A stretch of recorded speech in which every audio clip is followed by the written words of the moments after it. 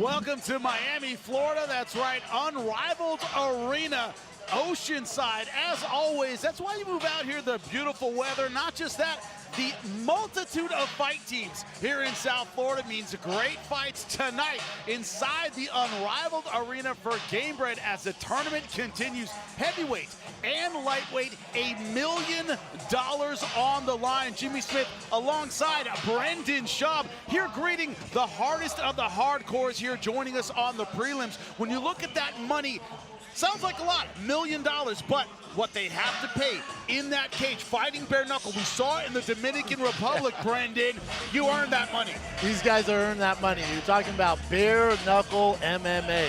So a jab can end your night. So these guys are putting their health on the line, but it's exciting, and these guys are damn good at the job. Yeah, and the combination we have tonight are the veteran guys, the names you know in the lightweight division, in the heavyweight division. Also on the other side are fighters trying to make their names. And one thing we saw in the Dominican Republic, a lot of the favorites, especially at 55, fell to the young, hungry talent. Could happen again tonight, Brendan. Could definitely happen tonight. That's why I love bare knuckle MMA, especially Gamebred FC, is because when you take away the glove, these guys have a tendency to get away with things they won't get away with, in the bare knuckle. Because a jab can end your night, a kick to the liver. So it's just the ultimate, purest form of fighting. And just like the DR, there's a lot of finishes, and it's violent. We're cage side. I mean, it's violent, man, and I love it. And one thing about the venue here tonight, Dominican Republic, the crowd so into it, an intimate venue tonight in the unrivaled arena. They are going to be screaming and yelling. Why? Partly the ageless wonder, Yoel Romero, 48 years young, fighting Alex Nicholson. Let's talk about that. Heavyweight coming in short notice, take on Yoel Romero. Alex Nicholson, the Spartan, had no hesitation. No hesitation. No hesitation is right. You know, when Yoel Romero, a guy like Yoel Romero's caliber, falls, or is looking for an opponent, not a lot of guys. Everybody's busy. Yeah, everyone's busy. Getting a little injury, right? Man, I got a bit of a flu. There wasn't a lot of guys who were willing to step up. Kid's got a baseball game, yeah, right? That'd be me. Oh man, my kid, man. So not a lot of the biggest names you know in this sport who are available wanted to take that fight. Alex Nicholson is a fighter's fighter. Yeah. He's going there. He knows he's against the 8-ball there. It's a very, very tough fight for him. But again, it's bare knuckle MMA, Gamebred FC. Anything could happen. I'm not going to say a Cinderella story, but it'd be one of the biggest upsets I've ever seen. It certainly could, but we're getting it started on our prelims. That's right, the roaring lion, Carlos Kramer. Get us started. Ladies and gentlemen, welcome to the most exciting and violent sport on earth, Gamebred Fighting Championship. Live from Unrivaled Arena here in beautiful Miami, Florida. We are going to have a historic night, and let's meet our first warriors. From the USA, please welcome Nick Longoria.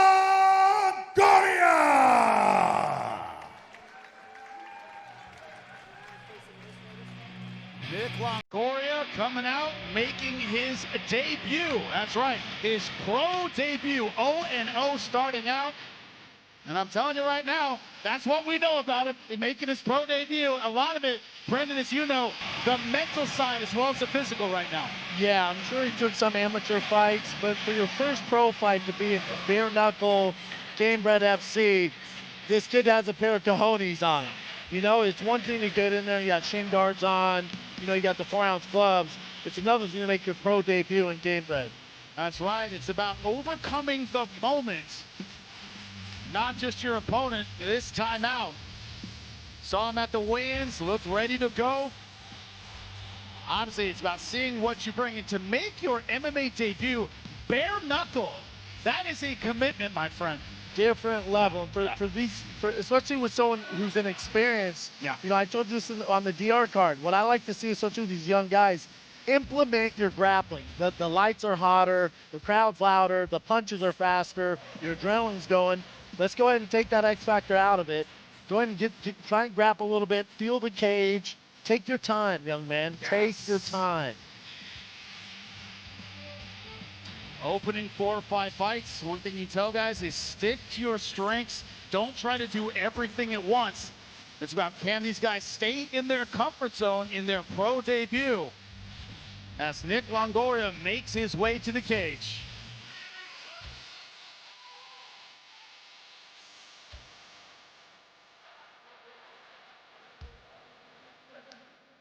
And let's welcome his opponent. Fighting out of the red corner, from the USA, please welcome Marvin Beauge!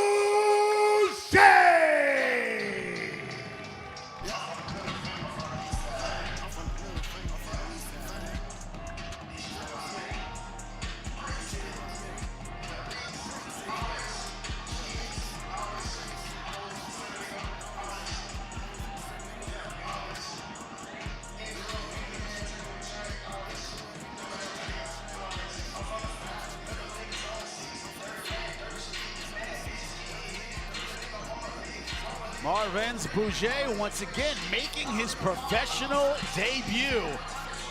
0-0 starting out. I know I'm the old guy sitting at the desk here. I remember when there was no amateur system. Your pro debut was your pro debut. First time you ever stepped in a cage was as a professional. Yeah, I didn't have any amateur fights. You know, my first one, hometown, sold out crowd, man. There's no amateurs, no shin guards. And you know these guys are making their debut, and this is why I love this, the purest form of the sport. There's no sponsors. There's no sponsors on the shorts. It's just representing their gym. They don't realize it. This is the funnest time of their career. Right. Nobody's looking at you. No You're pressure. just kicking the card off. Yes. Nobody can say, damn what you're doing. Yes. The pressure's all in your mind, young man. Go out there and do what you need to do. Yeah, and I think that's the key, Jimmy, is for these young fighters. It's like the pressure is what you put on yourself. Yes.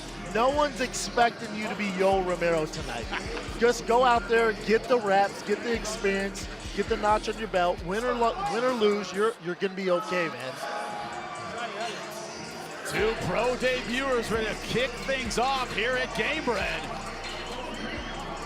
Beauge looks like he's soaking it in. Let's see what he brings when the bell rings as we get ready for round number 1. Let me in, let me in, let me in.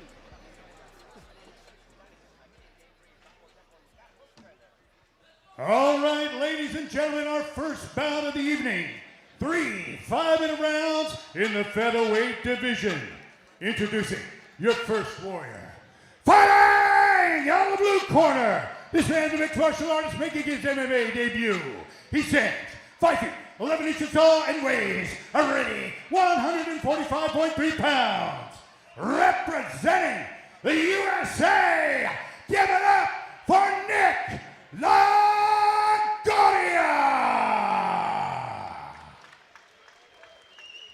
And his opponent, fighting out of the red corner. This round of mixed martial artist also making his MMA debut. He stands 5 feet, 9 inches tall and weighs already 144.8 pounds. Representing Senjutsu Martial Arts and fighting out of the USA, please welcome Marvin Beauge!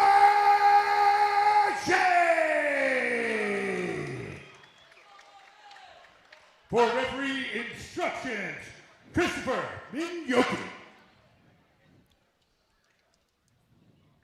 All right, gentlemen, we went over the rules in the locker room. Protect yourself at all times. Obey my commands at all times. If you want to touch it up, go ahead. Good luck to both of you. Ready for our first preliminary fight. 2 pro debuters. It's a definition, Brendan, of anything can happen. Anything can happen. No expectations on this side or on their coach's side here.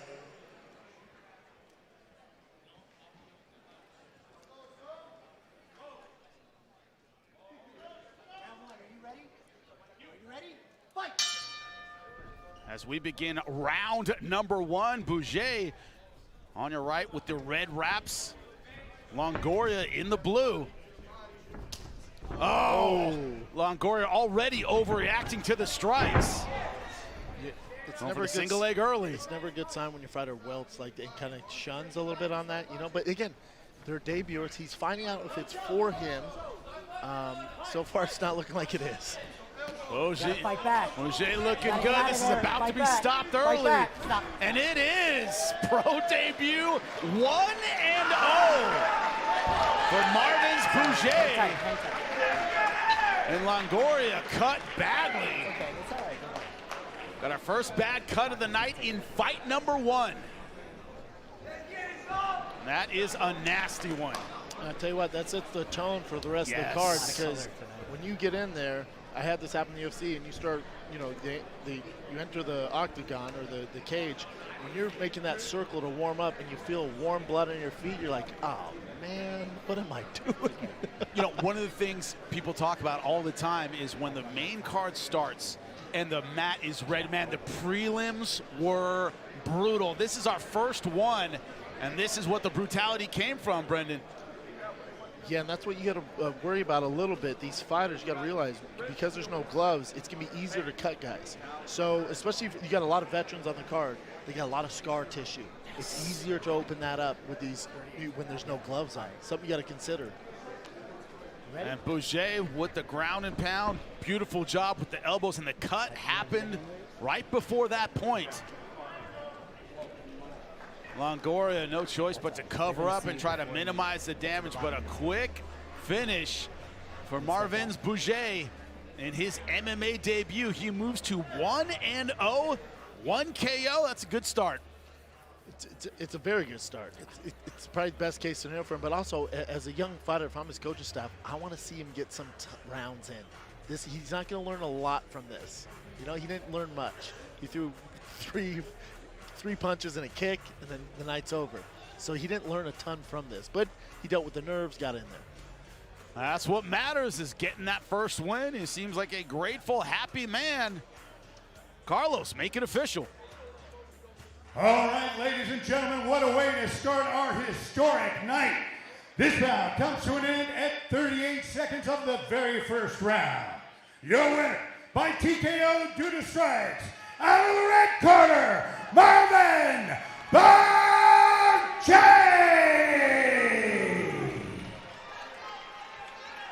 38-second TKO. When you're thinking about it, when you're scripting it in your head, how the fight could possibly go, what is the best case scenario?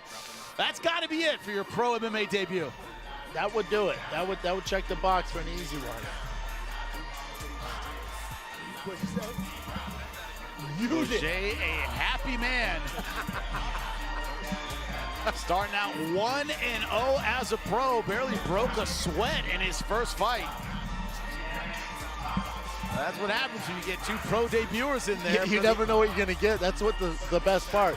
Exactly. As Forrest Gump said, it's like a box of chocolates. You never know what you're going to get. Sometimes you get something special. And there's nothing better than watching a fighter on the rise.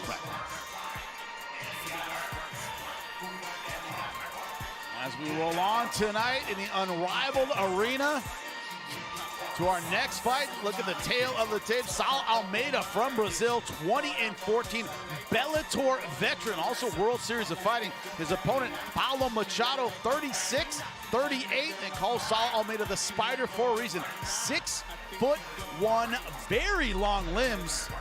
A dangerous man on the ground. Let's see if he can get it there. This would be the opposite of debuts. Yes, opposite. Our second fight of the night. Carlos, get it going. All right, ladies and gentlemen, let's continue our historic night and meet our next warriors.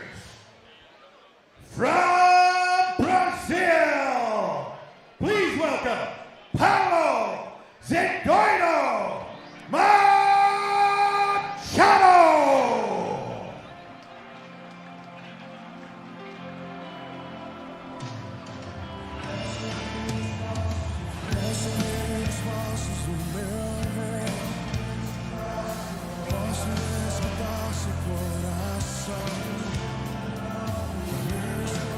Battle of Brazilians. Machado, 32 professional fights. Came up through the Brazilian system. One thing you know, you go through that, Brendan, you're tough as nails. No easy fights down there. You come through that jungle fights. Yes. Some tough individuals out there. A lot of UFC greats came out of that program, so you know you got a fight on your hands. Lyoto Machida, Jacare cutting their teeth down there in Brazil.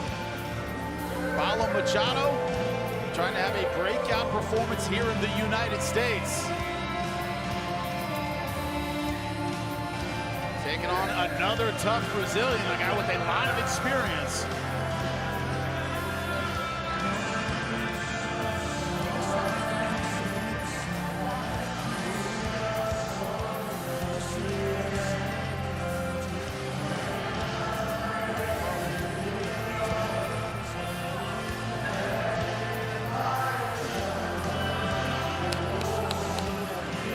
Girlfriend in the corner, we got Shaquille O'Neal walking past us.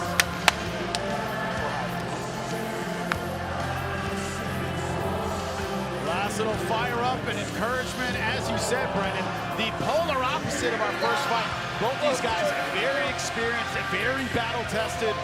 It's a matter of bringing that experience to bear, and you said it changes how you fight, fighting bare knuckle. The more experience you have in various combat sports, the more you can use it in your favor. Yeah, exactly. And I expect these guys with a lot of experience to use that distance control, also use their experience to maybe get this fight to the cage, get familiar with the surroundings, and then get to work. But again, you never know. Sometimes vets say, forget it, and just start letting the fist fly. I advise against that bare knuckle.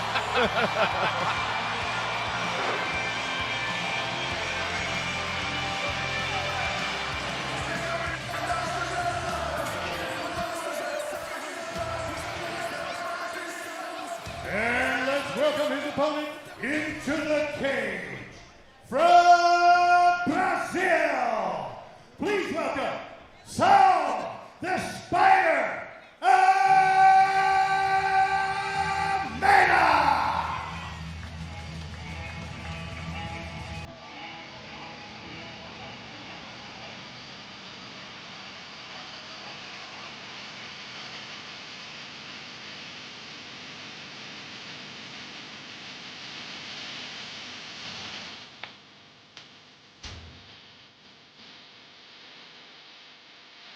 A man whose fights I called many years ago in Bellator.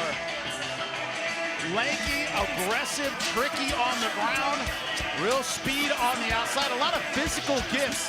It's what we were talking about actually off air before it all started, about the physical gifts of certain athletes, how you use them. Almeida, very good at using his height and his reach to his advantage. Yeah, Almeida has a lot of ways to finish a fight. Yes. Whether it's on the ground, whether it's on the feet, very experienced. Kind of checks all boxes. Machado shouldn't feel safe anywhere this fight goes. Also very, very aggressive and outstanding finisher. Known for his submission game. Haven't seen a lot of that tonight. That's another thing that's changed up a little bit by the glove situation. Easier to fit the hands in, easier to get certain grips without the gloves. We'll see if Almeida takes advantage of that. Yeah, and I really encourage you guys to do that because, you know, Jimmy, you've grappled, wrestled, jiu-jitsu.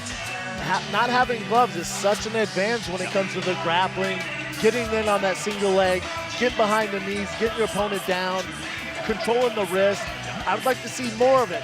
Maybe I'm in the minority here, but it's like, man, use your tools, especially a guy like Almeida with those jiu-jitsu skill sets. Yeah.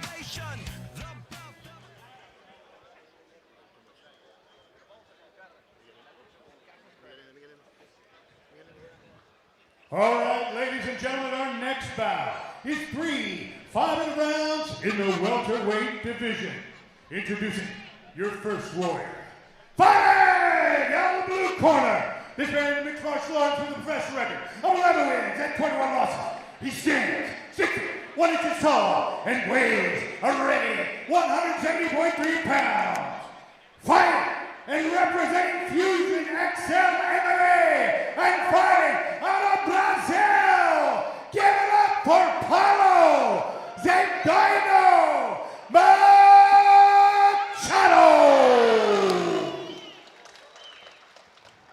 And his opponent, fighting out of the red corner.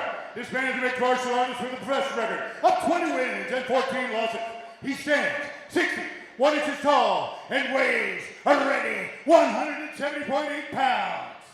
Representing Alliance Jiu-Jitsu, Framingham, and fighting out of Brazil, please welcome Sal the Spider Almeida.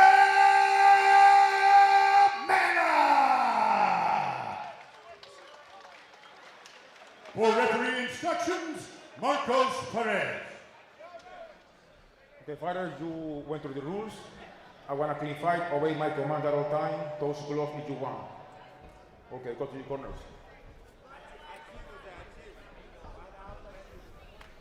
So our prelims roll on. Second fight of the night. Saul Almeida taking on Paulo Machado, both fighters from Brazil. Fight! Almeida in the red wraps, Machado in the blue. Both fighters with black shorts, and it's how you handle the range of Almeida. That is the question.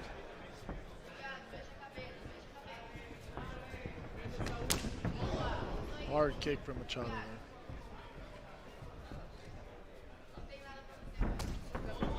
See the strategy early. Machado going with the leg kicks. I like it. Almeida's going to have to counter that, so he can't be doing that all night. Can't give him anything for free. Much more cerebral approach in the second fight. As we said, Brandon, two veteran guys. Experience. Yes. They know they got 15 minutes. They have the skill set to show it.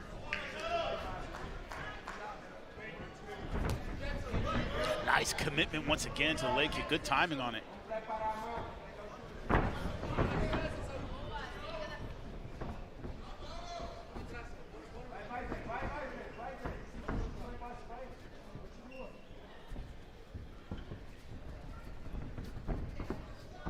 Oh, a little bit of gamesmanship from Machado. Trying to make Almeida initiate. No surprise, high crotch from Almeida. He's deep on the leg too.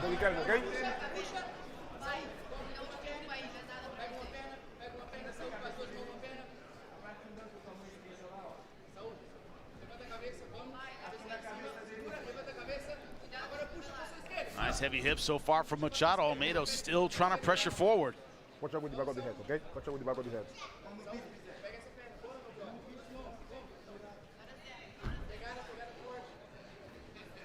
Come on, you have to do something, okay? You have to do something. I want to separate you guys. The refs aren't messing around. They are not. Trying to separate them already. I like that. It's a good sign. Good sign we're getting action tonight. Good sign for the fans, bad for the fighters. Nice job pummeling inside. Just shucking Almeida down. Now going hard for the guillotine. He has one arm. He is committed with his hips. Can't see how deep it is from here. But Machado really going for it.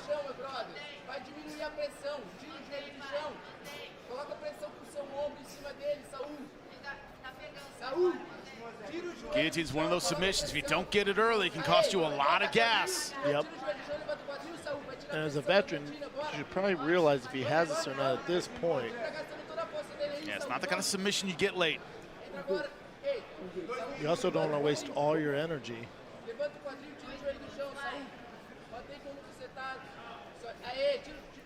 So far, Almeida doing the right things with the defense. Arm on the forearm, putting his weight on his left shoulder.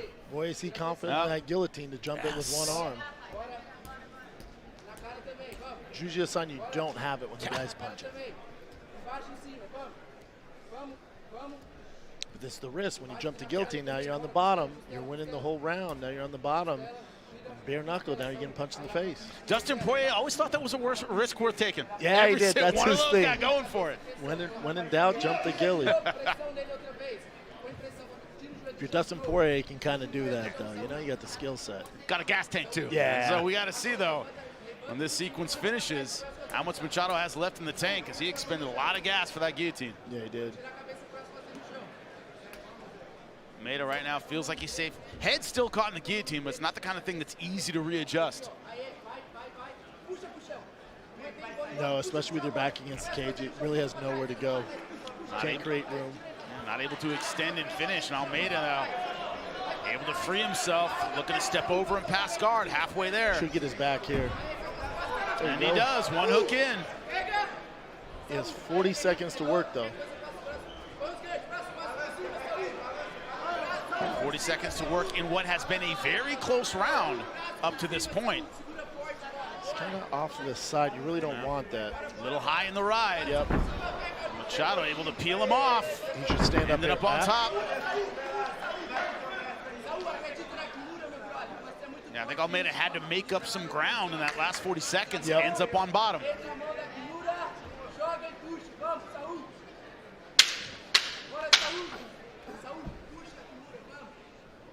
And with the veterans, we will see a round number 2.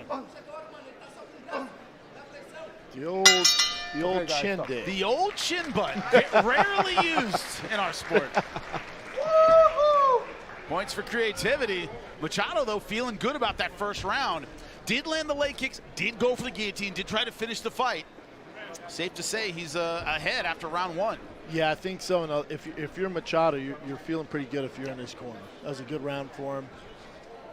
Takedown defense looked fantastic. For Almeida, it's you know, he's able to kind of get on his back there, and then he made a mistake in the transition and the scramble there and ended up on bottom.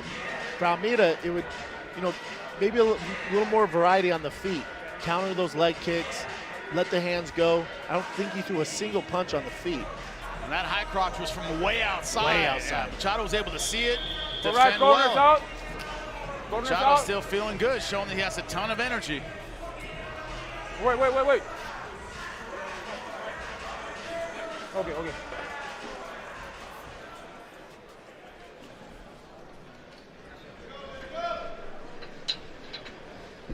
All right. Ready. Fight. Round number 2, Saul Almeida in the red wraps. Paulo Machado in the blue wraps, both fighters from Brazil. Once again, a high crotch from way outside. I'd like to see him set it up with punching first and then get to the hips. He's just shooting so far out. It's almost like the leg kicks, Brendan, made him a little gun shy from the outside. You know, pulling the trigger a little early. Yep. If he doesn't hang on to this variation of a single leg, he's going to get his back taken there. It's 4:30 left in the round. Right now, it is Machado going with a wrestling ride over that foot. Yep. Not trying to commit to the back, but putting the heavy hips on Saul Almeida. And that's actually a good position. If I was him, I would have stayed there and just wailed away with that hip control. Went for the back a little bit early, ended up paying the price positionally. Almeida thinking leg lock. Yeah, in Gamebred FC, I would tell my fighters, we want position over submission or position over anything, because you end up on the bottom with no gloves on, man. The fight can get finished down there. That's another thing we saw a lot in obviously the fight we called last time in Dominican Republic. Guys get hurt with short punches that, with the gloves, I thought guys would be okay. With short punches that didn't seem like they had a lot of juice on them, were knocking guys out. Night's over. Yeah.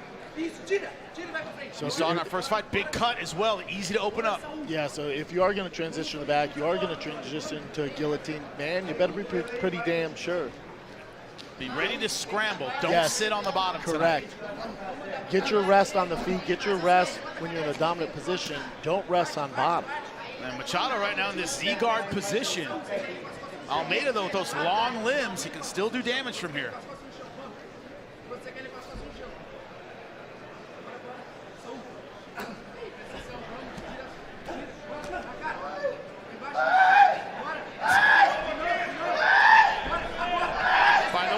Machado making that noise. Going heel hook now.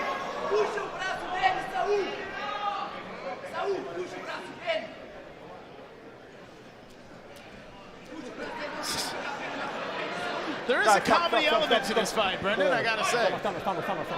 There is. I'm with the ref, man. Ready, fight.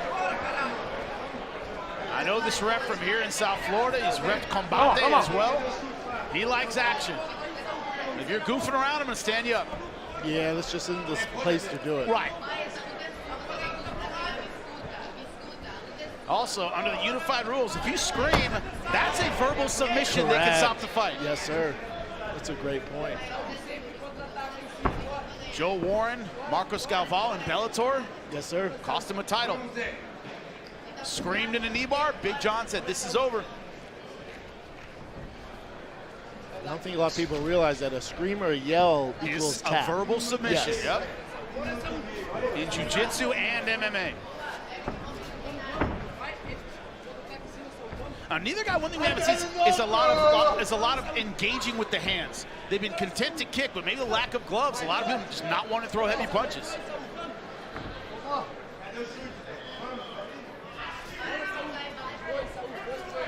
So far, it looks like the two are shadow boxing one another rather than trying to engage. Yeah, these boys need to get going.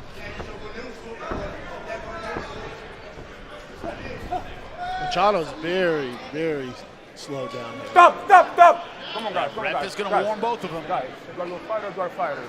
He said you want me to shine. I like okay? this So ref. do what you have to do. I He's love good. this Don't be ref. playing. He encourages action every time. Come on, guys. Ready? Fight!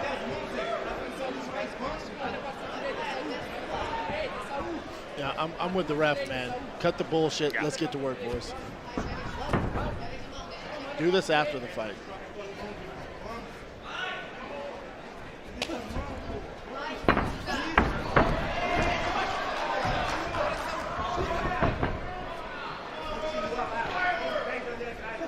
Whole lot of feinting, nothing really landing from either guy. Yeah, Machado, it would do him justice if he could cut off the ring. He'll chase him and just let him out. Not a lot of tactical footwork for the fighter from Brazil, let's say that. Very hesitant to throw a real right hand as well. 10 seconds left. What has been a lackluster round number 2. But they finish with a little bit of action before the bell. Stop. Okay. The organization I came from, if you fought like this, you would lose your job. Yes. Yes. It is over for you. Yes. And I can't say of Jorge Masvidal being particularly tolerant of it either. No.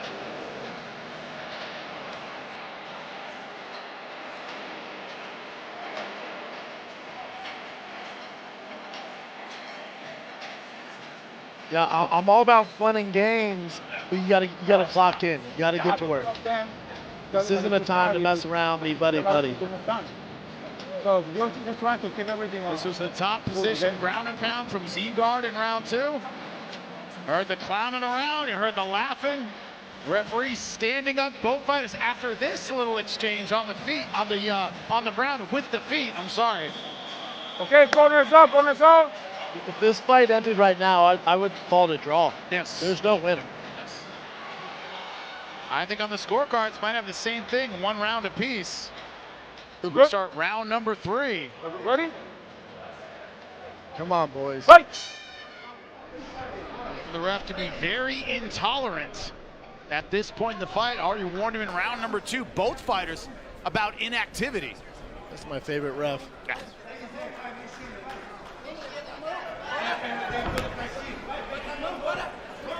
And such an effective weapon in round number 1 with the leg kicks. Almeida, though, good timing with the takedown.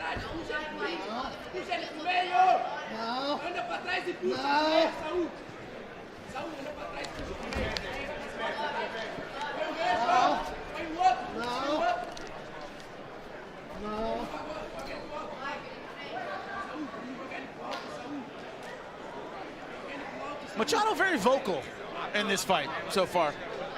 Yeah. Yeah, it's very strange. Lot of yelling. I've never Lot of yelling. experienced anything like this, man. I'm trying to be cool. You know, I'm trying to be friendly, but You don't have, dude, you're working with me, dude. You don't Yeah. have to, you have to be friendly at all. Yeah. Don't worry about it. Yeah. Separate, guys. Calm down. Come on. You have to do something there. Calm down. that ref's trying to do him that, hey, Yes. boys, if you want to keep your job, we got to get going here. But also, Almeida in the dominant position, you know, you got to drag guy down and do something. Has Yes. one hook in. A little too hard for the back, but still in a triangle position. A lot of sloppy fighting. Yeah.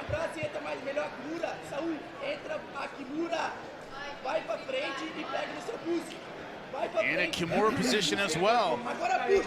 Puxa, pega no pulso bem, pega no pulso bem, pega no seu pulso. Saúl, agora puxa e joga o braço lá na cabeça dele. Can't really get his hips engaged to use this properly, though. Yeah, he needs to separate a little bit just so he can really torque it. Aí agora, Saúl. Machado doing a good job of keeping his weight low to prevent that from happening. Agora, puxa! Saúl, puxa, porra! That's a good left hand. That got Machado, that got Almeida moving. That'll get you moving. Yeah.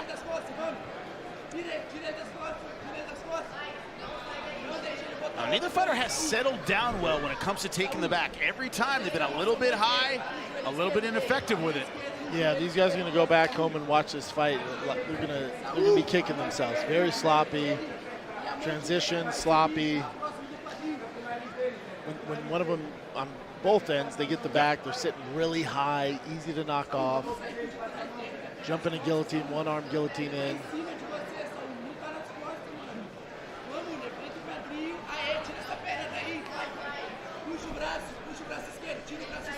Come out the back, Bubba. There you go. Keep going. That's what Almeida's trying to do. Doesn't want to leave that left arm behind.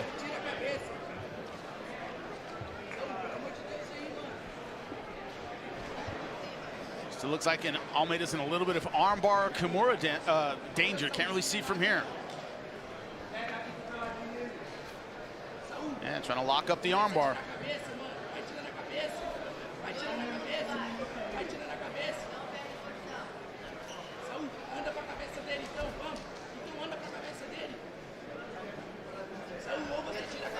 Contrast difference in those young fighters in the DR. Yes. Those boys were hungry and they wanted it. They came out to bang. Both of these fighters are going to be upset about what they left outside of the cage tonight. Come on. Correct. Referee starting him in the center. Lack of activity again. You got 1 minute, boys.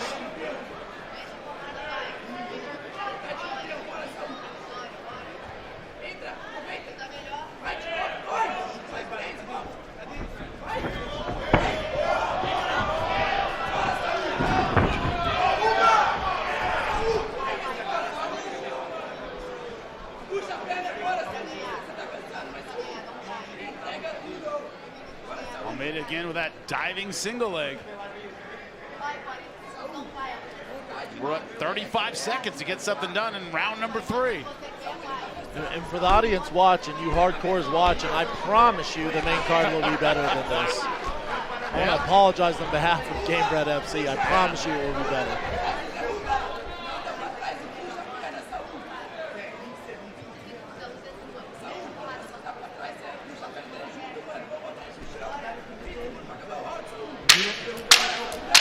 There's the 10-second clapper in a fight that cannot end fast enough. He's still yelling. Stop. A lot of yelling, but not a lot of aggression.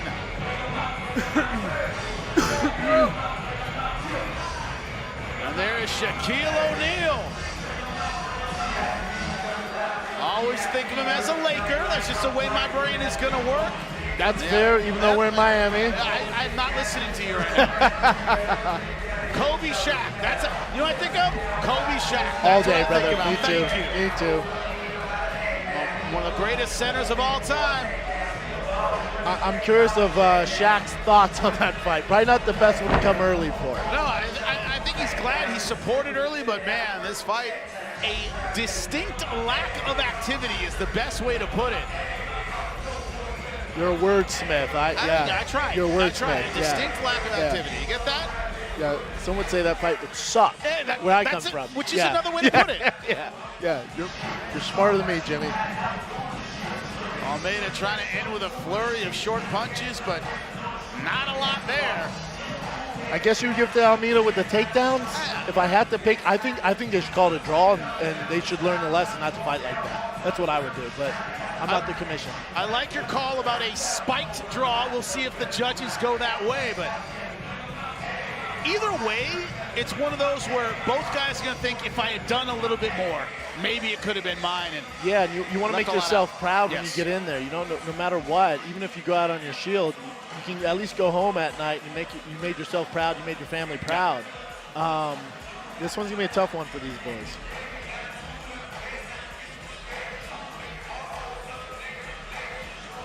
They are tabulating the judges' scorecards. The other thing you have to think about too, Jimmy, it's a job interview every time you go out there. Yes. Yes. That was a job interview. How do you think you guys did? It's going to a job interview and showing up loaded, I guess. or unprepared. Right? Completely unprepared. Yeah, unprepared, or just you're there, and you think you're going to work a job for fight commentating, but you're actually applying for rocket science. Exactly. And you're not ready for it. Well, we have the decision now. Let's hear it. All right, ladies and gentlemen, after 3 rounds, we go to the judges' scorecard. Your first judge scores about 30-27 Machado. Your next judge scores about 29-28 for Almeida. And your third judge scores about 30-27 for a split decision victory. Machado! When you heard 30-27, it got to go to Paulo Machado, but I mean, That's a tough one. well, when you look at what happened in the fight, they didn't have a whole lot to judge. Not a ton of action, not a ton of aggression. Hats off to those judges. I'd like to have a combo with them. How'd you come up with that conclusion? That's a tough gig. Yeah. Well, all we can hope later tonight when the main card starts. Last time in Dominican Republic, it was a Gamebred fighting championship. We had a ton of finishes, ton of action.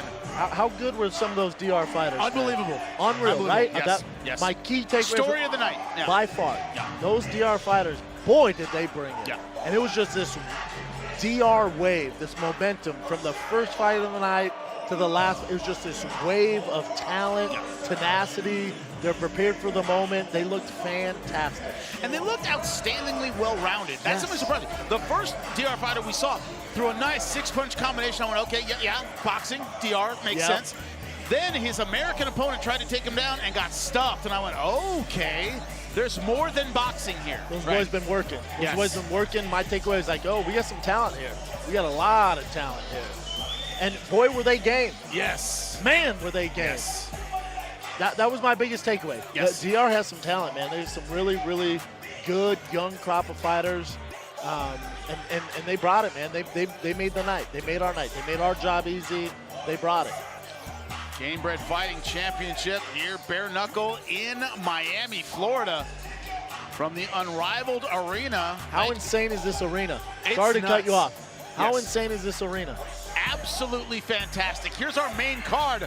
We're getting to Yoel Romero in our main event, taking on Alex Nicholson, Luis Palomino, Daryl Horcher. If you know this sport, you know Luis Palomino, an absolute OG. Great to see him get back into the cage. Kurt Hollaba, Ultimate Fighter winner, taking on Lamar Brown. Marcos Rogerio Dolima, they call him Bigfoot for a reason. Great kicks, a throwback to my Bellator days. Brandon Girtz taking on John Teixeira. Two guys that, for my money, brought action plus every single time they fought. And to kick it off, Sabah Homasi, another fighter with Bellator roots from American Top Team here in South Florida. This guy is must-see TV every single time. Well, Shaquille O'Neal is joining us cage-side. You saw our first two prelim fights. The two inexperienced fighters had the actual quick one with the great finish. You saw it, that was Marvin Beauge getting his pro debut. Successful with a win, and then Saul Almeida, Paulo Machado. When we come back, the main card at 9 o'clock. Join us then for more action.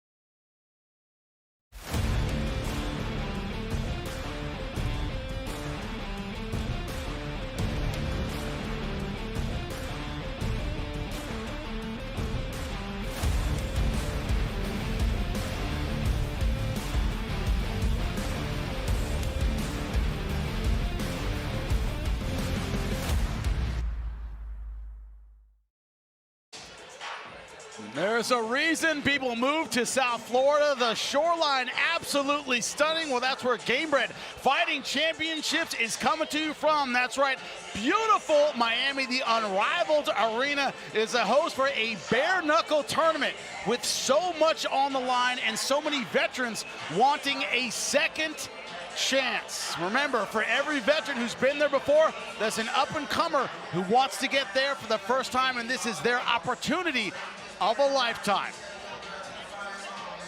That's right, the tournament rolls on tonight in the heavyweight and lightweight divisions, and it is going to be absolutely incredible. The bare knuckle throwback to our sport. The idea that this is the roots of MMA. No gloves, and it's about what you bring into the cage in terms of heart and dedication. Jimmy Smith alongside Brendan Schaub. When you look at what these guys are fighting for, the tournament I was just talking about, $1 million on the line in the heavyweight and lightweight divisions. One thing we saw in the opening round in the Dominican Republic, the round that is continuing tonight, these fighters gave everything they had for that reward. Yeah, when there's $1 million on the line, it's a big pot, especially in the DR. You saw the hometown DR kids really show out, bring their A game, and they did fantastic. If you missed that DR card, you got to go back and watch it. Yeah. It's fantastic. I expect the same thing here tonight in Miami. Yeah, and also, don't forget, the Miami crowd going to see some veterans. The ageless Yoel Romero, by the way, 48 years old. I'm 48. I blew my back out sneezing on the toilet last week. Just, I turned the wrong way to get like a pizza, and I couldn't walk. This guy, an unbelievable athlete. But look at his opponent. Nicholson came in short notice, a heavyweight willing to walk into the fire. Yeah, so Yoel Romero was supposed to fight Hector Lombard. Yes. Hector fell out of the fight. Our matchmaker, Lex McMahon, Jorge Masvidal, they said they called everybody. Yes. People you guys would know. Not a lot of people answer that call. Some guys were on vacation. Some guys felt they were sick. Alex Nicholson was like, I'll do it. God bless him. He's against the odds tonight. Yes. And it's one of those things where it's about making your opportunity. We talk about OGs, guys who've been in sport forever. Luis Baboon Palomino, this is a guy we both went, oh my God, this guy has fought everyone. He's fought everywhere. He's fought bare knuckle. He knows about the sacrifices it takes to have success in an event like Gamebred. Yeah, and I think he's going to sell in this cage tonight because he's similar to Mike Perry, where he has an extensive MMA background, but there's something about bare knuckle. Bare knuckle MMA for him, bare knuckle boxing, that's his domain. He's a two-division champion in bare knuckle boxing, BKFC. This guy just thrives when you ditch the gloves. So I expect the same thing here tonight. And when you look at the card itself, that mix that we talked about here at Gamebred is the fighters that want a second chance at greatness. Fighters who have been toward the top. When you look at Kurt Holloway, who won the Ultimate Fighter. We talked about the veteran in Luis Palomino. Marcos Rogerio de Lima kicked out of the UFC because of a drug test after a win. They want that second opportunity, but the guys taking them on have a chance to make their name tonight. And that balance is really everything, Brendan. That balance is everything, and I expect, especially these young lions who are trying to make a name for themselves, and maybe they were in the UFC, maybe you saw them in Bellator, and this is a second chance for them, it's a second opportunity. And the Roaring Lion, Carlos Kramer, get us going. Ladies and gentlemen, welcome to Unrivaled Arena in beautiful Miami, Florida, for our historic night, led by the most violent MMA fighter in history, the one and only Jorge Masvidal, as we bring you Gamebred Fighting Championship, bringing you the most raw, the most real, and the most violent sport on earth. Before we begin, I have one question for you and one question only. For all those watching in beautiful Miami, Florida, and the millions watching in YouTube around the world, are you ready?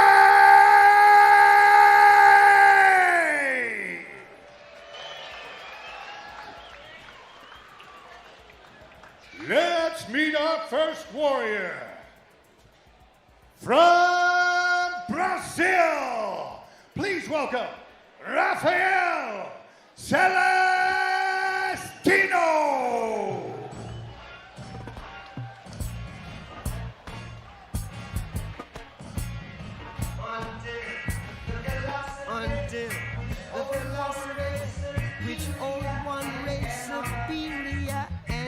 another. Rafael Celestino from Brazil. When you look at his fights, Brendan, we did our prep on him.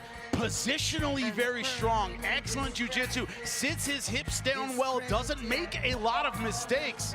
Also, off camera, you and I were talking about that system, the Brazilian system coming up. You may not know who his opponents were. They were all tough. This is a guy who came up through the fire in the local scene in Brazil. Yeah, those guys coming through that almost, they'd say, farm system in Brazil. Yes. They're seeing very aggressive fighting. Off the bat, it's aggressive.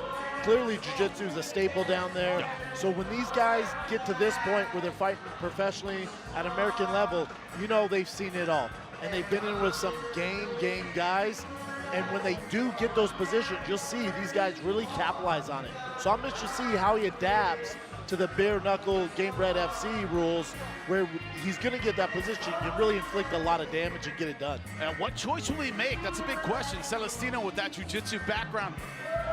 No gloves, hands slip in a little bit easier, makes front chokes a bit easier. Will he go that route or positionally use it for ground and pound? One of the things we saw in the Dominican Republic is guys hurt and cut by short punches. That could be his key to victory tonight. Yeah, and I think these guys really got to weigh their options. If you're going to jump for that guillotine, if you're going to go for the submission, if you don't get it, you know, pros and cons. If you don't get it, this thing might be over. And a veteran like Celestino knows that well as he makes his way into the cage.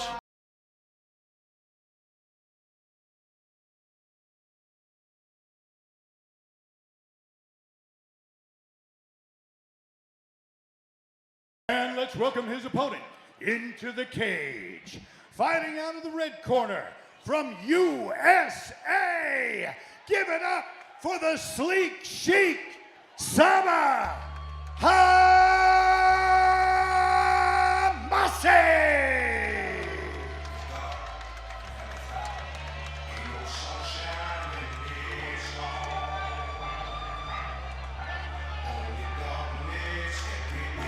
Love the hat, my favorite hat. Shout out to Dustin Poirier. Who took it from Marvin Hagler, you child, you infant. I'm sorry, I had a moment, I'm sorry, No, Brendan. Usually we get along great. That is Marvin Hagler's hat. Thank you. That is I'm just gonna in the put that diamond. behind me, Yeah. and Can- we can can we continue this restart? show. Okay, Can we restart? Let me do the opening of the show Yeah. again. Blame- Where I blame liked Dustin. where Blame I liked Dustin. Brendan's shot. All right, I can go back to that. Anyway, with the Marvin Hagler hat. Yeah. Sabah Homasi. That's my favorite hat, Marvin Hagler's hat. Dude, the greatest. The greatest. Okay, Tommy Hearns, look it up, kids. Yes. But this idea that Sabah Homasi, much like Hagler, throws caution to the wind, extremely aggressive. His fights in Bellator, Paul Semtex Daly, Brennan Ward, Andrzej Korczkov, all very explosive fighters. Sabah Homasi, who is ATT trained, had no reservations going toe-to-toe with each and every one of them. And that's why I think he's going to excel in the Gamebred FC system. An aggressive style like that, caution to the wind. He's going to be an instant fan favorite. He is built for bare knuckle MMA.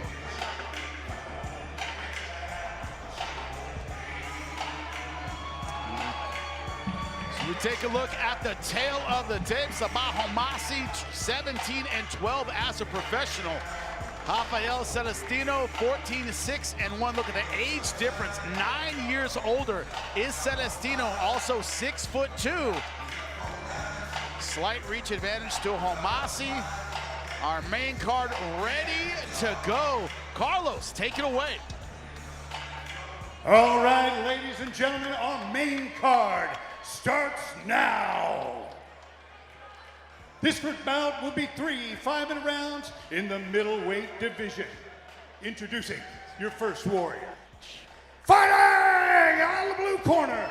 This man's a mixed martial artist with a professional record of 14 wins, 6 losses, and 1 draw. He stands 6 foot 3 inches tall and weighs a ready 184.6 pounds.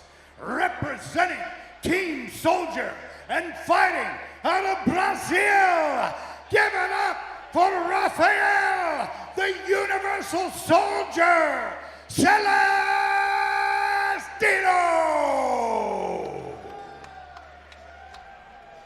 And his opponent, fighting out of the red corner, this man, the mixed martial artist with a professional record of 17 wins and 12 losses.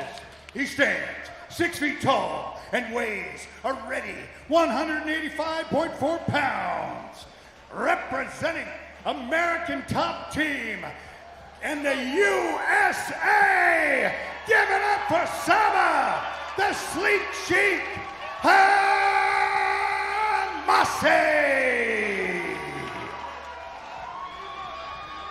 For referee instructions, Christopher Minyoki. All right, gentlemen, went over the rules in the locker room. Protect yourself at all times. Obey my commands at all times. If you want to touch gloves, go ahead. Good luck to both of you.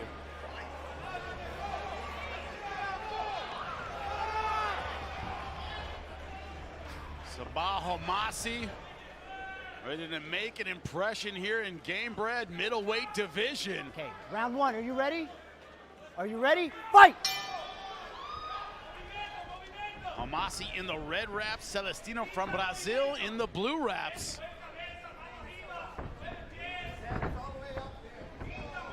Sabah Homasi, not a feeling out kind of guy generally. That's one of the things you talk about, Brendan, is, you know, the no gloves, a little more tentative throwing the jab, and you go right to your power immediately. Yeah, I got a feeling Homasi just going to feel it out just a little bit, and then it's off to the races. Anthony Smith said he hesitated a little bit. Yep. In Dominican Republic, I haven't been hit with a bare fist since I was in high school. Homasi already has Celestino off balance. Oh.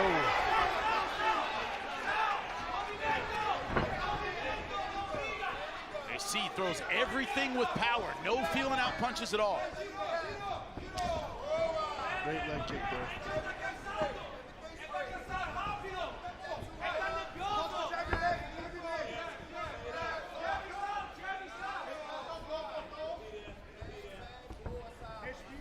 Celestino really awkward with his style. Again, you see a lot of, that knee on the insert there. Stop, stop, stop. That was bad. That is it. What a shot from Sabah Homasi. Celestino, eyes wide It's shut. okay. Celestino took a way got him, far you got him. outside shot and just ate that knee on the insert there, and it's game over, man. Excellent timing on that knee from Homasi. Good follow-up punches to go with it. Homasi's going to be a problem here. He's going to be a KO. tough customer to get out of it. Oh, Right there, the knee you talked about, Brendan. great timing. Impeccable timing by Homasi there. And look at the finishing instincts here. Nice short punches. Celestino, give him credit. Tried to hang on, tried to stay in the fight, but look at it here. Boom. Bang. Nice short knee, what we call shot stoppers in the gym. That's exactly what it did. Celestino tried to scramble and stay with it. I think good awareness, too, by the referee, Yeah. knowing that Celestino was out. Homasi just explosive. Everything he does explosive from that knee to the ground and pound. A physical beast. Powerful, explosive, good timing. He's built for this. He's the prototypical. If you're casting a movie on Gamebred FC, bare knuckle, you bring him in, they're like 2 on the nose, man. Yes. 2 on the nose. What are you doing?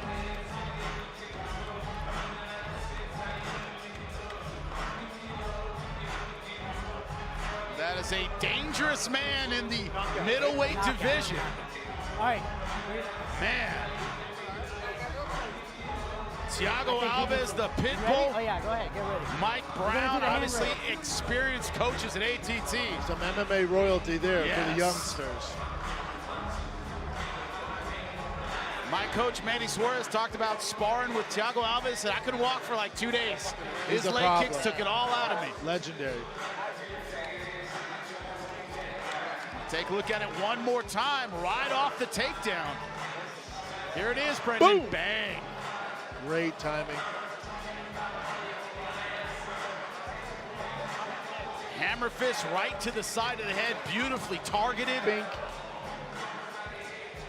Again, credit to Celestino, trying to stay with it and chase the leg, but He tried to, then that ground and pound. There's just no way he could continue to fight. Great job by the ref jumping in. And great instinct from Homasi once he smelled blood in the water, all over it with the short ground and pound. It's another angle for it. Bang. No load, no setup, right through the center. It's almost just a natural reaction. He must do that a lot in training because that was just muscle memory. He shoots, I'm throwing the knee. There's no hesitation to your exact point, Jimmy. It was impeccable timing. Celestino back on his feet, then back down on the stool. They want to make sure he's all right before getting up and hurting himself again. Being looked at by his team, being looked at by the ringside physician. Still shaken up, but man, unbelievable work for the fighter from American top team, Homasi. That's the kickoff we needed, Brendan. That's They'll the let kickoff. you know what's happening later tonight. I told those hardcores who are watching the prelims, I said, I promise you this main card will be better. And this did not disappoint. That's what you can expect for the rest of the night. These guys bring it, man. That's why I love being part of it. These guys freaking bring it. Celestino on his feet, leaving in the center to hear the final decision. Carlos, make it official for our first fight of the night. All right, ladies and gentlemen, what a way to start our main card. This ends with an explosive ending at 1 minute and 18 seconds of the first round. Your winner by knockout, Homasi!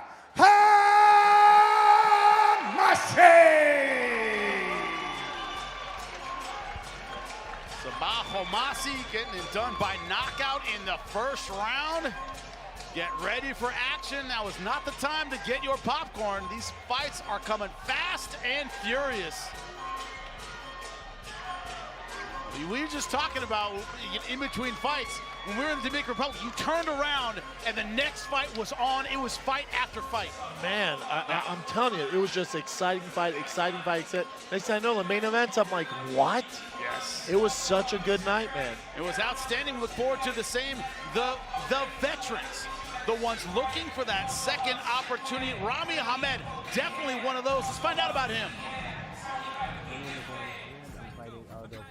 Florida MMA side. I've been training for a long period of time now. It's been about 21 years of doing martial arts between taekwondo, kickboxing, boxing, Muay Thai, wrestling, jiu-jitsu. I've traveled all across the world. I fought in Lebanon, I fought in Thailand, I competed all across Europe, and I've been here in the States for over 7 years now. I started with point karate. I ended up here now fighting with bare knuckle, nothing, no protection. And for me, it's the ultimate expression of sport, the ultimate expression of competition.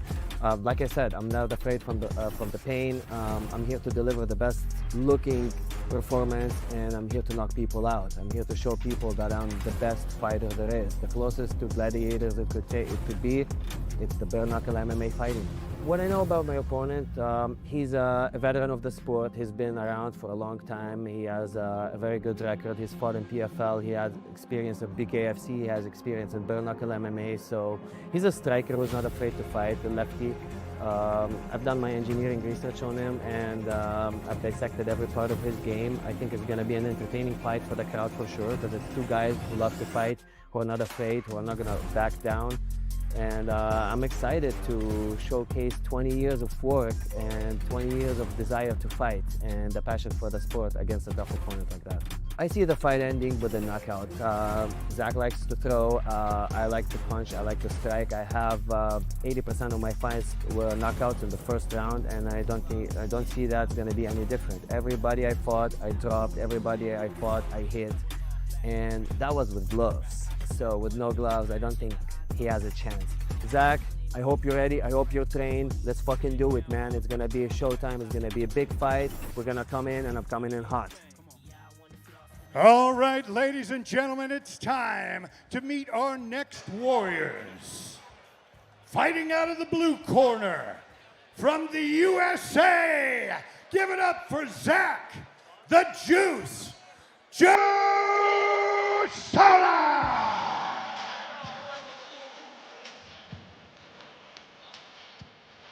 Zach Juusola, he has a style that is very reminiscent. If you look at someone like If you look at someone like the Diaz brothers, if you look at someone who has a volume attack, hunts, pecks, wears you down, doesn't put juice behind any particular punch, that is Zach Juusola. He wears you down, he tests your heart, he makes you question your will to be in the cage. That is exactly what he does. That is what has led him to success in MMA, has an endless gas tank, very good at walking opponents down and making them uncomfortable. That is what Zach Juusola does with his style, is he tests whether or not you want to be in the cage. Juusola has that volume attack, Brendan, that makes you go, man, just get this guy off me. Doesn't give a lot to any one particular shot. Yeah. Where guys make mistakes, they don't weather the storm. If a storm's coming, get out the way. Get out of the storm, reset, be calculated, get to your jab. And what's interesting when you see that in Gamebred FC, instead of guys using their jab, we've seen a lot of leg kicks. They're kind of using their distance with the leg kicks instead of the jab. They're saving their hands. They're very hesitant with the hands. And we'll see if he gets it done, bringing his opponent. And let's welcome his opponent into the Gamebred FC cage. From Lebanon, please welcome Rami Ahmed.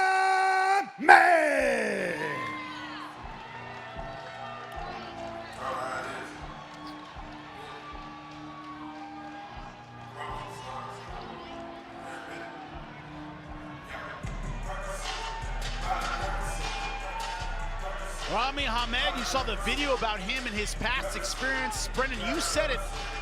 Being familiar with this style and different styles is a great thing to bring in. He's fought in Thailand, he's fought in point sparring, he's fought in various different styles all over the world. That ability to adapt to a new kind of combat sport mentally will serve him very well tonight. Could be his edge. Yeah, I agree. Especially you'll see it takes, even the vets, takes them a little while to get their distance down. They're a little hesitant, but with his striking experience from all these different levels, he's gonna adapt a lot faster than these other guys. Also that ability to use his feet at range, right? Nobody wraps your legs in Muay Thai. Nobody wraps your legs in Savate. Nobody wraps your legs in Taekwondo. So being in a style that doesn't have gloves doesn't affect your legs. He has great legs. Great legs, and I think it's going to be a key tonight. We saw in the earlier fights where even guys who weren't experienced with kicking were throwing a lot of kicks. A lot of kicks.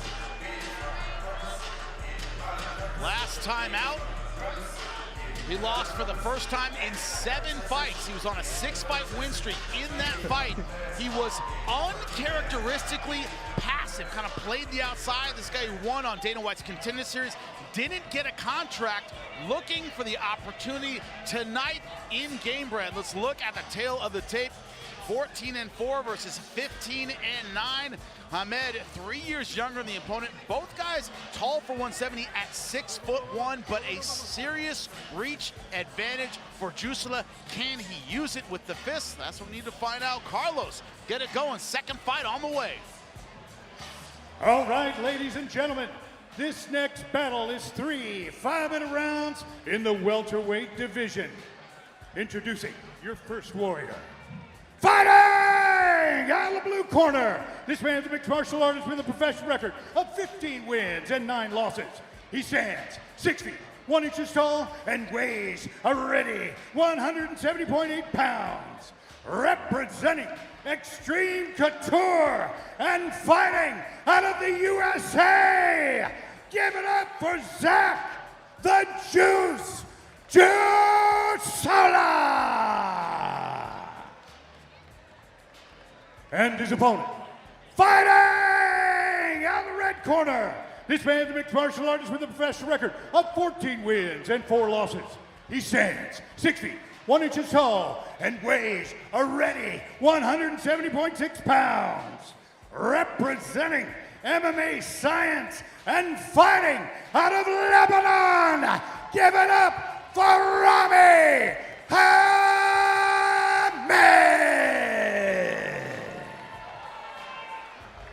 For referee instructions, it's Marcos Perez.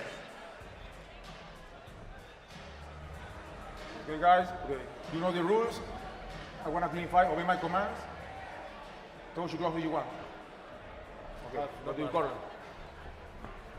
Marcos, the referee, just became, in the prelims, by the way, Brendan Schaub's favorite referee. Stop the fighters twice, tell them to fight more. This guy doesn't take no crap here in South Florida. This guy. Yes. We need more refs like this. Ready?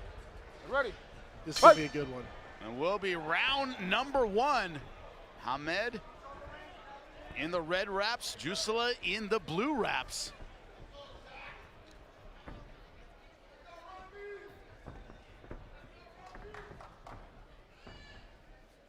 One thing about that volume attack, you have to start early. We talked about building up points with that style, Brendan. Yeah, a lot of kicking off the bat like you explained at the top there. It's kind of their feeling out process here with bare knuckle.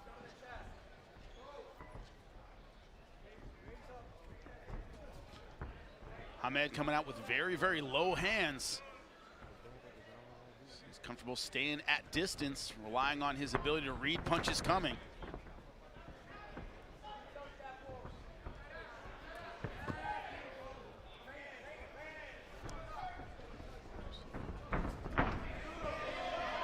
Nice combination from Hamed. Good body shot. Underused weapon we've seen in this bare knuckle style. Agree. Wow.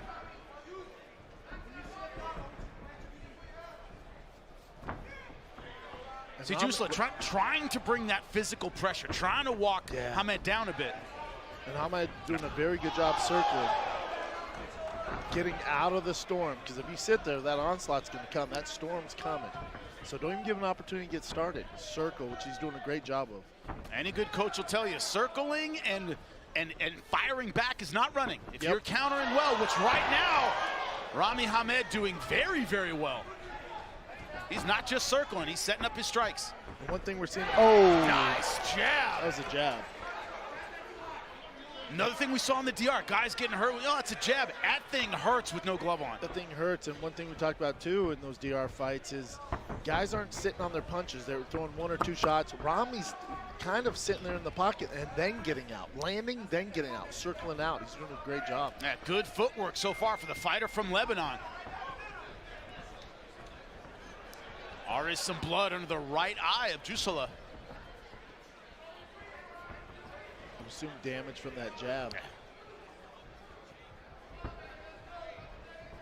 Now Juusola trying to flip the script a little and move around on the outside.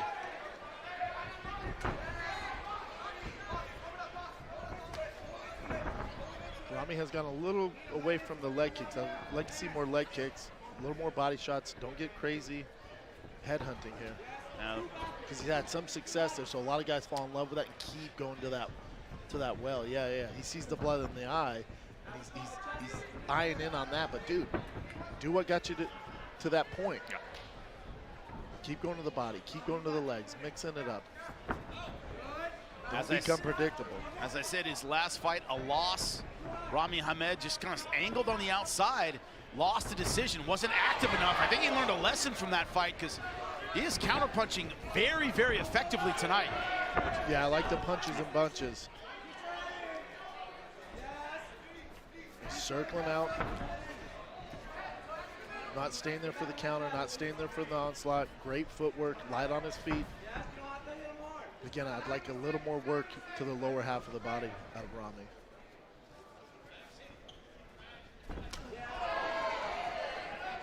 Speaking of kicks, it's good to let your opponent know that's there. Good block from Juusola, but you always have to worry about keeping that hand high when someone throws a fast head kick. You better get 2 hands on it.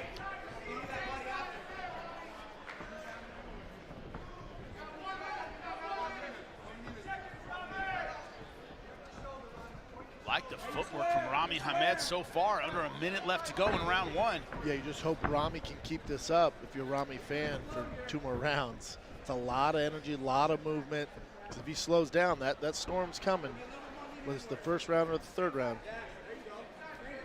What's the rule in the gym, Brendan? Never set a pace you can't keep. Correct. Can't do it for 3 rounds. Don't do it for 1 round. Yes, sir.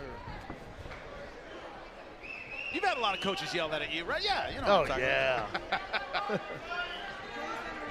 Rami Ahmed so far doing great things with that footwork, with that counter punching.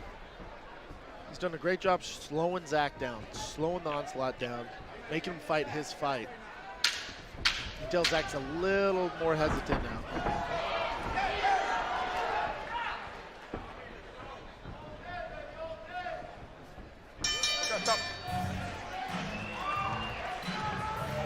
Zach Juusola used to being the guy who intimidates you, who brings physical pressure and kind of breaks you down.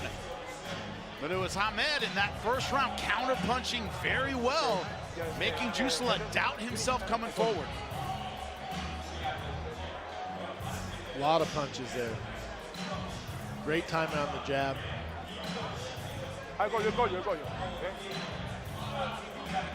And also another part of not having gloves on, those fists sneak in places you may think you're covered with a Philly shell, and that no glove hand just sneaks in. It can cut you back.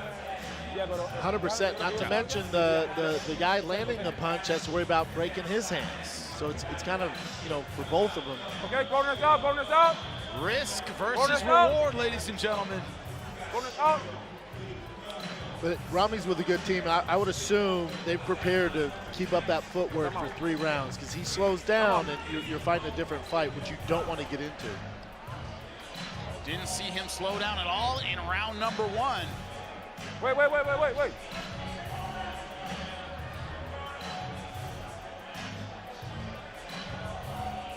Bringing in the doctor to check out the cut.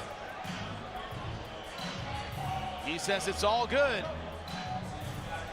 You cannot take corner time to check out a cut. You have to check it out after the corner is done looking at it and treating it. Ready. Timing. But Start of round number 2. Rami Hamed in the red wraps. Zach Juusola in the blue wraps. Lebanon versus the United States. Juusola turning it up a little bit, trying to bring the physical aggression. That's what he really needs to do is corner Remy and not chase him so much. He has to cut off this cage. He spent a lot of time just chasing. So far, no success cutting off the cage. Hamed has always had that exit to his left side. And he can use that hook to cut him off. He doesn't have to be the footwork. You can throw a 1-2 left hook.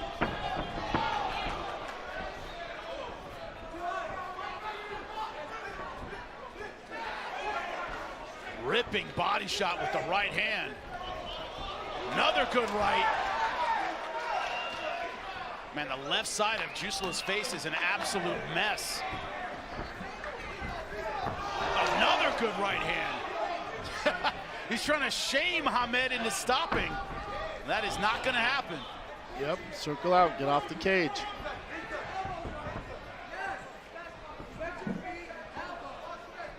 Juusola saying, stand and fight me. Hamed saying, make me. Yeah, Juusola's like this zombie, just not stopping. Walking forward, eating punches.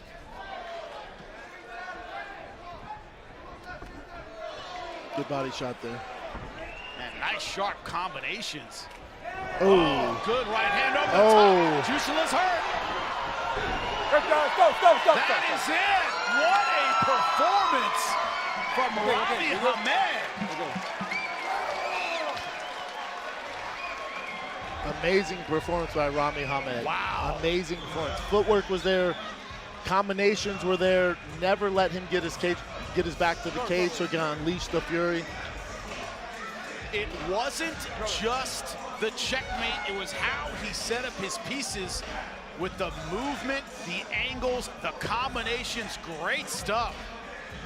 Talked about the experience of Rami Hamed, did a fantastic job with that. Yeah, and the whole key to this fight, I'm sure he worked on it all camp, is just circling. Don't let that storm back you up to the cage. Back should not hit the cage. And it did not the entire time. Juusola tried to walk him down, tried to make him uncomfortable. It never happened. And you can tell he started getting taking a little more chances in the second round, and that's ideally what stopped the fight. It's another thing that we saw in that second round. Oh, I have a great chin. I can really take a punch. Bare knuckle, you're going to get sliced up. Yeah, even if you're conscious, you're still going to get sliced up. And we saw that on his face. Yeah, I think for Zach, it was an orbital issue because you're breaking your eye orbital. That clearly had an issue with his eye, and he's coming in leading with his face. And Rami just too quick, too precise, lit him up, got out, and then saw there's blood in the water and jumped on it.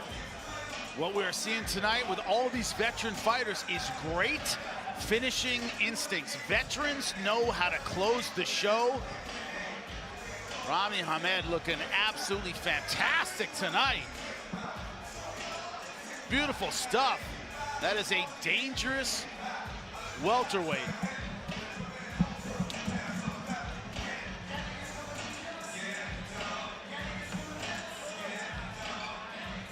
Barely a mark on his face, and in a bare knuckle fight, that says a lot.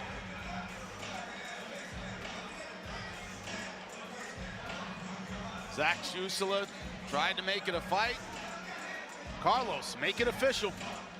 All right, ladies and gentlemen, this bout comes to an explosive end at 1 minute and 53 seconds of the second round. Your winner by TKO, Rami Hamed!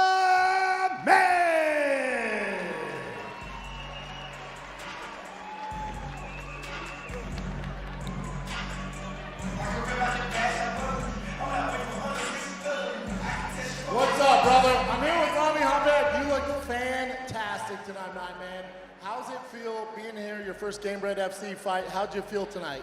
Honestly, I didn't take this fight preparation any different from an MMA fight, but honestly, if you punch the hard spots, you feel it. So I had to switch my game a minute in and box and be more technical, pick my shots. I followed the command of my corner here and their advice, and here we are with a TKO win. Couldn't wish any better. Yeah, you look fantastic. Was the game plan going in tonight footwork? You were constantly circling, not letting the onslaught from Zach come. You're back on the cage. I constantly saw you circling and then setting up your shots. Your footwork is what won you the fight tonight. I think Jimmy can co-sign that. Your footwork was on another level. Yeah, you know, I'm a karate taekwondo background, so I have to move a lot. And I thought for boxing like this, even if you get hit with light jabs, parrying is not enough. So dodging is what will make you take less damage. Followed up that game plan, and I think I belong to this cage. What do you guys think? What do you think? Rami belong here? I think so. You look fantastic. Rami, what's next for you, my brother? We'll see what Gamebred has planned in. They have an event in September. I also heard that they're doing the $1 million to $500,000 tournament for the welterweights. So I know my buddy George likes this performance. So let's go. Let's do it. Give it up for your winner, Rami Hadi. Rami Hamed with a fantastic performance. Full of confidence, as he should be, giving the crowd exactly what they wanted. It wasn't just a knockout, it wasn't just the finish, but that ability to set it up with footwork, combinations, athleticism. If there's gonna be a tournament here in Gamebred, 170 pounds, I think he might be the prohibitive favorite to start out, but a young man with a bright future here at Gamebred. He said it all. The combinations hurt a lot more. Even fights you think you're gonna be okay, a couple of jabs can really open you up, but he had the right strategy, fought very, very smart tonight. And it's not easy to fight a bare knuckle fight and walk out looking pretty, but that's the man looking pretty right now, Brendan. Man, and yeah, you know, I asked him, I said, was the game plan footwork? He goes, yeah, with my Taekwondo background, you know, it was all about footwork, setting him up, and he goes, and I was surprised how much damage that jab did. And that's what we talked about going into this fight. A jab can go a long way. All right, ladies and gentlemen, let's continue our historic night and bring in our next warriors into the Gamebred Fighting Championship cage. From Nigeria, please welcome Anthony Njokuani.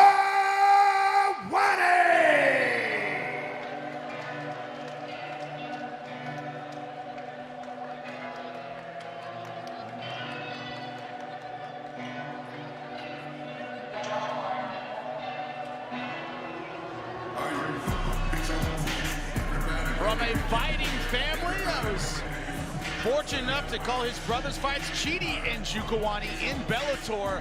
Tall, rangy, explosive, a classic Muay Thai style. And what is so interesting, he has bare knuckle experience. We have seen him before absolutely starch Wesley Golden. That was at Gamebred 3.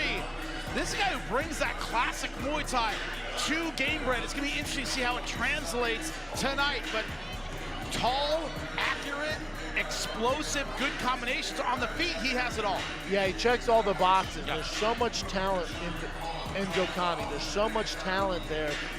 My question, and as you brought up, with that Muay Thai style, you know, those guys fight in a phone booth a little bit.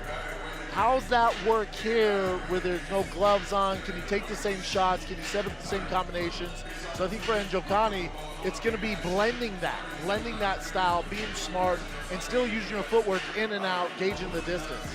Also, when you see Njokuani fight, his brother Chidi behind him, great kicks, great clinch. Haven't seen a ton of clinch work yet.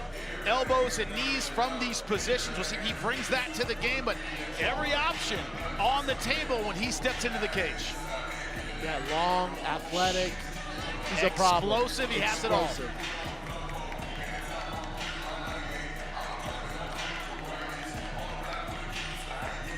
And let's welcome his opponent into the cage. From Brazil, please welcome Rafael the Turn Alves.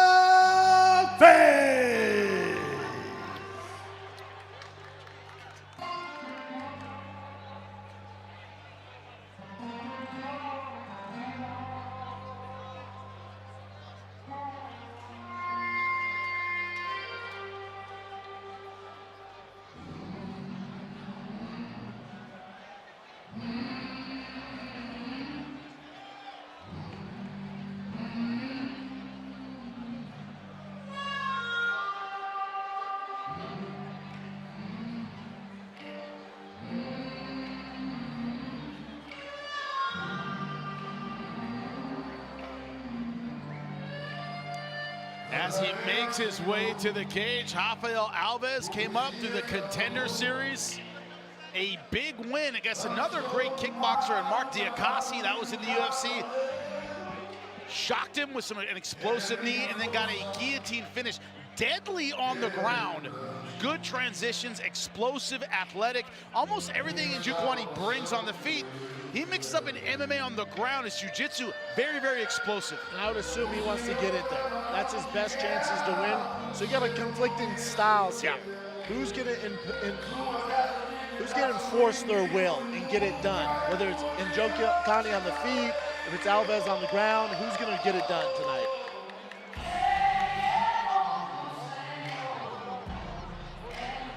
Sabah Homasi, who won in our opener, went over here and to touch hands with me. He goes, no, touch my elbow. I think I broke my hand. Oh, wow. So another thing to think about is this is our first tournament fight of the night where you have another one to go if you want that $500,000 prize. The idea that, hey, you shatter both your hands, you're going to be out for that next round. Will they approach it differently? It's a question that might be answered right now in the cage as we look at the tail of the tape. Rafael Alves from Brazil, 35 years old. His opponent, Anthony Njokuani, 11 years older, but look at the height. Look at the incredible reach advantage, 7 inches. Can he use the range? That's the question. Carlos, get us going for our first tournament fight. All right, Gamebred Fighting Championship. Get prepared for our next battle, which is 3 5-minute rounds in the lightweight division. Introducing your first warrior. Fighting out of the blue corner. This man is a mixed martial artist with a professional record of 16 wins and 13 losses. He stands 6 feet tall and weighs a ready 159.6 pounds.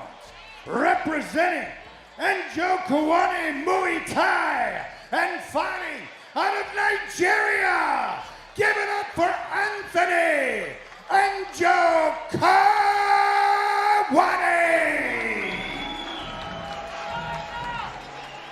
And his opponent, Fighting out of the red corner.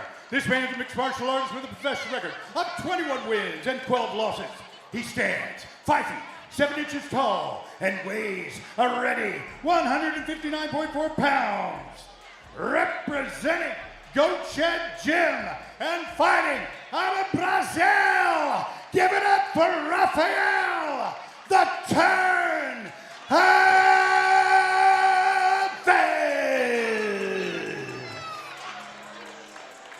For referee instructions, Christopher Minyoki. Get in, Anthony. All right, we went over the rules in the locker room. Protect yourself at all times. Obey my commands at all times. If you want to touch gloves, go ahead. Good luck to both of you. Good point.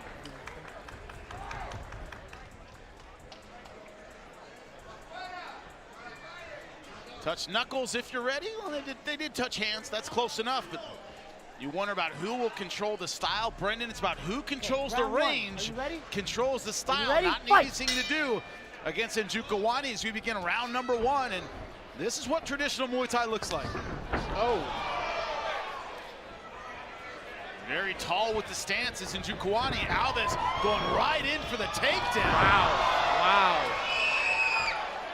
Aggressive from the start. Just how we said, Njokuani on the feet, aggressive with his Muay Thai. Alves, aggressive with his jiu-jitsu. For Njokuani, it's like, worst case scenario, this. Got his arm behind his head, trying to crack it. He got it! Are you okay? Basically an Americana behind the head. You'll see it on the replay. Good job, guys. I mean, it's an Americana just with a different grip behind the head. When's the last time you saw that, Jimmy? I don't remember having ever seen it, and I thought I'd seen everything. Chicken wing. And you see it again. You would label that Americana, right? Right. Because up top. Same position, just behind the head. Just different grip. Those not in the know, it's a shoulder lock. Let's take a look at it, Brendan. You'll see what I'm talking about.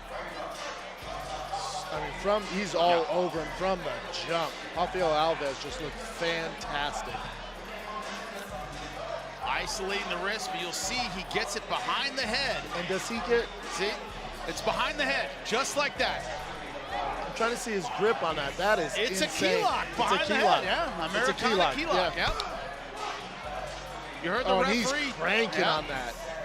A lot of torque on that elbow there, too. He has all the pressure. I haven't seen something like that in a hot second. You heard the referee say chicken wing. That is the catch wrestling phrase for the same thing. Yeah. But, man, incredible stuff. What up, man? Great stuff from Rafael Alves. Getting the tap. Look at this. Obviously disappointed, but Alves getting it done quickly. If you're gonna win with your jiu-jitsu, that's how you want to do it. Gotta get it done fast. Rafael Alves understandably celebrating, putting everybody on notice, giving all you fans a kiss. After some great jiu-jitsu, man, not just the finish itself, which was extremely creative, but the explosiveness of a takedown, the great timing on the catch of the leg. Everything working out well for the fighter from Brazil, and he wins without taking a punch.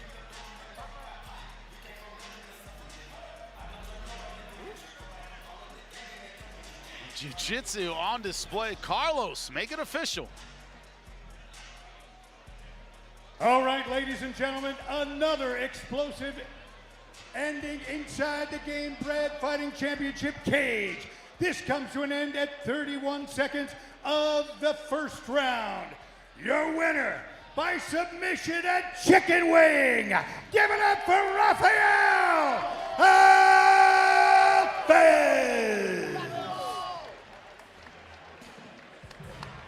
Mr. Alves, get over here, big dog. Let's go, champ. What's up, brother? Oh, man, not a bad night. Insane submission, some cash.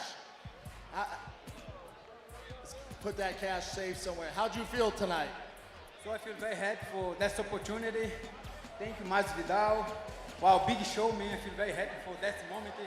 So first place, God, God for everything for me.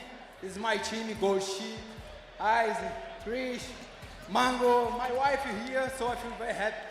I love it. And was the game plan tonight come out hot? You came out the gate hot, got his back, and what that submission, that was kind of Americano, key lock? Yeah, I'm gonna do this every day in the gym, so this for me easy, you know, I train in Jiu-Jitsu long time, and I black belt, 3 rounds, you know. So, man, are you ready for next opponent? So, Masvidal, I wanna for São Domingo. Put me in São Domingo, please. So that's what's next, ladies and gentlemen. Give it up for your winner, Rafael Alves. Great. We wonder about the effect that the no-glove format would have on the jiu-jitsu. Alves just showed us, man, if you have the creativity, you lock it down, you're gonna get the finish. Great stuff from him. Love the aggression, love the timing, love the confidence of the young man from Brazil. Says, I do it all the time in the gym. Nothing different in the cage. That is confidence. When you talk about the OGs on this card, you have to talk about the baboon himself, Luis Palomino, fighting tonight. I'm Luis Baboon Palomino, and I fight out of Miami, Florida, here at the Boxer headquarters. I grew up fighting, like literally. You know, my father made some choices, and because of those choices, I had the opportunity to come to America. But because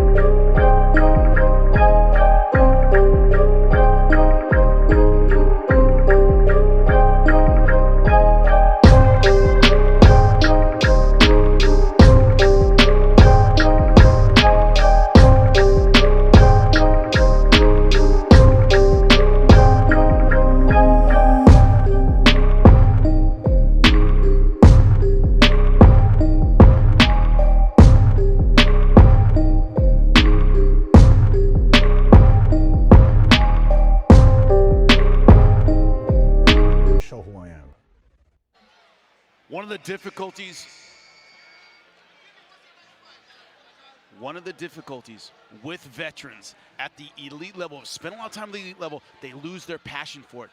Luis Palomino, not one of those guys. Yeah, and he's had a lot of success in other, you'd say, genres of combat sports. Yes. He had a ton of success at BKFC, 2 divisional champion. Now he's here. Again, there's these guys like a Mike Perry where they find success outside of mixed martial arts. When they come over and you take the gloves off, it's a different game. And the game rolls on. Carlos, get it done. All right, ladies and gentlemen, let's continue our epic evening and bring in our next warriors into the Gamebred Fighting Championship cage. Out of the blue corner, from the USA, please welcome the American Predator, Daniel James.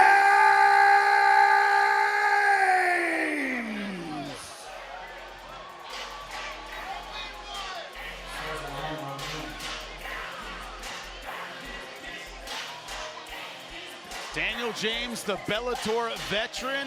I reference his fight with Marcelo Golm. If you saw that fight, it was a 3rd round finish. And Brendan, It was a boring first 2 rounds. A lot of clinch work up against the fence, nothing really going on.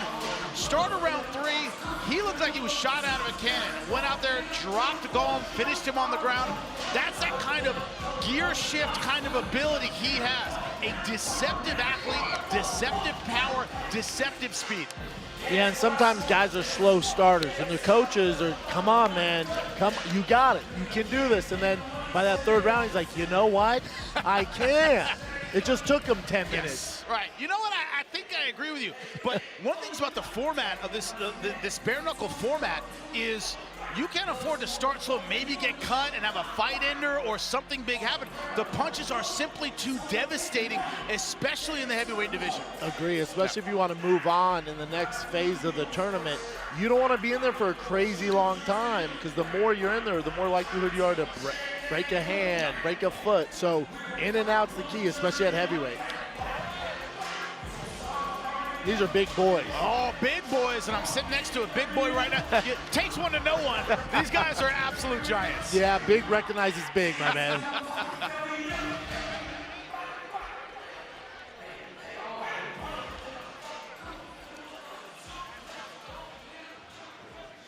And let's welcome his opponent into the cage. Out of the red corner, from the USA, please welcome Timothy Johnson.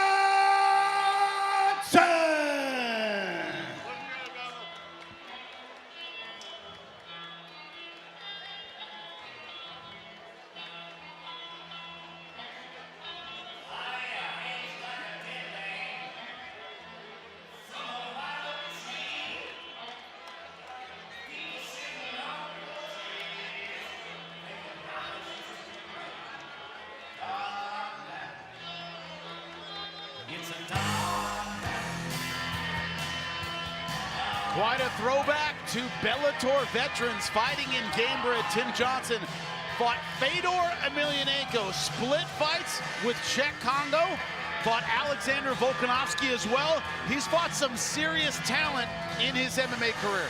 Yeah, he's a tough customer to get one off on. You know, he's a real savvy vet, doesn't take a lot of punishment. Kind of pretty well-rounded in all areas, a big body, durable. He's a tough one, man. He's a tough one. If you get the call to fight Tim, you're like, oh, man. He's one of those guys you go, oh, man. Dang, this is going to be tough. Also, deceptively athletic. Yes. Doesn't look like the kind of guy who can be as explosive and as powerful as he is. He can surprise you and has real power. Yeah, I think the key for him, especially in this Gamebred tournament, his durability. I think it's going to go a long ways for Tim. To your point, bare knuckle ain't nothing to him. This dude fought Fedor, the Emperor, and was not scared. Yes. He gave it all he could. Did not fight intimidated that night. I don't expect him to fight intimidated tonight. Let's take a look at the tail of the tape. Our heavyweight tournament rolls on. Timothy Johnson, 6'3". His opponent, Daniel James, 6'6". Look at the 82-inch reach of Daniel James. Both these guys probably cutting down to get under 265, 264 and 260 respectively. Big boys, let's get it going. All right, everybody, let's get ready for our next battle. 3 5-minute rounds in the heavyweight division. Introducing your first warrior. Fighting out of the blue corner. This man's a mixed martial artist with a professional record of 11 wins and 2 losses. He stands 6 foot 6 inches tall and weighs a ready 260 pounds. Representing Midwest Training Center and fighting out of the USA, please welcome the American Predator, Daniel James.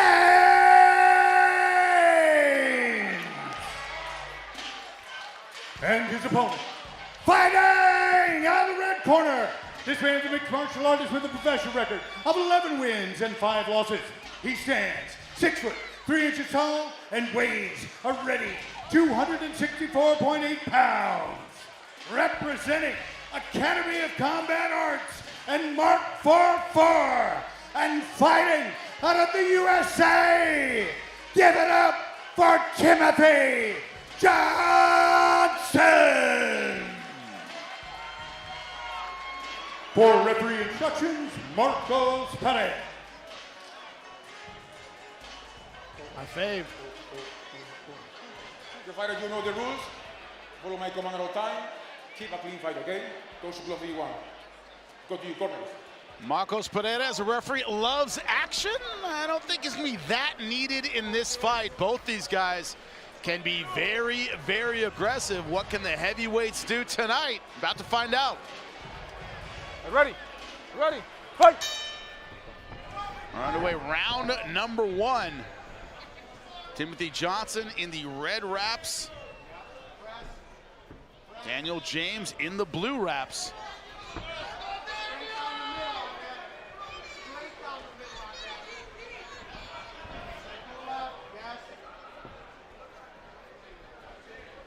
It also looks like a bigger cage than what we saw in the DR. Yeah. So for the heavyweights, that's an advantage. You can move around a little bit more.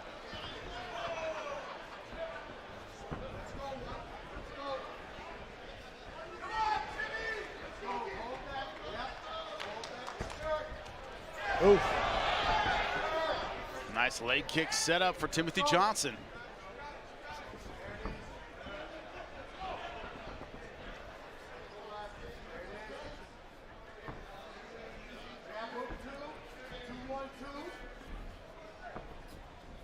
Daniel James, a big heavyweight with big power, and so far, Johnson respecting that. Oof.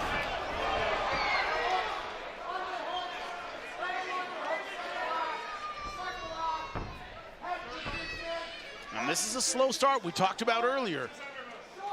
Daniel James can start a little bit slowly, likes these clinch positions, likes to lean on his opponent, maybe take some energy out of him. Yeah, it's not a bad game plan, especially at heavyweight. Drag him into the later rounds, but try and get the finish there. Especially with his size. Getting double unders here. Might be looking for the body lock and takedown.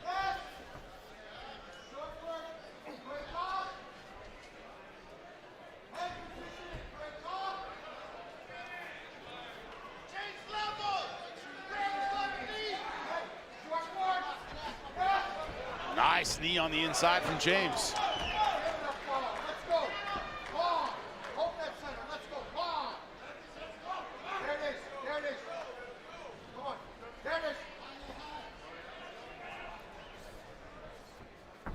You see Tim's game plan earlier, kind of, he'll throw a punch on a rush in and get him to the cage, which... Just like that. Kind of winged that right hand over the top. Yeah, he's missing with that wing right hand, that loopy right hand, then gets him to the cage. But like we've seen in previous fights where if Daniel James, if he can time it, that's where he can use that momentum against him and get him out of there. Easier said than done at heavyweight. Big risk, big reward. Yes. Tim having some success there in the clinch with those uppercuts. Some blood out of the nose of Tim Johnson. Bare knuckle doesn't take a whole lot to open that nose up. Under 2 minutes left to go in round number 1.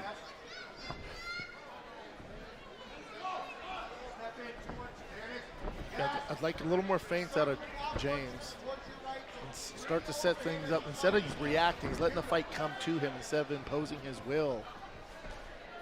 He's the aggressor, he's going forward. Oh, good right hand from James. Tim just missed her with that loopy right hand. If you can adjust that, you might have something.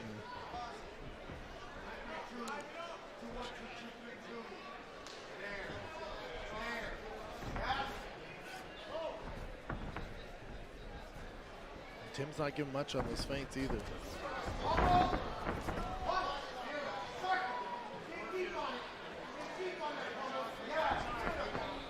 Problem is Johnson's getting in on these clinch positions, right? Through the big punch to get in. Hasn't been able to do a whole lot with it. Yeah, he's getting there. I don't know if that's the game plan, but he's not doing much with it. Yeah. He's eating a lot of knees to the body, not really taking advantage of it, and then usually gets turned and ends up with his back on the cage. So I'm curious what the game plan is there.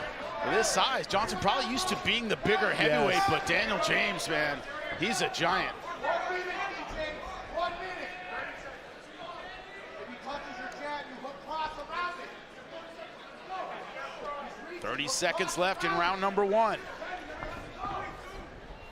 Daniel James can feel his confidence growing. Yes. Yeah. I think he needs to time that. Oh, close to a takedown there. Good job getting us back to the cage to get some leverage and keep it standing.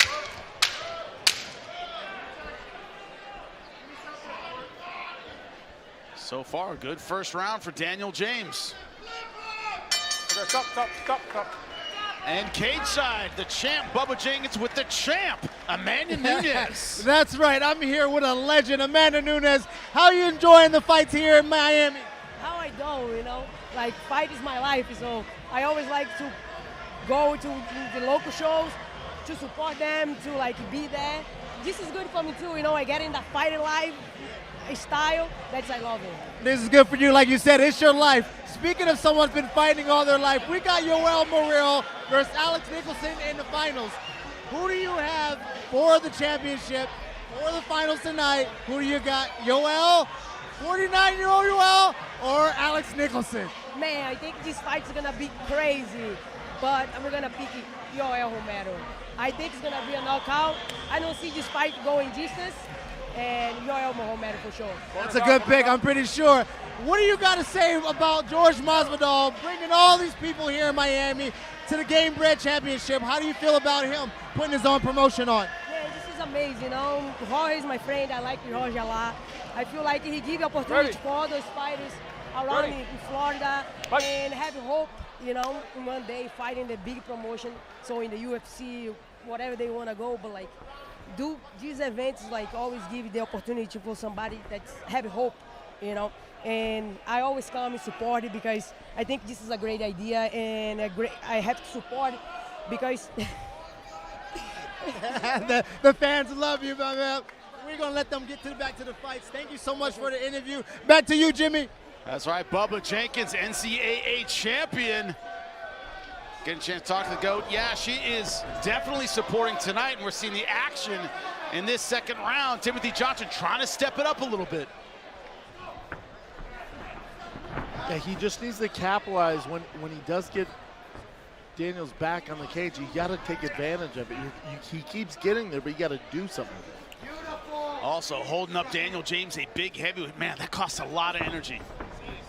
And finally getting a real takedown. James doing a good job popping back to his feet. Will Johnson commit to the guillotine?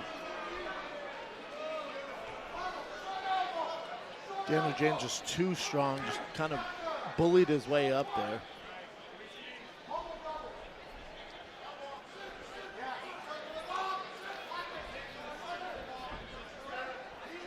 And every time he's gotten double unders, James has thrown some really good knees.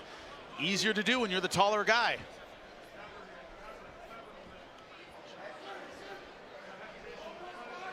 Yeah, you can just see the difference in strength that James is just, it's not really a technical thing. It's like a forklift. He's just like, no, I'm going to keep it up here. Yeah, keeping Timothy Johnson from changing levels effectively. Yeah, I think Tim's issue is he's shooting too high where all James' power is at. You got to get lower. You got to get lower. So being the tall guy, he has all the leverage. He's just kind of picking him up. You got to get down there. Get him hopping on one leg. Get to a single leg. Clearly he can defend this. So let's mix it up. Let's get some chain wrestling going. Yeah, Timothy Johnson right now trying to bull his way forward, but that's not the way to get it done against this guy.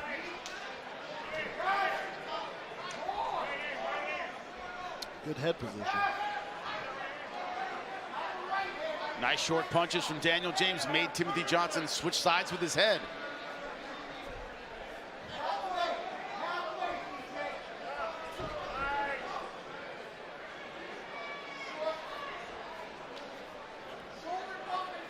Daniel James, though, letting this round slip away. Yeah, he is. He really needs to just turn and get out. Quit wasting your energy with this hand fighting here. At least turn him. He's the bigger guy, stronger guy. Use your leverage. You're the taller guy. Turn him. Yeah, a little bit passive in round number 2. Yeah, don't sit there. Don't sit there and let just the round melt away.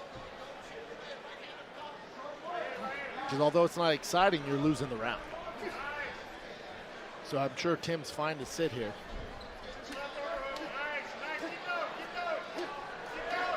Good body work from Tim Johnson.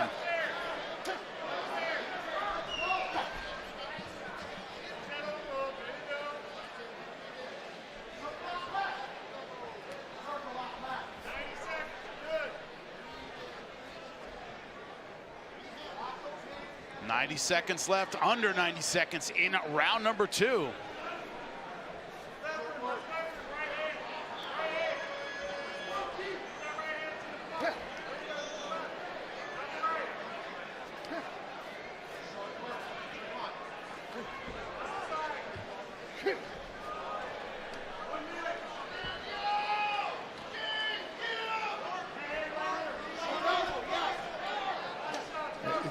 It seems like James can get out of there, but he's entertaining this. There, turn him, Bubba. Now disengage. Get out of there. Finally has Timothy Johnson against There the you fence. go. Couple short uppercuts. There you go. Circle, big dog. Timothy Johnson did a good job kind of stifling the offense of Daniel James in the second round. Yeah, just melt him away here. I'd be surprised if he goes for a leg trip here.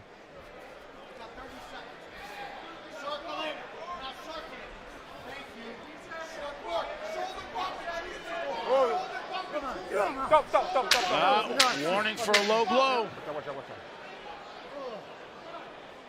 Come on. Under 10 seconds left. Go to the corner. Come on. James with the Predator Badlands tattoo. You okay? Great movie. Saw it, Jim. I haven't seen it yet. Oh, it's worth a watch. I'm just so into the original Predator movie that, you know, the It's not the sequels original, but it's worth a watch. They've kind of let me down. Yeah, I hear you. As a Predator fan, some sequels have let me down. I don't want to get hurt again, Brendan. No, dude, I don't want to trust again. I'm not going to You're steer you telling down. me to trust again. I'm telling Okay. you it's good. Badlands is a All damn right. good one. Take a little low blow. Look at that left knee getting right in the center there. Yeah, I know. Okay. Ready? Hey. Just a few seconds left. I expect a great third round because these boys with that rest, now they get this rest.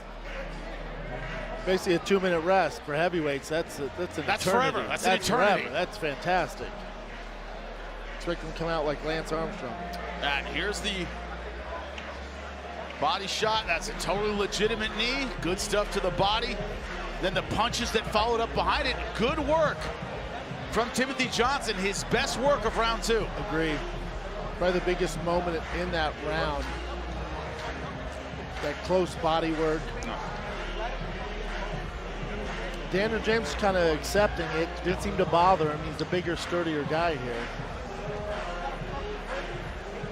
But like you said, in Bellator, he took 10 minutes to get going. I think his coaches are banking on it. I can see him yelling at him. Right, corner. Go out. Come on, corners out. Yeah, if Tim's gonna have success getting him down, it's not the upper body. Gotta get low. Get him chain wrestling. Does he have the energy to change levels? That's the question as we begin round number 3. Ready? Okay, fight. Last round. Or will Daniel James be able to keep this one in the center where he has had striking success?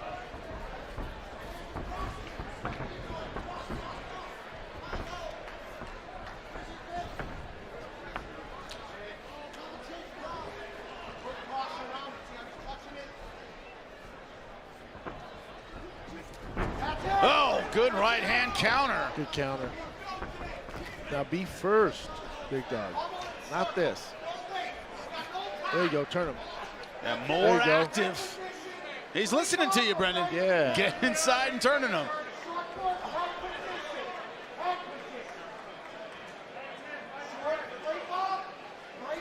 If I'm him, I disengage and get back to the center of the ring here.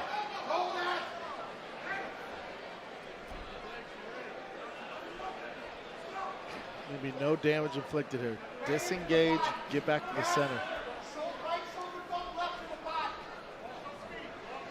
But it's Daniel James putting the physical pressure on, leaning on Timothy Johnson.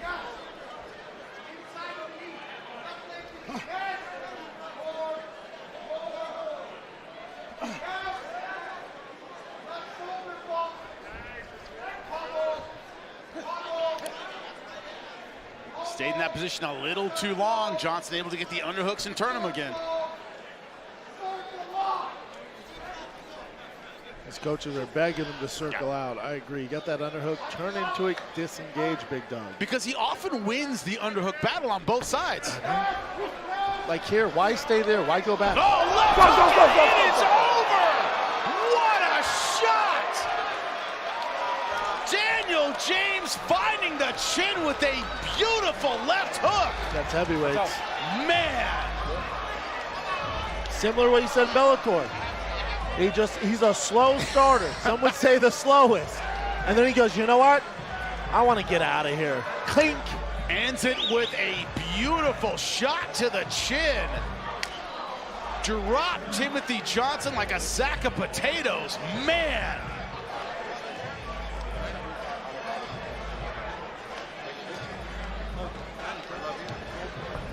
And a fight that was at times frustrating with its lack of activity.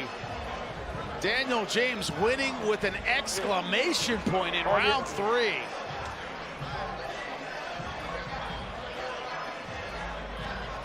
Brandon, let's take a look at it. I feel like he could do this earlier, just decides to give you guys a show. Heavy hands. Look at this clipping left hook. Bang! That left hook just hit him right on the chin. Great job by the referee, by the way. I know you're already a fan. Man, this but got guy's right in the way. That's your MVP of the night. That ref is freaking great. Jumps right in, waving his hands, recognized the early knockout. Boom! No nothing.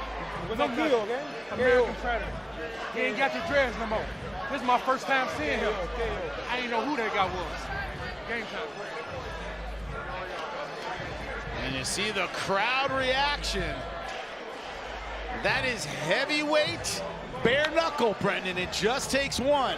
It was short, it was beautiful. You just need a little bit of room so you can generate that power. When you're 6'6", cutting down to 265, it's going to be problems if you land something. With any glove on, let alone no glove. Tim's still down. I mean, that was right on the chin. You talked about the durability of Timothy Johnson. I agree with you, a durable guy. No one's durable, barehanded, bare knuckle. It's not going to happen. Unless your name's Roy Nelson or Mark Klein, everyone's built the same. If that chin gets touched like that with a 265-pound guy, excuse me, you're going to have problems. 260, 265, what is 5 pounds when you're getting hit bare knuckle? But man, what a shot, what a knockout. And as we talked about moving on in the tournament, it didn't seem like he absorbed much shots. It seems like his hands are okay. I mean, I'll talk to him when I get in there, but it didn't seem like there was a lot of back and forth on the feet. Should be okay to get going.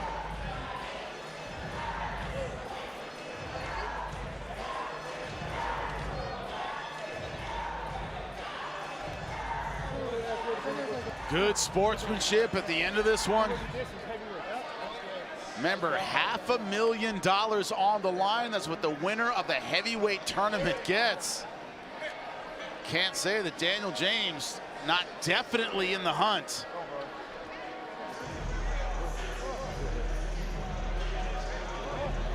Here. Carlos Kramer, make this heavyweight fight official.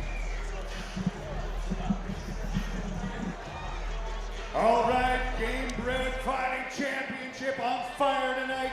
This comes to an explosive end at 1 minute and 45 seconds of the 3rd round. Your winner by knockout, the American Predator, Daniel James! Thank you. I'm here with your winner, Mr. Daniel James. Daniel, great job, Tim.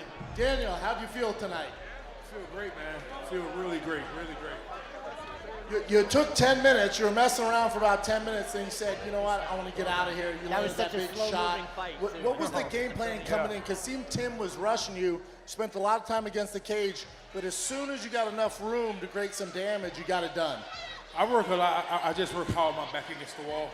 and I felt the pressure, and I just had to figure Tim out for a little bit. I haven't been in an MMA cage fight since PFL a year and a half ago, and I fought in the ring my last time in Japan. So to come out here and just put this together, it took me a little slow, but I kind of got it together. But once I'm touched, I just get pissed off, and I just throw it. Man, yeah, you definitely got pissed off. You got it done. So what can we expect next from you? When do you want to fight next? Everybody else going to garbage bag. Everybody. I dig it, man. Everybody else goes in the body bag. Well, get that $500K, my man. Win the tournament. Good luck. Give it up for your winner, Daniel James. Well, cage side, we know Bubba Jenkins is with all the celebrities. He's out there having fun while I'm doing my job, but Bubba Jenkins absolutely ready to go. Bubba, whenever you're ready, my man, take it away. Right, I'm here with Terrence McKinney. We over here working, baby. I got all the audience, all the stars. I'm here with Terrence McKinney. How you feel about tonight's fight? You guys, man, this is where real fights happen. This is bare knuckle MMA, Gamebred fighting championships, you guys. Where you fight bare knuckle MMA. This is a real fight. You can submit them, you can choke them. Everything you see in a real fight, you get to see it here, live in action, guys. Pull up, come see some real fight, baby. We're here in Miami. You know the big dog is here. The return of not only my man in the, I was gonna say, not only the return of Yoel Romero, but Pamplano. Why you feel about Yoel Romero and my man Pamplano returning for Miami's vets? Yeah. Don't fight anyone with any kind of accent or Spanish descent. Them motherfuckers don't go to sleep. That means eventually gonna get tired. You're gonna get knocked the fuck out. You got Yoel or Nicholson in the finals? For the highlights tonight. Yoel or Nicholson? Come on now. I ain't gotta speak on it. Yoel, timeless, baby. We'll see you guys. Thank you guys. Let's go. Check it out on YouTube, fellas. Let's go. Everybody picking Yoel Romero. I think it's maybe a hometown thing, but Yoel Romero getting a lot of love here in Miami. Who else picked him when I was gone? Everybody's picked him. Everybody. Yeah, it's the safe pick. It's the safe pick. The timeless Yoel Romero. Of course, Luis Palomino as well, but let's talk about the heavyweights and who is coming up next in the tournament as it rolls on. My name is Jake, the Honey Bear Hune, and I'm fighting out of the MMA Science Academy in beautiful, sunny South Florida. I'll be completely honest, I was thinking about walking away from the sport because I messed up and I did some real.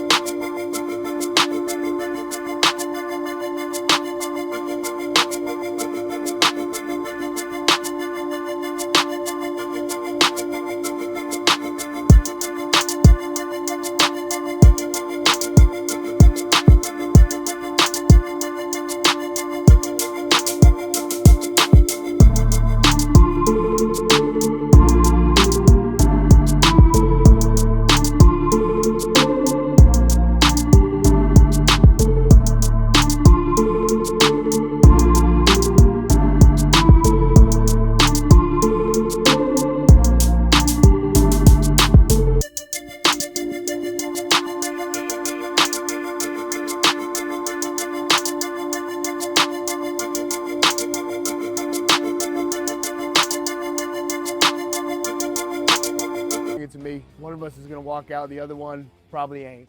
Straight home. Well, if you wonder about the attitude of Jake Hune and whether or not he's relaxed, that should tell you everything you need to know. Of course, taking on King Bao, that's later on tonight as the heavyweight tournament rolls on. This one, though, Gonna be a throwback for me to my Bellator days. This is gonna be an exciting one. The lightweight tournament, 155, continues. Carlos, bring them out. All right, Gamebred Fighting Championship, Miami, you are incredible. Let's make some noise. Let's bring in our next warriors into the Gamebred Fighting Championship cage. Out of the blue corner, from Brazil, please welcome John Macaba Teixeira.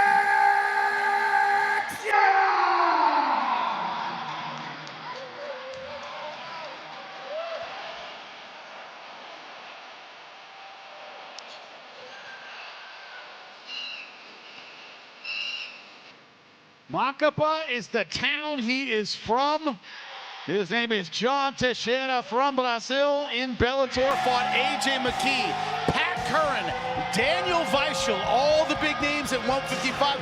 Brendan, you're nodding because you know that's a murderer's row at lightweight. Yeah, he's fought the best of the best. He's been in there and he gave him a hell of a go, too. Yeah. This guy is no joke. He's been at the highest level. But again, how's he going to adapt? Having no gloves on, that distance control, the shots hurt a little different, they come a little different, so I'm curious how he's going to adapt to these rule sets. Those fights, of course, at 145 pounds, although AJ McKee, Pat Curran both fought at 55. Those fights were at 45, so he's a little small for 55, but he's always been a speed kind of guy. Yes. He's always been an activity guy, a transition kind of guy. Suits him well tonight.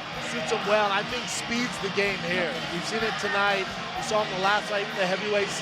If a guy has a speed advantage, you can really utilize that. It's huge inside this cage, huge. So I expect that out of him. Footwork, explosiveness. You talk about the names he has fought. He has veteran experience, but so does his opponent, as John Teixeira makes his way into the Gamebred cage. Let's bring in his opponent. And let's welcome his opponent into the cage. Fighting out of the red corner, from the USA, give it up for Brandon Girtz.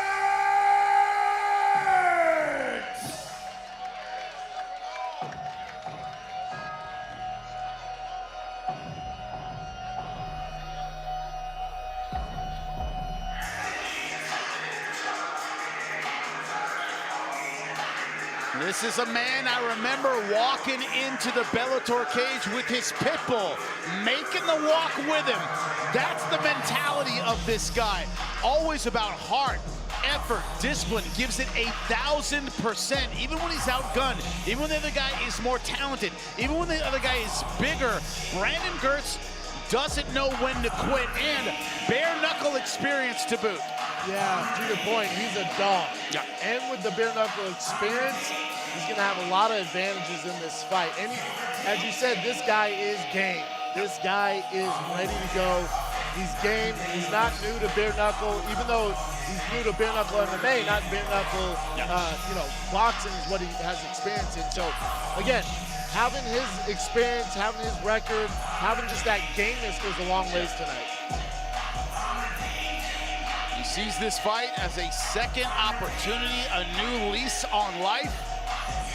Part of that $500,000 tournament. A staple in Bellator, but never the #1 guy. Same for his opponent, John Teixeira. Yeah, but Brandon was that vet where if you get the call to fight him, you're like, man, it's gonna be a tough night in the office. He's not an easy outer. And also an anywhere, anytime kind of guy. You knew that he would come in and give everything he has. He's gonna do the same thing tonight.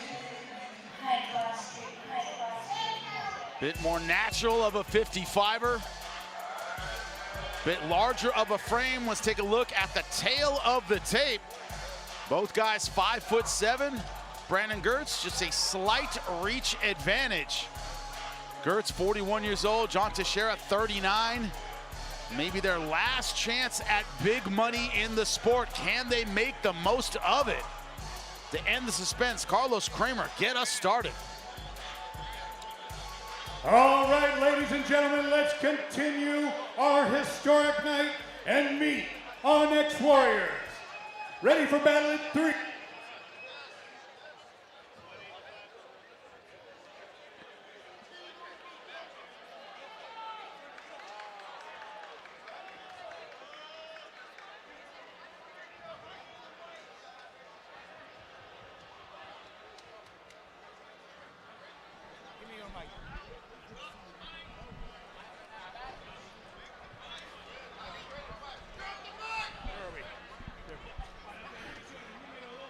All right, ladies and gentlemen, we are ready.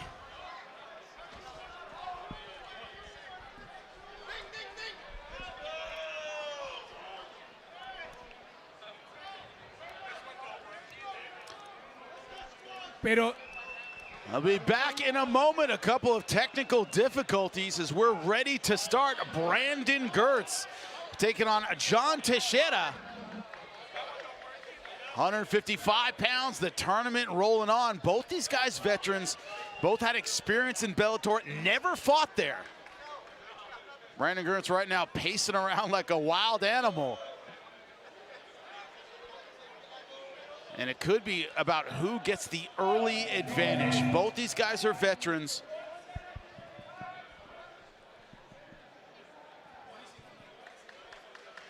Could be about who has to take a backward step early, Brendan. That could decide this fight. Yeah, who's gonna give up that inch? Yeah. When you got two vets like this, two aggressive styles, we know Brandon's probably not gonna be the guy to go backwards. All right, ladies and gentlemen, we are back. And let's introduce our warriors. 3 5-minute rounds in the lightweight division. Introducing your first warrior. Fighting out of the blue corner. This man's a mixed martial artist with a fresh record of 28 wins, 12 losses, and 2 draws. He stands 5 feet, 7 inches tall, and weighs a ready 155.6 pounds. Representing Nova now and fighting out of Brazil. Give it up for John Machado.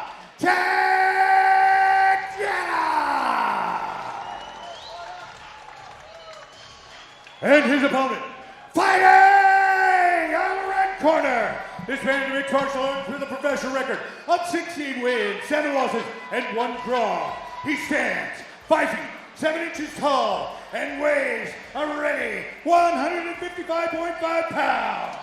Representing Genesis Fight Gym and fighting out of the USA. Give it up for Brandon Girtz.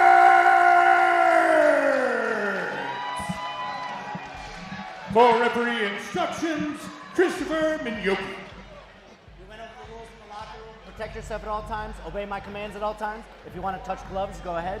Good luck to both of you. U.S. versus Brazil. Brandon Girtz chomping at the bit. John Teixeira relaxed and ready. 2 veterans in the 105-pound tournament. Boy, Brandon is just chomping at the can't bit, wait. man. And definitely has a size advantage here. Are you ready? Fight! We've seen guys, they are technically the same height, 5'7". Girtz, the much wider lightweight frame.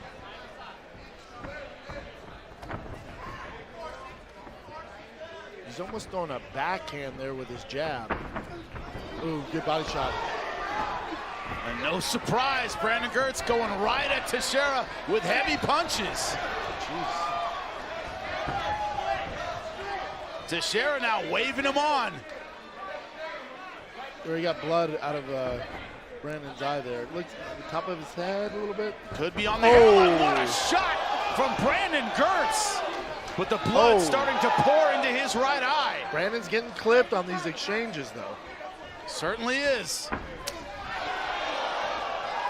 He's staying on the center line, and he's just there to eat the counters. See, he gets hit again. To hit and be hit. Good counter from Teixeira. Oh, rocked him there. Oh. These boys are scrapping, Jimmy. I don't think we're going to see a round 2 here. Wise move going for the takedown. Good defense from Teixeira. Nice balance. Great wizard. He's back to his feet, even though he's on the cage. That's a veteran move by Brandon.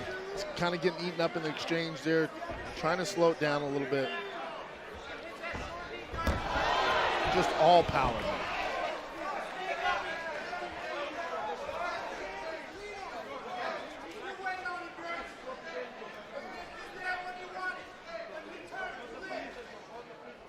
See the guy in yellow, he's cage side freaking out because of the blood. Well, you came to a bare knuckle fight, my friend. I don't know what to tell you. Yeah, I wore a white shirt. I got blood on mine myself. You just kind of got to accept it. Been sprayed with blood more times than I can count.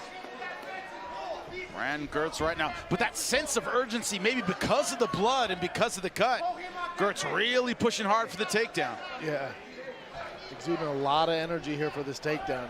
Going guillotine is Teixeira, not defending the takedown. Don't knee him in the head. No knees in the head. Yeah, it's not that loose, my man. No knees to down opponent there. Still the unified rules, by the way. Get his hands out of the fence, ref. I know you see him.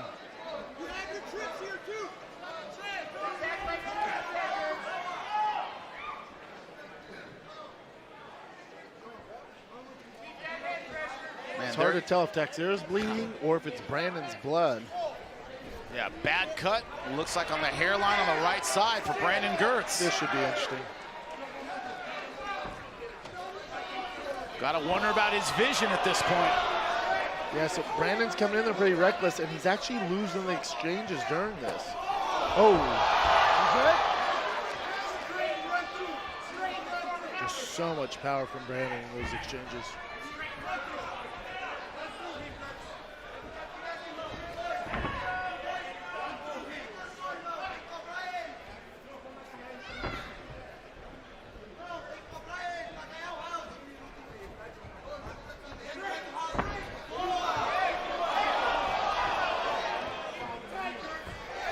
Good straight left hand. Teixeira always in position to fire back and counter he is. Every time. Like you mentioned as they were walking to the cage, he's the faster fighter, so he's taking advantage on the exchange. When Brandon just bites down his mouthpiece, Teixeira's kind of beating him to the punch there. But a mouse under the left eye of Teixeira.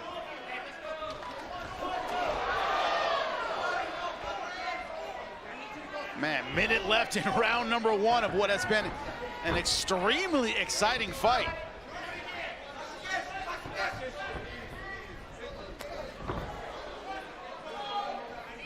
Teixeira just a tough customer to get out of there, man. As game as Brandon is, Teixeira's just not backing down.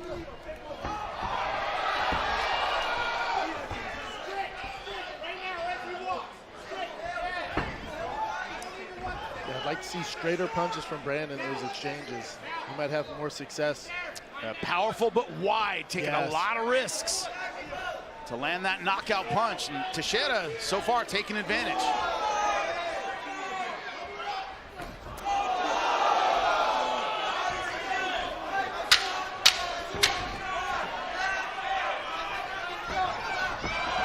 I am surprised, but we will see a round number 2.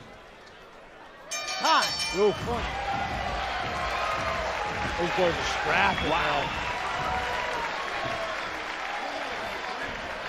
The embodiment of Gamebred, both of these fighters. Let's take a look at some of that action from the first round. Yeah, for Brandon, everything's a little loopy, and when you're going against a quicker guy, that was a good straight punch there. After the whistle, he'd have a lot more success coming straight down the pipe. Everything's looping. With a smaller, quicker guy, he's beating him to the punches in the exchange. And I think this one is worse. A lot of cuts to be worked on. Doctor will check it out after the cut man is able to do his thing. All right, let's go. Up, up, corners out. All right, up, up, corners out. Corners out. Time, break, time. You right here. Now the referee calling timeout to have the cuts looked at. Okay, all right, you're good. Doctor says they're good.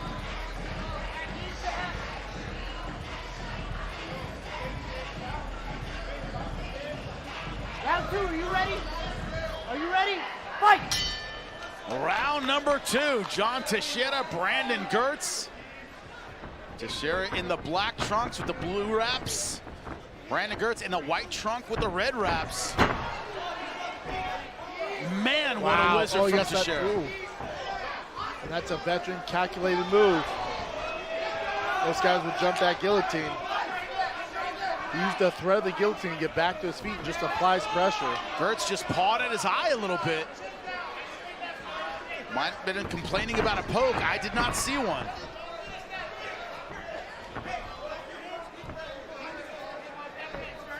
Man, relentless, not accepting the takedown. Keeping it going, getting to his feet. That'll wear a guy out.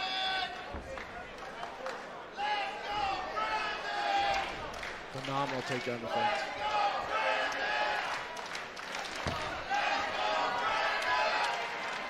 Brandon Girtz trying to keep the pressure on, doing a good job. Hunting for that inside trip.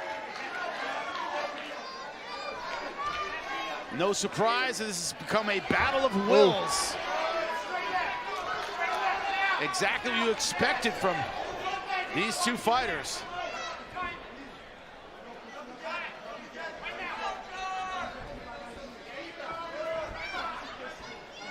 John just refusing to accept those positions, getting back to his feet.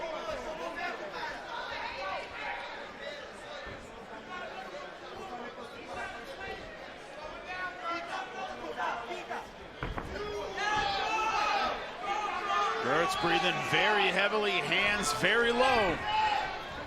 Yeah, these takedowns take a lot of energy. And hasn't really been able to positionally capitalize on anything. No, he gets in pretty deep, but John Teixeira does a great job kind of countering it, getting back to his feet, making him pay. And also just draining that tank, draining the tank as this thing keeps going on.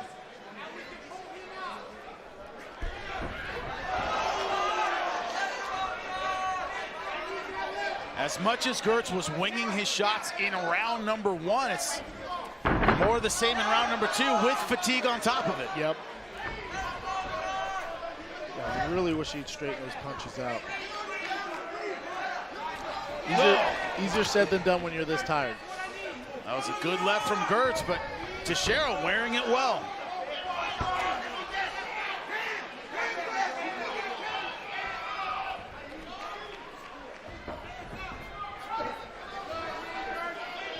These boys are tired, and there's about 7 minutes left. Teixeira still finding a home for those power punches.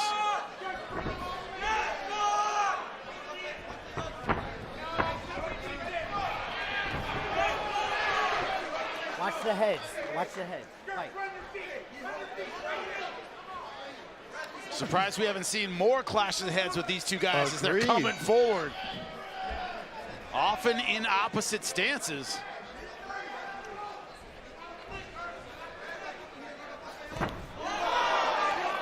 Yeah, you always worry about the head clash when you have a southpaw versus conventional fighter. These guys have done a good job. Teixeira's counter punching on the right side. That counter shot very accurate. Yeah, he's had the most success with that. And again, his speed advantage allows him to have success with that. That left eye of Brandon Girtz, a bloody mask.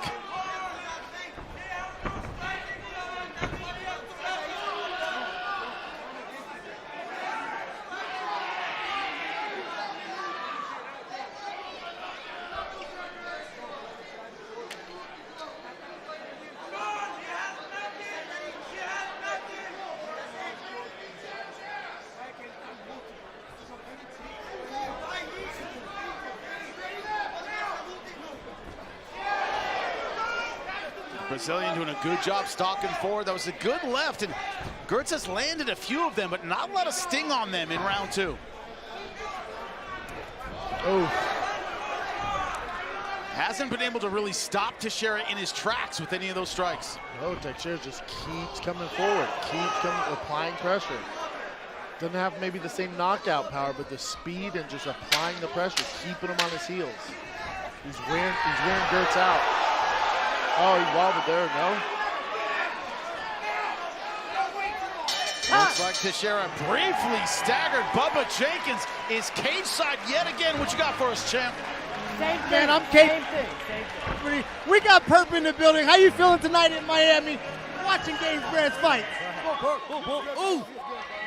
Listen, we got the main event, Romero versus Alex Nicholson. I know you know Yoel a little bit. That's why a lot of people are here tonight. Who do you got in the main event, Perp?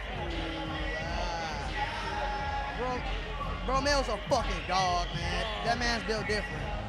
He's built 49 years old, bro. He's 49? 49. Oh, no. He's built different, you see. If a man steps in the ring at 49, you better be scared of his ass. You better run away. His body's built different, bro. He's not regular. He's not. We appreciate that, baby. We out here in Miami. We appreciate the celebrities coming out. Thank you for the support, my man. We'll see you guys for the main event. Yoel Romero once again getting love, and I have to agree, the dude is just built different. He's good? Okay. All right. Man, who's 49 years old and still in phenomenal shape, phenomenally explosive.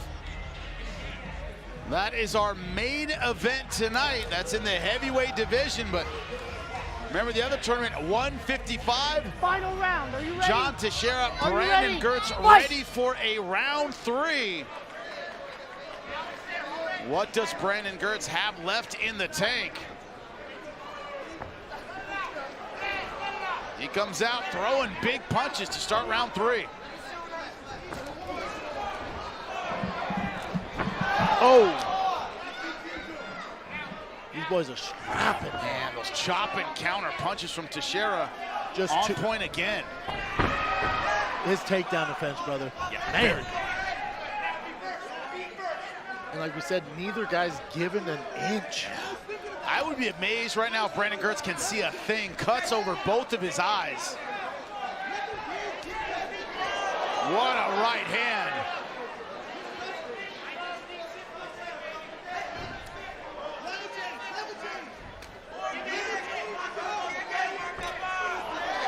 And John's face, he wears it well. There's not much damage, man. I remember when I called Eddie Alvarez, Michael Chandler, their second fight, a very even fight. Chandler was a mess. Yeah. Eddie barely swelled at all, and it was a very close fight. Some guys wear damage more than others. Yeah, some guys have. I bet Brandon has a lot of scar tissue built up, so sometimes they cut easier. Like in Nate Diaz, they have that paper loose skin there. And Teixeira's conditioning looking good as well.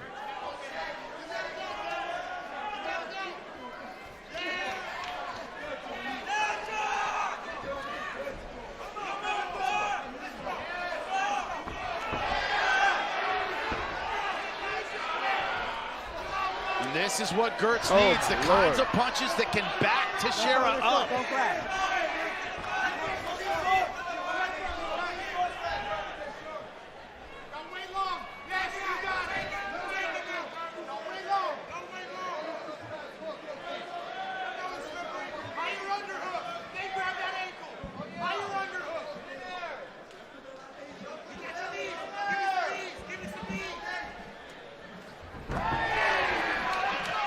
What can Brandon Girtz do with this top position? That is the question. Yeah, he's had some success with the takedowns. He hasn't done a lot to keep him down.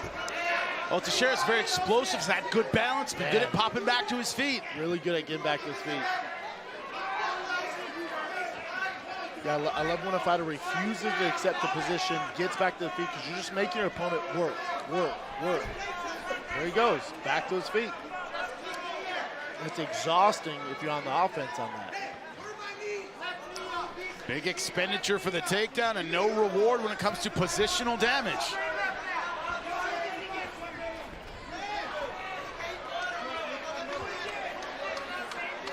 Yeah, but Brandon's going to be tired after that exchange.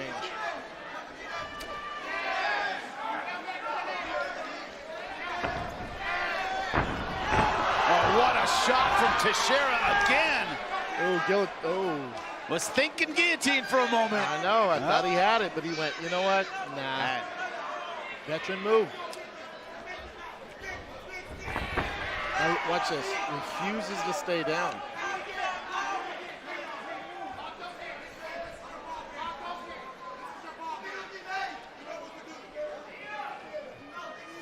What? Okay. Targeting the ear, those are legal strikes with the elbow.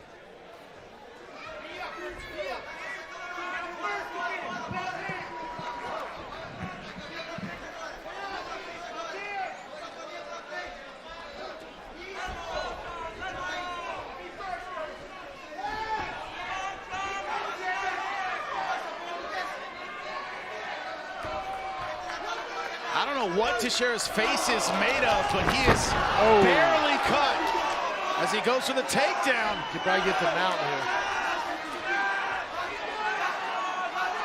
Heavy hips for the Novignon fighter. Short punches has Brandon Girtz flat. What a fight. Girtz refusing to stay down.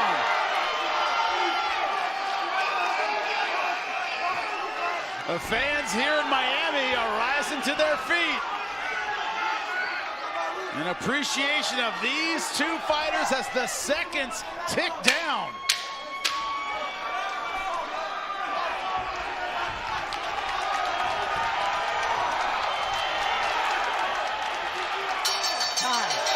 Wow. Did we say heart?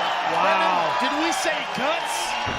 Did we say aggression? Both of these fighters left everything in the cage tonight. How do you score that one? I think the cleaner punches, the more effective punches were thrown by Teixeira, but some of those, even those winging punches, were eye-catching. Yeah. So it's about what the judges really like. I would say Teixeira, but could go either way. Agree, Yeah. especially, you know, when they score, especially in the UFC, it's damage done, significant damage. Look at their faces. Yeah. And on those takedowns, you know, a lot of people at home will see, oh, he got the takedown. Yeah, but he didn't do anything with it, so it really doesn't score points for him. And man, the highlights of this fight, both these guys gave everything they had for 15 minutes. Amazing display of heart from both these fighters. Now this is what I'm talking about. If you remember that second fight of the night, and I say you want to make yourself proud, both of these gentlemen can go home tonight and go, I did my job, I made my family proud. I was very impressed with the counter-punching of Teixeira. Tight, had a good angle on it, was able to catch Girtz coming in multiple times. You saw the cuts that opened up, but man, great technique on those shots. Yeah, look at his face, and as you mentioned, as they were walking to the cage, Teixeira had the speed advantage, and he really utilized that. Yeah. While Brandon's throwing these looped punches, he was coming straight down the pipe and having a lot of success.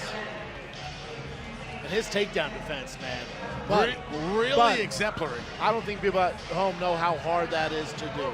Yeah. Early on, yes, but second round, third round, not accepting the position, getting the wizard, cage walking, getting up, circling. That's why Brandon's so tired. Veteran stuff from a very experienced fighter in John Teixeira. I know the crowd loved it. Fans got a treat, but I would assume I'm so sorry. No. I would assume I'm interviewing the winner of this. I know it's a decision, and they tell me on the books, just finishes this one. You kind of got to go in there. You gotta. Certainly a candidate for fight of the night. Brandon Girtz, you see his face, he paid the price for a really exemplary fight.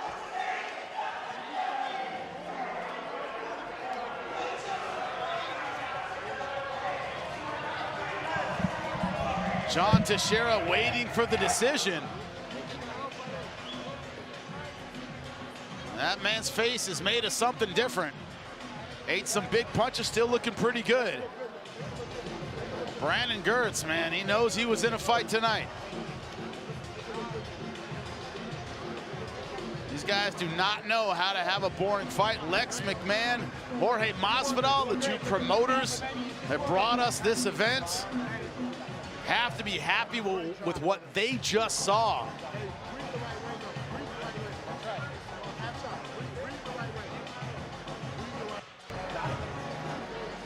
Only question left to be answered is who moves on to the next round of the lightweight tournament. Both these guys are going to need some recovery after this one.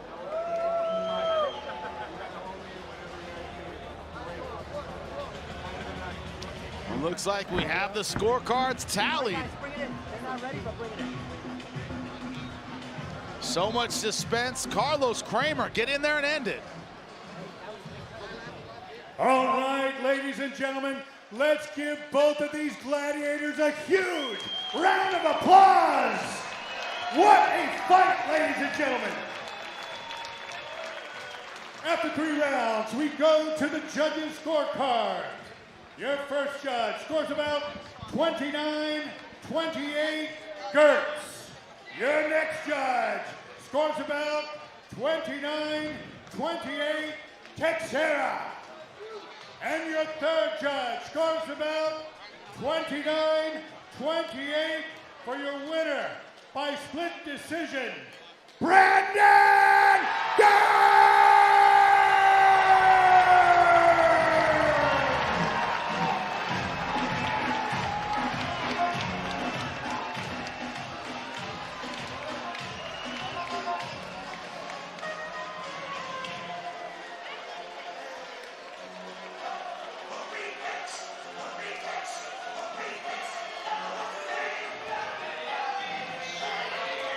Mr. Girtz. Give it up for this warrior, Brandon Girtz, everybody. What a fight, my man. Brandon, how you feeling? A war like that, it shows on your face. How you feeling tonight? I'm tired. He's tough. You know, I go out there expecting 1-round fights. He kept it going. And was your game plan going into this to get it to the ground?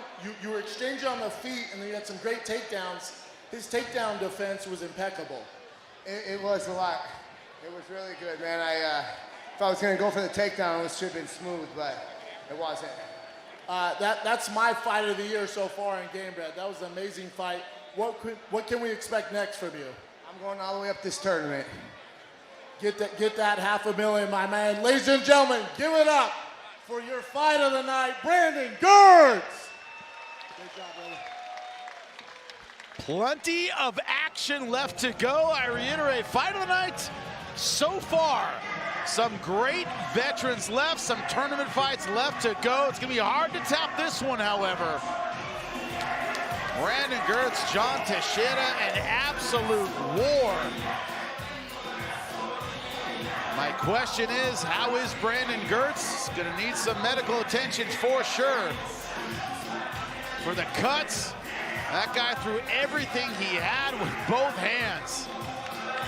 Wow. But when you want an all-action fight, I knew that from my Bellator days. Brandon Girtz brings it every single time. And boy, did it show on his face. Getting up close to him, man. He has some nasty wounds on that face, especially top of the head. He has a jagged one. Again, we talk about it with your game plan. When you're going to fight like that, you're probably not fighting anytime soon. So, depending how it goes with the cards we have coming up, you know, he's going to need some rest after a war like that. And that amazing fight. Incredible performance from Brandon Girtz. He gets it done. He's going to know he was in a fight. And you say the fans here, they were on their feet. They appreciate what we saw from both of these warriors. But man, you said it. Fight of the night so far. We have some serious veterans left to go and a lot of stakes. Man, I bet we get some amazing finishes. That one's going to be tough to beat as far as two guys putting it on the line.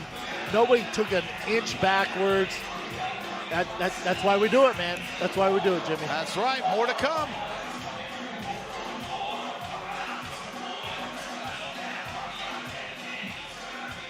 All right, Gamebred Fighting Championship, historic night.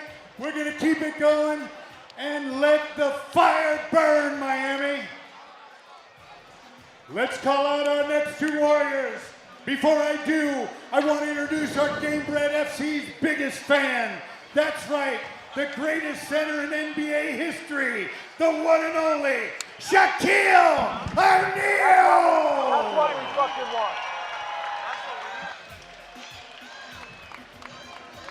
Our first warrior, fighting out of the blue corner, from Cameroon. Give it up for Tafan and Njokuani.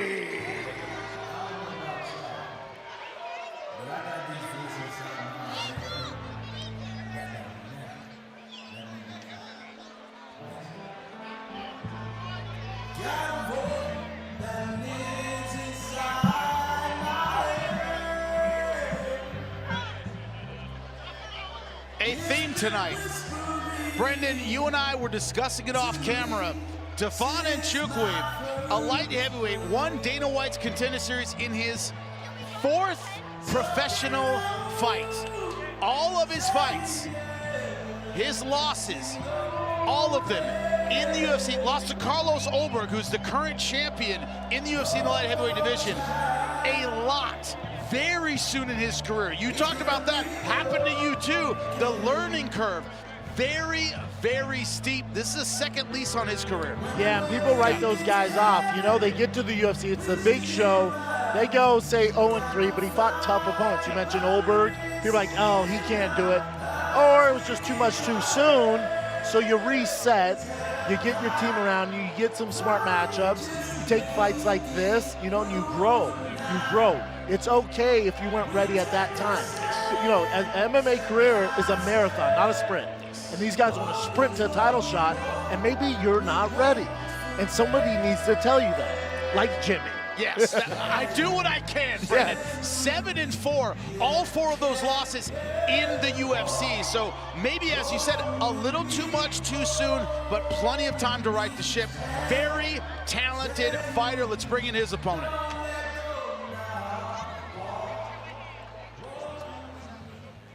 And let's welcome his opponent. Fighting out of the red corner, from Brazil. Please welcome Marcos Rogério Pezão de Lima.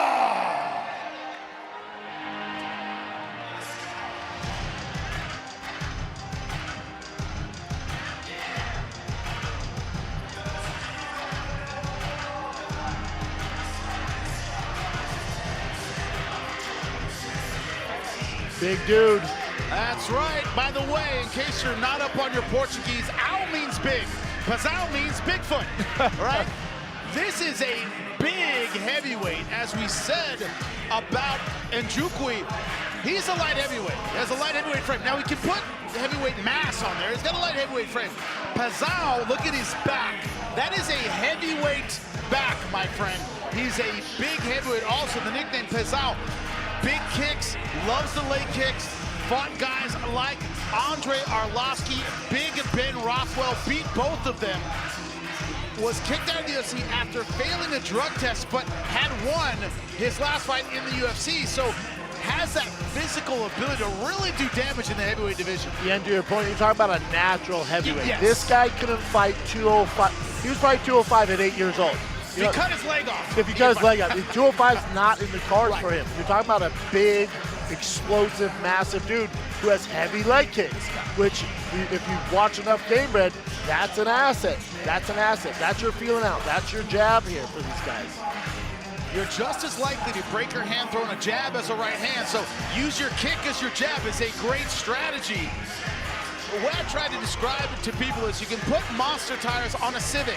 It's still a Civic. Yes, sir. Right? Yep. The frame of the car is everything. You're looking at right now a big heavyweight. As we look at the tail of the tape, forget about the weight that's on there, right? It's true, 254.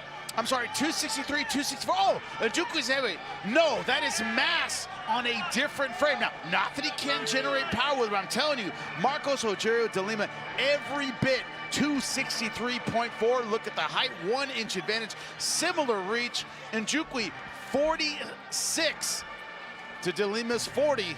Look at the experience of De Lima. Let's get it started. All right, ladies and gentlemen of Gamebred Nation, let's continue our epic evening and meet our next warriors. 3 5-minute rounds in the heavyweight division. Introducing your first warrior. Fighting out of the blue corner. This man's a mixed martial artist with a professional record of 7 wins and 4 losses. He stands 6 feet tall and weighs a ready 264.3 pounds. Representing Lloyd Irvin Fight Gym and fighting out of Cameroon. Give it up for Tefan and Njokuani. And his opponent, fighting out of the red corner. This man's a mixed martial artist with a professional record of 23 wins, 9 losses, and 1 draw. He stands 6 feet, 1 inch tall, and weighs a ready 263.4 pounds.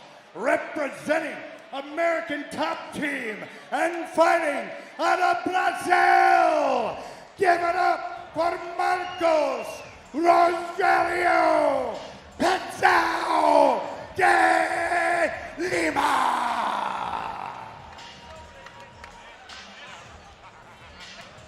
For referee instructions, it's Marcos Perez.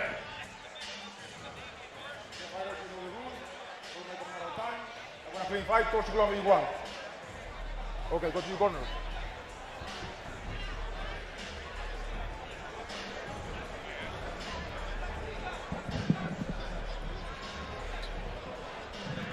The heavyweight tournament ready? rolls on. Ready? Marcos Rogerio de Lima, Tefan and Njokuani. Oof. Big cats. De Lima in the red wraps and Njokuani in the blue wraps. And that's the leg kicks I was talking about. Smart move, opening up with them. Oof. Hit elbow there. Opposite stances, wide open for those kicks.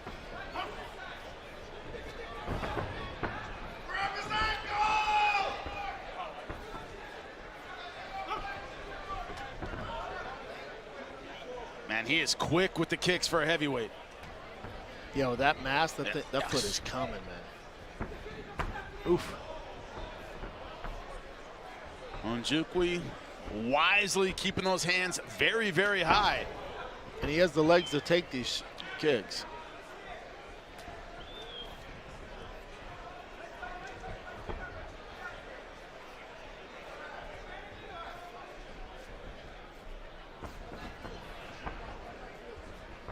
Njokuani right now looking like defense and counter might be the strategy. Oh. Man, what a body kick.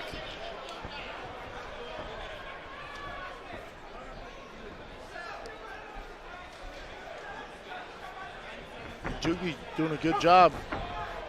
Just kind of marching forward, keeping his guard, not giving away much.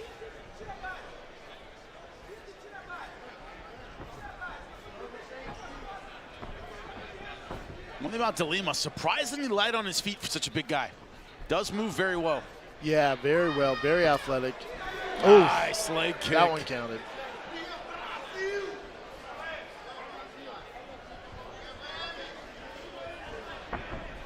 I'd be surprised if he goes up high here. There you go. There you go.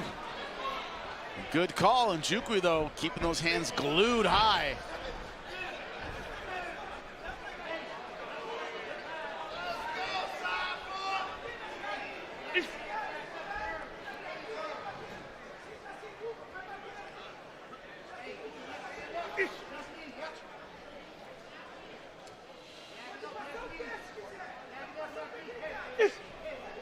De Lima in the over-under position. So far, not committing to it. He's kind of leaning his weight on Njokuani. Which is an interesting tactic because he's having a lot of success on his feet in the center of the cage. Yeah, seems to be doing well on the outside. Yeah. And Njokuani really didn't pose a threat there, so I don't know why you'd want him on the cage. But again, could be the team's game plan, you know, even if he's having success there. Wear him out a little bit, get those hands lower. You know, your hands lower when you're constantly holding this giant up. Set him up for a knockout.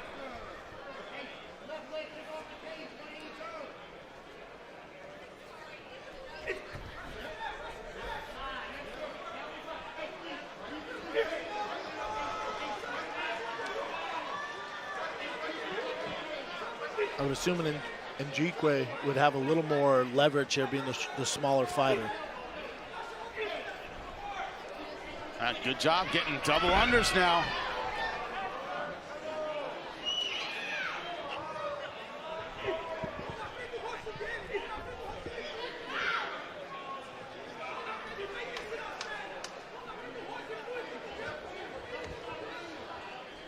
Njokuani just keeping that head centered right under the chin of De Lima. Trying to keep him upright and off balance. And De Lima asked for this. That's what's interesting. Oh.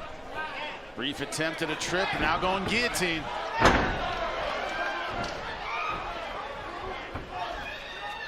Good scramble from Njokuani, getting back to his feet. Guillotine here. He's going for it. Oh. That is committing the hips. Marcus Rodrigo De Lima doing, again, is it worth it? Is the juice worth the squeeze? That is a question. 30 seconds left to go in round one. It turns out it is not. Now notice his hands are a little lower now. That left hand's a little tiny lower. De Lima trying to get that bounce back in his step. Oof.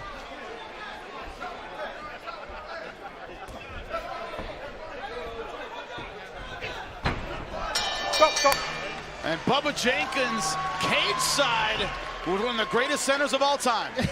That's right. I'm cage shot with Shaq. He's over here sprinkling the sweat on him. What do you think about these big boys getting it on here in Miami? Well, first of all, it looked like me and Charles both in the ring together. One guy looks like Charles, one guy looks like me. But I want to commend these guys for being some of the greatest athletes in the world. Shout out to Jorge Masvidal. He called me personally and invited me. I'm down for that. Been a big fan of this sport. Been a big fan of George. I'm also here to represent my guy, Romero. Yeah. That's what I was going to ask you about. You see him bringing out the crowd, bringing out everybody tonight. You got Alex Nicholson or your boy, Romero. Oh, stop it. I got Yoel. Cuba all the way, mate. Me llamo El Padrino Negro for Cuba. My man. All right, Shaq. Thank you for enjoying the night. Thank you for coming out, supporting my boy Masvidal. And we'll see you guys on to YouTube. Shaq Diesel. You know it. Shaq, of course, supporting Yoel Romero. A lot of celebrities in attendance. I'm too old to know most of them. I know Shaq. Yeah. There. Yeah, I mean, I have that. Yeah, the rapper, Thank I think you. it's Little Pump. I'm going to totally take Little your something. word for it. Little something. Remember, I thought war is Marvin Hagler's hat. That's how old I am as we start round number 2. Ojedio De Lima in the red wraps and Njokuani in the blue wraps. Devon and Njokuani able to get out of round number 1, but ate some leg kicks, has yet to really find his own offense, Brendan. Yeah, he's not really letting loose here. He's letting De Lima fire first usually. If I was in his corner, hey, you be first. Lead the dance. Don't just react. Impose your will on him. Also, don't stay at distance for those giant feet headed to your head. For the old school fans that remember it, Krokop versus Fedor Emelianenko in Pride. Fedor kept walking Krokop down so he could never set his feet and really make his kicks a factor. Yep. It's one way to beat a kicker is get them moving. Especially backwards. No. So right now, Ojedio De Lima, Bigfoot, very comfortable at this range.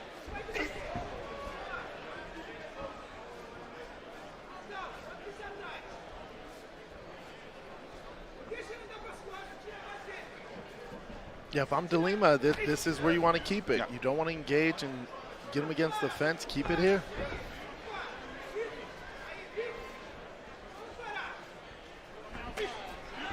Finally, Njokuani landing a kick of his own. And Njokuani is going to want to get 2 hands on those counters, though. That foot's too big just to absorb one. A lot of people call it the Dutch counter. You turn the block with both arms and counter. That is a possibility. Yep.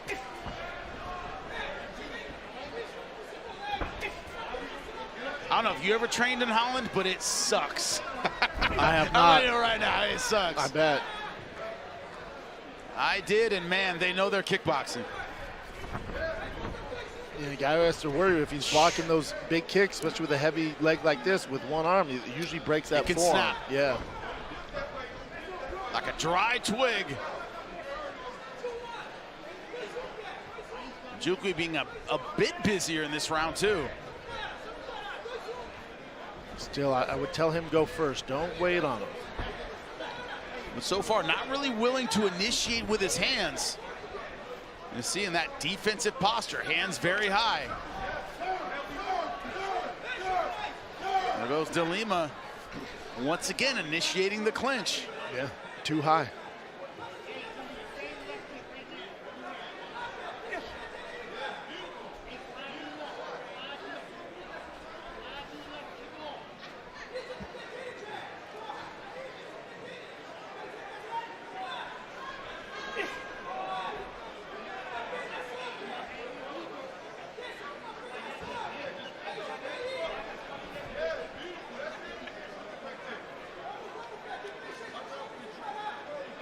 Not a lot of activity from De Lima in this clinch position. See if Marcos Pereira, the referee, all action guy. Let's see if he splits them up. No warnings yet. Again, I could understand De Lima using this game plan if he wasn't having success on the feet. Yeah. That's where he wants it. He's having success, but you're engaging in this. I don't understand it. But again, maybe the game plan is to wear those arms out, give him to lower his guard. Njokuani, though, now pushing De Lima against the fence.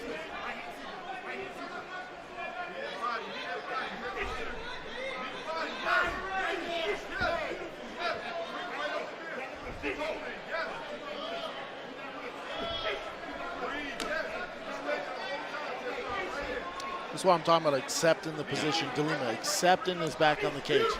As soon as your cage hits that wall, turn, man. You'd rather use the energy there than this, because you're losing the fight here.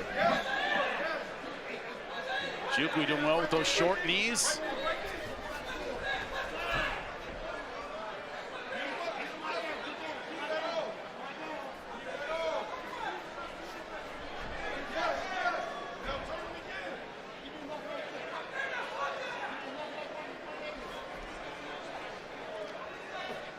Seconds left to go in round number 2. Heavyweight tournament. Both these guys looking to vie for $500,000. Come on, guys. These boys got a little pressure from the crowd because that last fight was fight of the year. Well, let's see what they have for round number 3.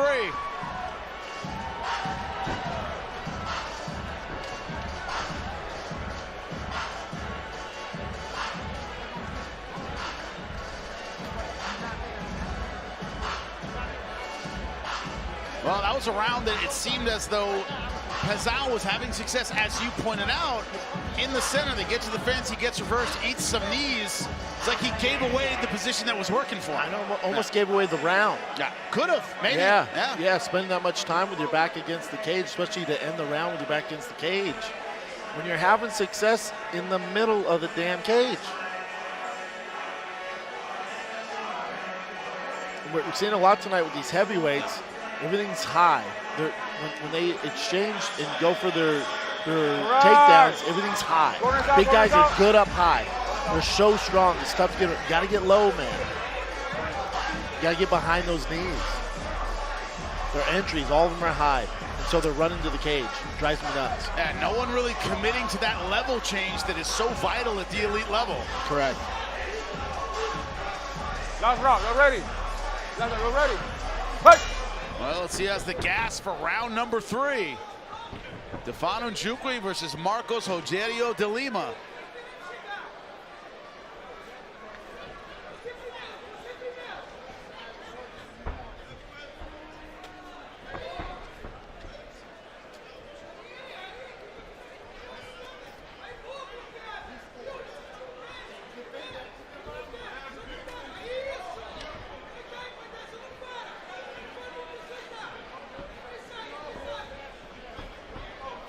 Pesal, just like you would assume from his nickname, going for the kicks and a cut around the left eye of De Lima.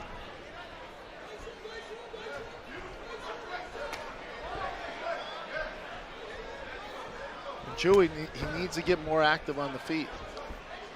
Be first, big dog. Don't sit back and watch. Next thing you know, the fight's over. Get going, Bubba. And there's a bit lower of a commitment. Once again, no takedown.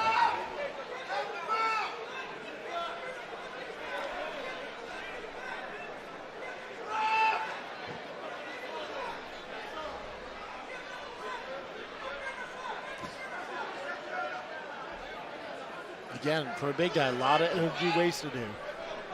I think the guy in yellow is just worried about sweat and blood and is basically using his hoodie like a poncho to avoid being bled or sweat on. He decides to sit in the front row, man. It comes with it. That's the way it goes. Don't know what to tell you. Yeah, that's what you signed up for, pal.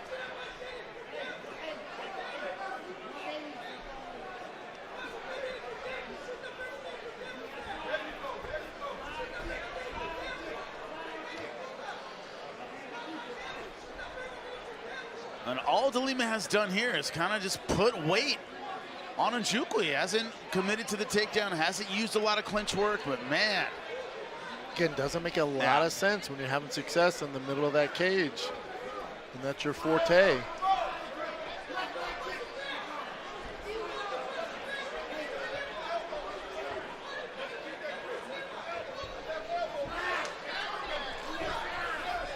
Njokuani has got to get out of this. Otherwise, he's just going to lose the fight like this. You got to get out, man. Come on, guys. Come on, guys. Come on, let's go, let's go, let's go, let's go, let's go, let's go, let's go. This ref, man, unbelievable. So good. Yep. Warning both guys for inactivity. And it's De Lima who has to make this position work. He initiated it. Guys, let's go. We're going to separate you guys. Let's go. We're going to separate you guys. He's going to separate him. Yeah, 2 minutes left. Round number 3. Back to the center. This ref rocks.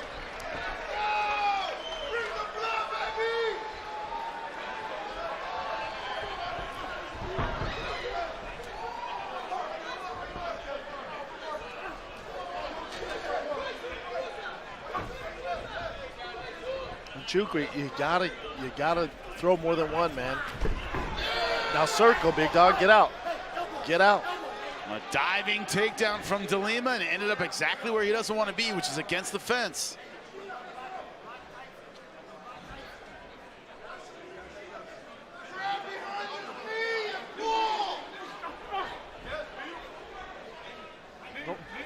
But can Njokuani do enough to get the round back? That's the question. Come on, guys. I'm going to separate you guys. You have a parent taking him down here. Disengage, man. Get back to the center.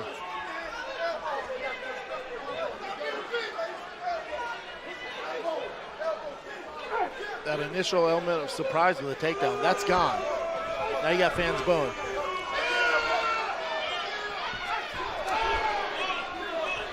Njokuani trying to get it back with that overhand right, but just falls once again against the fence.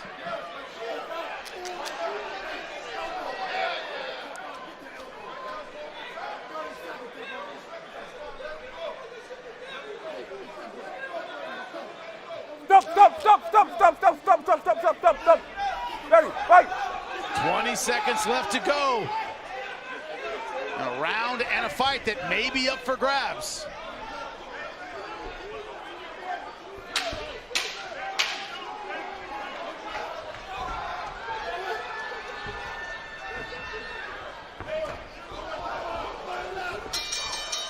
We'll have to see how the judges saw it, but some questionable decisions from both fighters against the fence, Brendan. Yeah, Njokuani, he just wasn't active enough on the feet.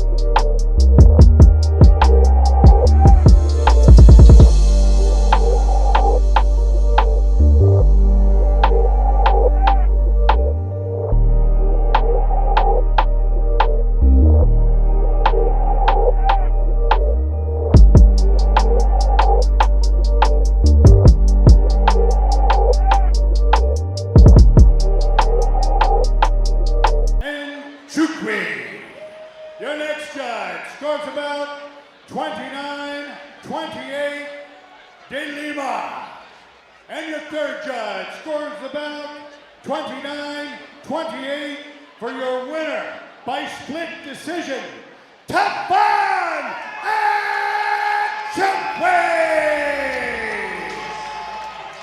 Well, when you don't do enough, decisions like that happen, right? Yeah. Like, okay, I don't. This way, when Dana White says don't leave it in the judges' hands, this is kind of what he means. That was a flip a coin. Flip a coin. And it's one of those things where, you know, guys are difficult to finish at the elite levels. I don't always agree with the, hey, don't leave it to judges. Well, guys are tough to finish at the elite level. But that at drives least me nuts. Throw everything you can while you are there in the cage. That didn't happen from either fighter. Yeah, it's kind of a double-sided coin there. Yeah. You know, because it's like, don't leave it to the judges, you know, in their hands. It's like, that guy's pretty good on fight, man. He's tough to get out. But in this case, it's like, fellas. Another guy who leaves it all in the cage every time he fights, and you can tell by his finishes, which are every single time he fights. Alex Nicholson in the main event in the biggest fight of his career. I am Alex the Spartan Nicholson, fighting at a TDT in Longwood, Florida. Well, I got into fighting. My father was a professional kickboxer in the PKA for years. He never really wanted me to fight. I played basketball. A couple years went by. My dad taught me the techniques. The rest was history. I think fighting without gloves is the purest art of violence, you know, the art of war, battle to test yourself as a man. And there's no better way to do it than get in there and Jorge Masvidal's bare knuckle Gamebred FC. I was supposed to compete in the DR about 2 weeks ago. We had a mishap with the opponent. He wasn't there on time. We weren't able to compete.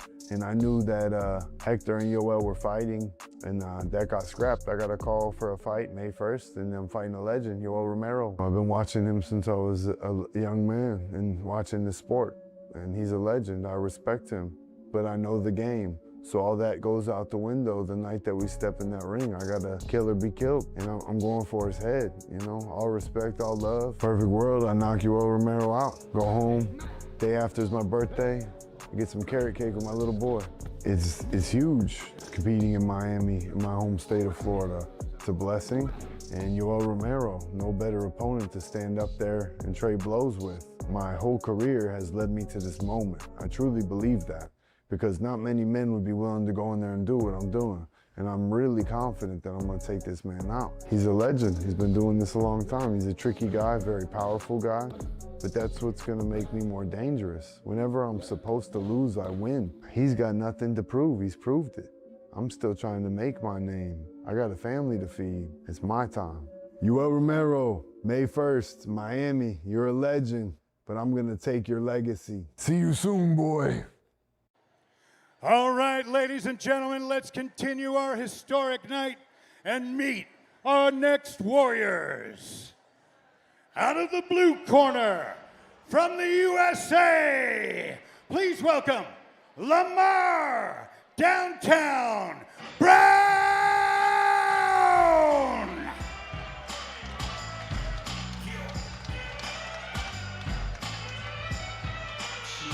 Lamar Brown, a last-minute replacement. I want to give a little shout-out. Originally, it was supposed to be Jordan Griffin. He was active military. He was activated, was actually deployed, supposed to fight tonight. So first thing I want to say is best of luck to him. Hope you come home safely. Understand why you couldn't be here. When you come back, you got a home here at Gamebred. Does he ever? Does he ever? But Lamar Brown stepped in, short notice, PFL veteran. His last fight came back after a rough start, ended up winning that fight late. That was against Cedric Lussaint. Thing about that, what we see tonight, you can't really afford a slow start just because the ease of getting cut, the risk of the other fighters' aggression, and they've been very aggressive tonight. You might have to start a little bit faster. Yeah, and for Lamar Brown, when you fill in on short notice, you really don't have anything to lose. There's no pressure. We know you didn't have a full camp, so come out the gates, man, and go for broke. And if you lose, all good. We know you're against the odds here. It's the same in our main event with Alex Nicholson. Go for broke, Bubba. We know the odds you're up against. And let's welcome his opponent into the Gamebred fighting cage. From the USA, please welcome Kurt the Hurt Holaba!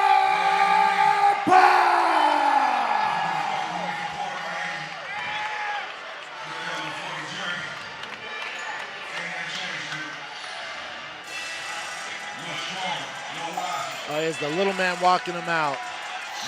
I was like, man, Kurt Holaba got a lot shorter. Oh, wait a second. Those are his kids. I get it now. I get it now. Yeah. Kurt Holaba, of course, winner of the Ultimate Fighter Chandler versus McGregor season. As part of Team Chandler, tricky ground game, very aggressive, been through a lot of wars.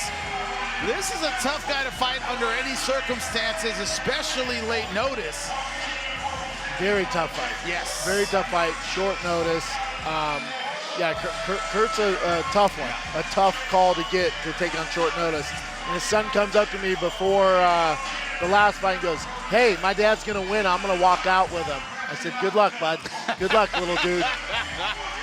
You're probably right, pal. The confidence of a child. Oh, It's a wonderful thing.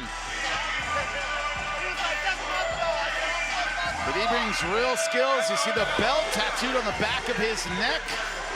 Won the Ultimate Fighter by triangle, if you saw it. Tricky ground game on top and in his guard. Some would say that was the last good season of Ultimate Fighter.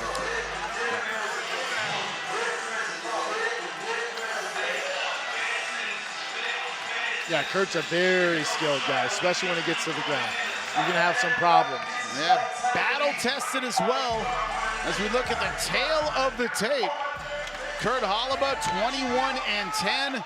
His opponent, Lamar Brown, 19-11. 2 years older is Holaba. But when you look at those 21 wins, those 10 losses, a lot of those at the elite level. This is a man who has been forged by the fire of really tough competition throughout his career. Lamar Brown, to your point, hit that F it button. See what you can do in there tonight. Send it, buddy. All right, ladies and gentlemen, this next battle is 3 5-minute rounds in the lightweight division. Introducing your first warrior. Fighting out of the blue corner. This man is a mixed martial artist with a professional record of 5 wins and 2 losses. He stands 5 feet, 10 inches tall, and weighs a ready 156.8 pounds. Representing Anime Science Academy and fighting out of the USA. Give it up for Lamar Downtown Brown.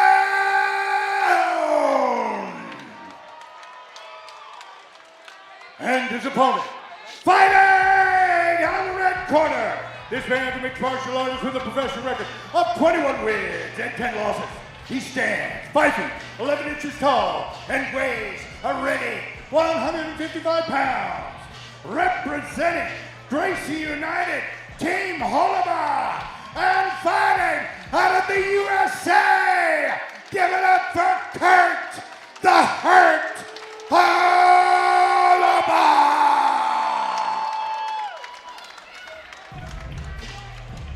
Bring it in, Your gentlemen. referee instructions, Christopher Minyoki. You know the rules in the locker room. Protect yourself at all times. Obey my commands at all times. If you want to touch them up, go ahead. Good luck to both of you.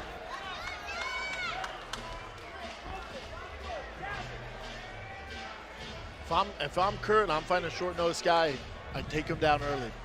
Take him down early, finish him in the second. That'd be my game plan. Take the energy out of a guy who might be a little bit amped tonight due to this opportunity. And knows he has 1 round to get it done. Probably doesn't have the gas tank to go 2 or 3. So eliminate that factor.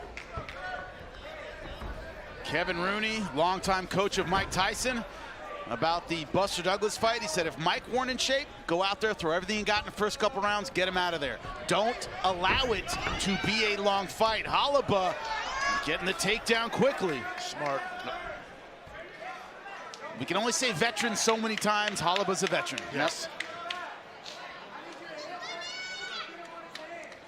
A few of the veterans in the Dominican Republic. Charles Rosa being one of them, man, was surprised by a Dominican fighter. Put it on him from start to finish. I had to ride the van back with him, buddy. Yeah. That was a tough night for Very tough night for him. We got Kurt's family right behind us, too. That's always tough. And Holoba right now doing a good job. What they call mermaid position, keeping those feet together with the hips. Yeah, Khabib special. Yep, not letting him use those feet to get cage walk, I should say.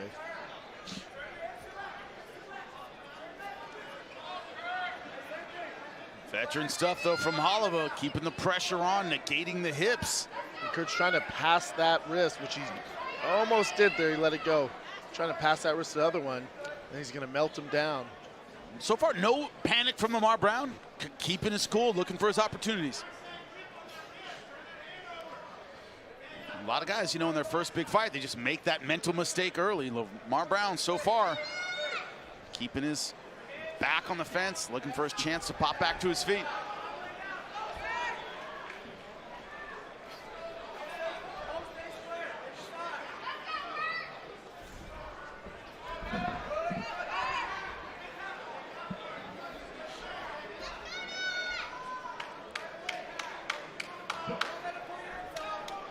Yeah, great wrist control there from Kurt, not allow him to use that as a base to cage walk here.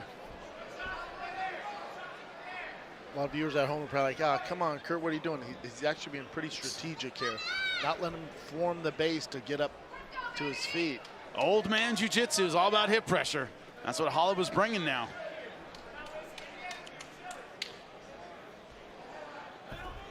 Halfway through round one. He's trying to pass that arm now. If he does pass that arm, Lamar could be in some trouble here.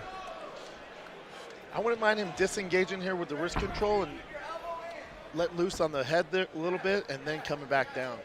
Mix it up. Does a great job controlling those legs.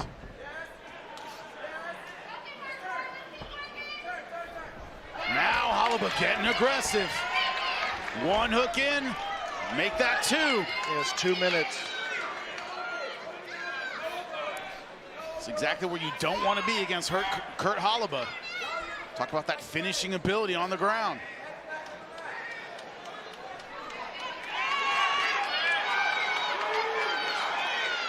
Is there room to really arch his back against the fence and finish? That's the question. Yeah, it's kind of stuck there. Lamar doing a good job turning his chin into it. Again, open him up with some strikes, Kurt. Kurt wisely letting it go. Has a minute 20 to work here.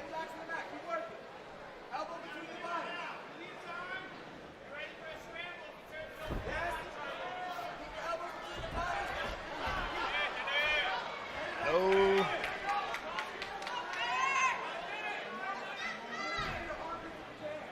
One minute to work from Kurt. Lamar Brown trying to get his back on the floor and turn to his right into the triangle. He has it there. He'll probably use the cage to readjust. This is how he won the Ultimate Fighter. Looking for it again. There he goes. That is tight, ladies and gentlemen.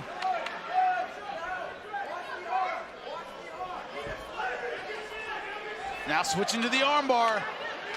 Yeah, his corner's trying to warn him of that. He evaded the triangle, but now his arm's stuck. Good job popping his head out. Toes out of the cage. An aggressive guard from Kurt Holoba.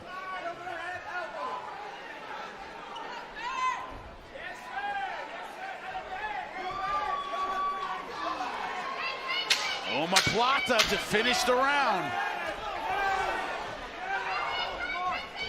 And Lamar Brown delivering some strikes of his own on top. Time, let him up, no strikes.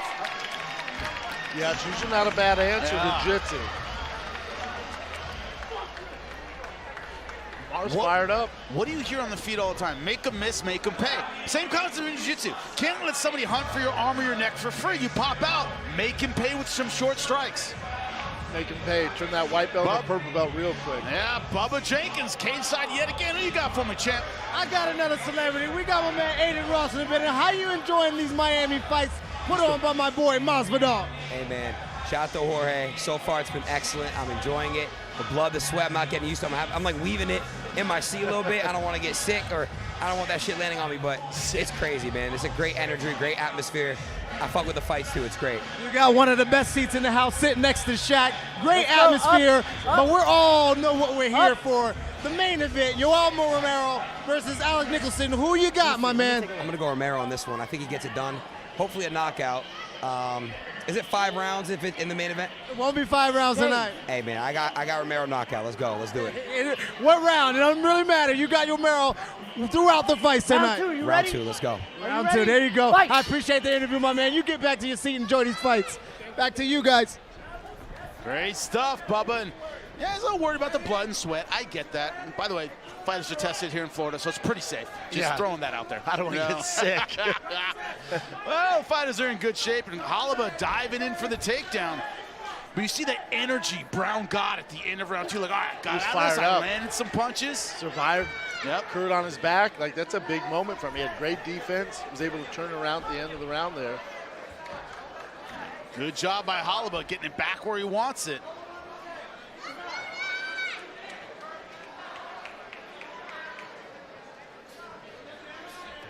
Jiu-jitsu practitioner getting back to work. Yep. Jiu-jitsu is clearly his base. I'd love to see some strikes here, just open things up. Once you get down there, if you don't have success right away, the jig's kind of up. So he knows what you're hunting for. He knows you're hunting for the wrist. Also, submissions don't hurt. If you get out every time, you're fresh, you're fine. Gotta take a little bit of energy out of a guy with some short strikes, and Holliba right now not using that as part of his arsenal. I feel like Kurt could even go to a high mount here.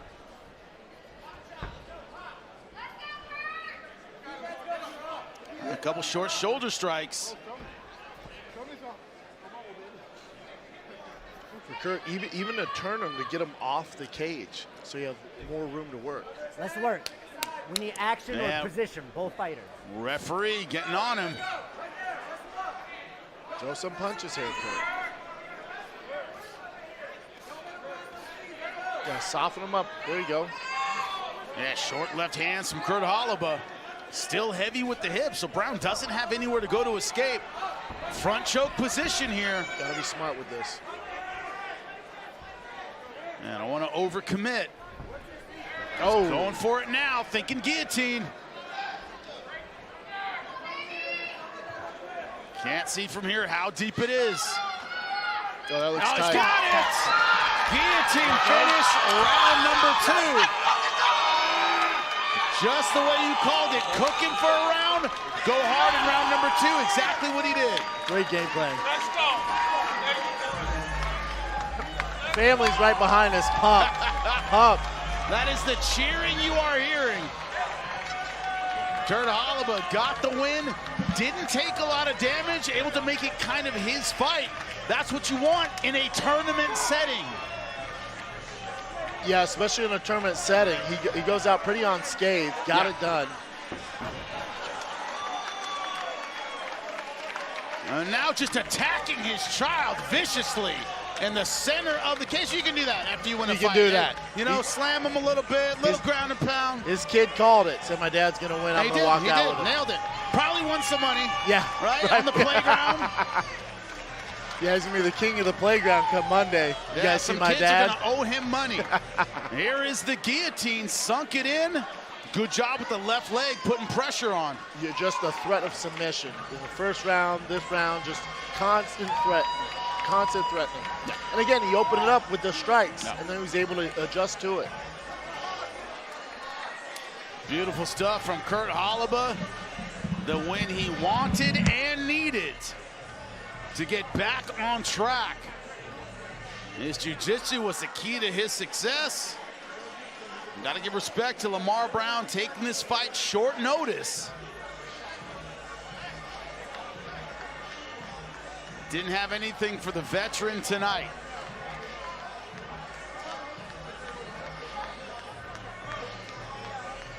And the question, is Kurt Holliba the man to beat at 155 pounds in this tournament? Definitely has to be considered one of the stronger veterans in the field.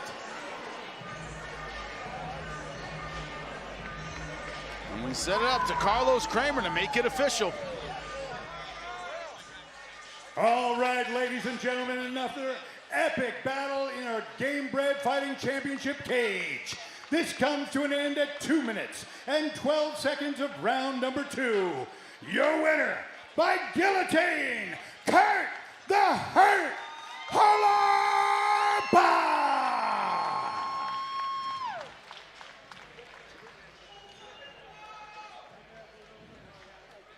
Great job, Lamar. Kurt, how we feeling, brother? Hey, man, I'm feeling on top of the world. I mean, what else could I ask for? In this tournament format, you suffered 0 damage. You got the job done. Was the game plan tonight basically just limit the damage, get the submission done?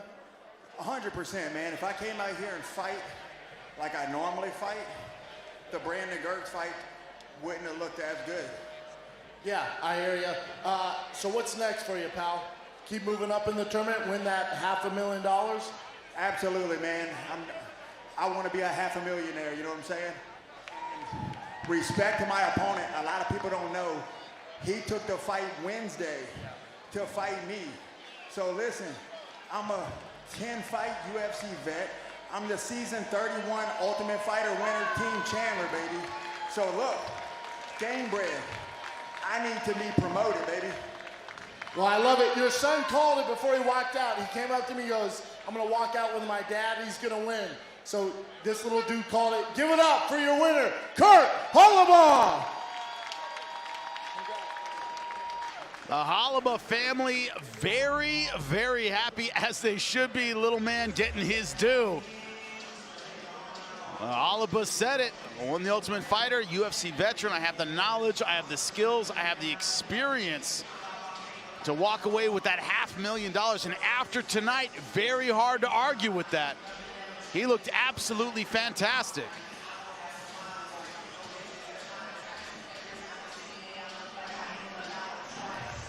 It's exactly what you want as a veteran.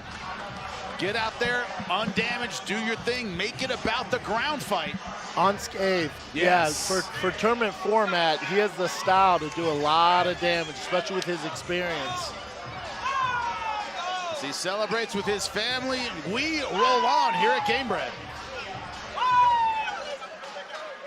All right, ladies and gentlemen of Gamebred Nation, let's meet our next warriors and continue our historic night. Out of the blue corner, from the USA, please welcome Jordan Thor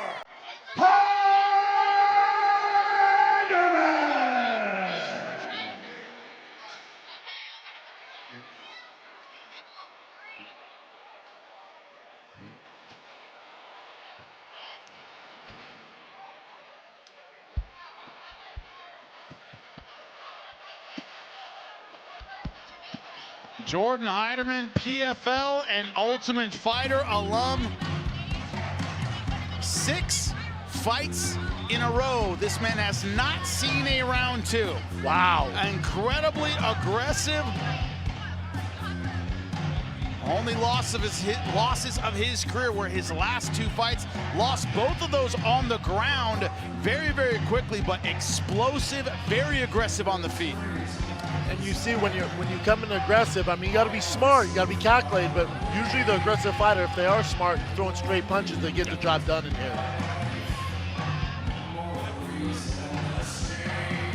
Bare knuckle format doesn't just reward aggression, to your point, it rewards efficiency. You come in a little bit shorter, a little bit tighter, that punch is gonna land and do a lot of damage. Yeah, especially if the fighter's been aggressive going forward, you're gonna counter. His momentum coming in, that's gonna be a hard shot.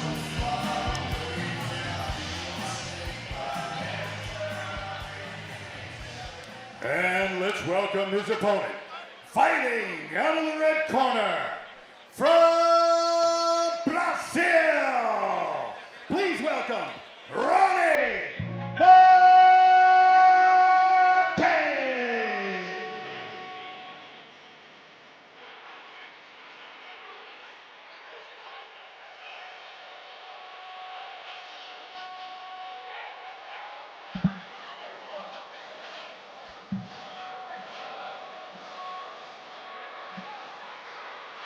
Hune Marks, of course, fought in the UFC. Thiago Santos, Yoel Romero, who's in our main event tonight. Linton Vassell, later on in his career, known for his ground positioning, excellent submission game. But if you notice those names, those guys were middleweights. Linton Vassell, that fight, I believe, was at light heavyweight, if I remember correctly. This idea that he is bumping up in a big way against a natural heavyweight. Yeah, and to your point, as you talked about in the intro, he wants to get this to the ground. Yes. He needs to get this to the ground to maximize his chances to win. Easier said than done. But if he does get it down there, you know, Jordan, as you also said in the opening, he has a lot of losses. Not a lot of losses, but his losses are by submission. 100% on the ground. All on the ground. So he's going to avoid that at all costs. Hune Marks, very heavy hips, not just for his submission game, but when he wants to land ground and pound, he's very, very stable. Could be part of his game plan as well. We've seen what can get done in bare knuckle without a whole lot of room. Short punches can do a lot.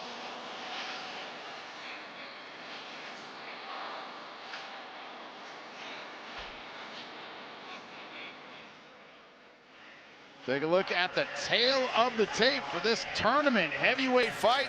Hune Marks 25-11. Jordan Heidemann just 7-2, 38 to 34 years old. The height advantage going to Heidemann. The reach slightly, just a half inch. Forget about the weight. Jordan Heidemann has spent more time in the heavyweight division, which is a major advantage. Major advantage. Having that experience with the heavyweights, knowing what to avoid. He has taken heavyweight punches. How will he do tonight? Let's see. All right, ladies and gentlemen, our Gamebred Fighting Championship next bout is 3 rounds in the heavyweight division. Introducing your first warrior. Fighting out of the blue corner. This man is a mixed martial artist with a professional record of 7 wins and 2 losses. He stands 6 feet, 3 inches tall, and weighs a ready 249.6 pounds. Representing Skywalker 101 and fighting out of the USA. Give it up for Jordan Thor Heidemann.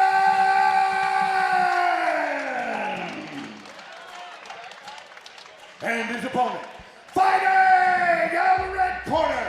This man is a mixed martial artist with a professional record of 25 wins and 11 losses. He stands 6 feet, 1 inch tall, and weighs a ready 253.8 pounds. Representing Parana Training Center and nobody now, and fighting out of Brazil. Give it up for Ronnie Marks. For referee instructions, Marcos Perez. Okay, fighter, you know the rules. Okay, my command. I'm gonna finish fight. Go slow when you want. Okay, go to your corner.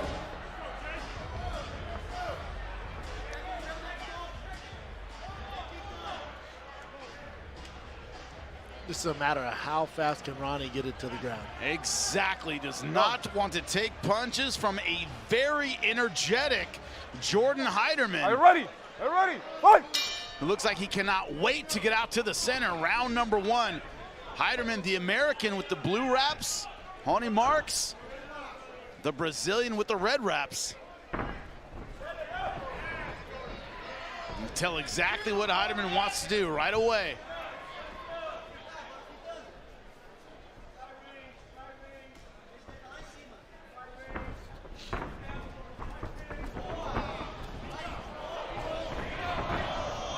There's that difference in frame. Now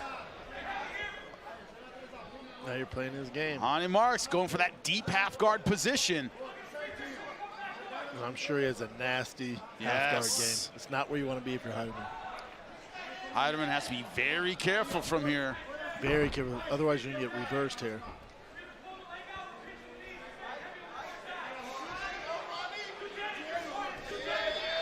Good short punches from Heidemann. Double unders. Nice. Nice takedown for the Brazilian.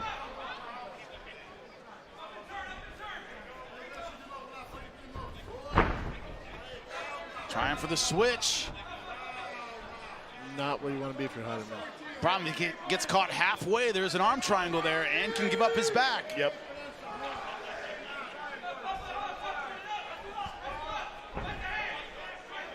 Good job, powering his way back to the feet, still in guillotine trouble.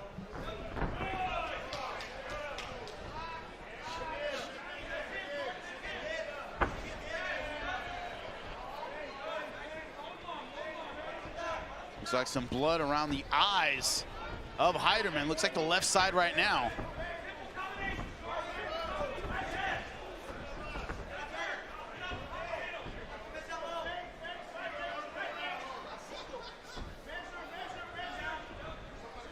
If you're Heidemann, you gotta circle back to that cage. Circle back to the center of the cage.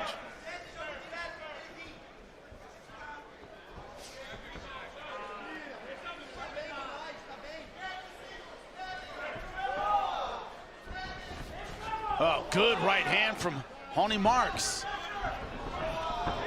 Oh, good counter punch. Drops Marks. I'm surprised he didn't do a little more ground and pound. Went right down to that half guard position. Let him recover. I'd rather him posture up here and kind of rain down some damage. Or get him back to his feet.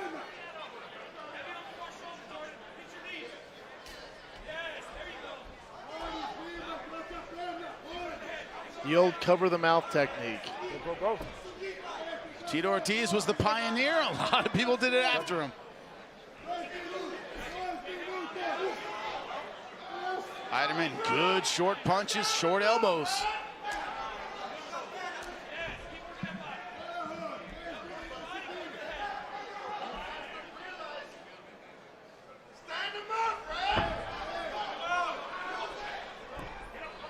Good job from Heidemann, pushing off, not allowing that deep half guard again. Let him up, Heidemann. There you go.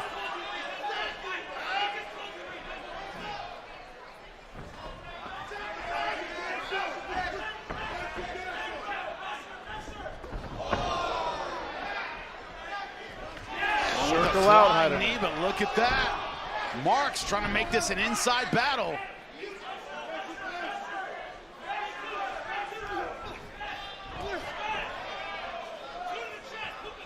Wouldn't mind some body work from Heidemann. There you go.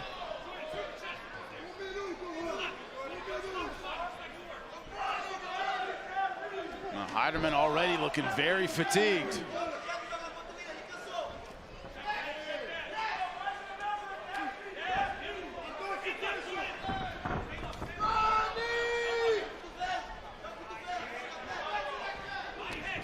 Oh, good short right hand from the Brazilian.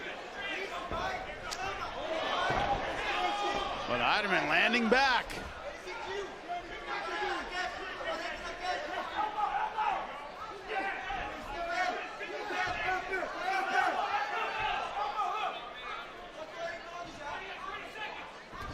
Oh, good left hook there.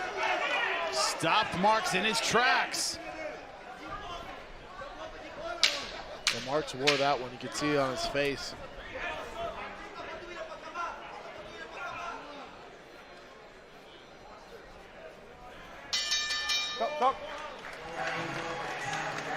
Marks looking down at his right hand. Yeah, he is. Yep. Doctor now taking a look at it. It does not look good for the Brazilian.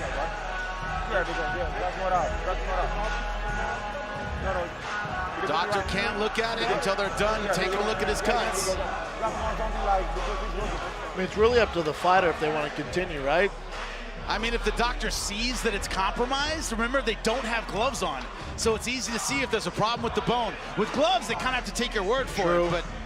But even this, if they go, oh, is it broke? You're like, yeah, but it's not compound fracture. Like, but I can still win, man. You know, I can still get it done. Elbows, kicks, knees. The rule is if the doctor feels you are too compromised to fight, it's their call. And once again, with gloves, you kind of have to tell them because it wraps around it. But if they see something bad, they can stop it.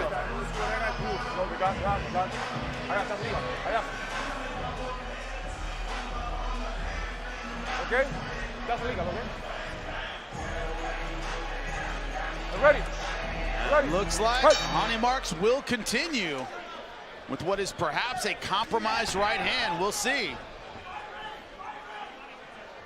Good work from Heiderman in round one, keeping this off the ground.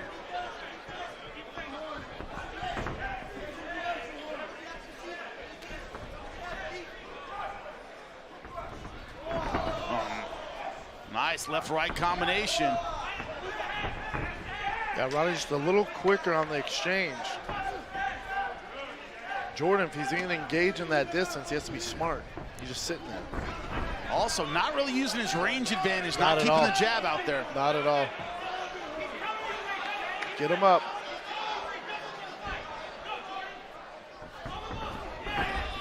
Heiderman, a late notice replacement, trying to make the most of it right now. Nice heavy hips from the American. Yeah, punch, Bubba, punch. Might get a stoppage if Marks can't continue, and he can't. Referee has seen enough. Jordan Heiderman with the second round TKO.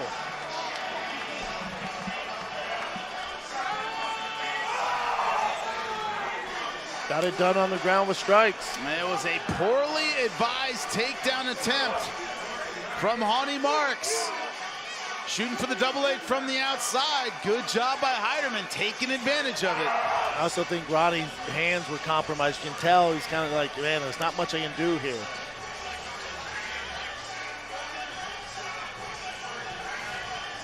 Let's take a look at it. It was off this combination. Look at that take, just went for it a little too hard. No real setup there on that double leg attempt. You have a heavyweight Heiderman size on top of you, nowhere to go.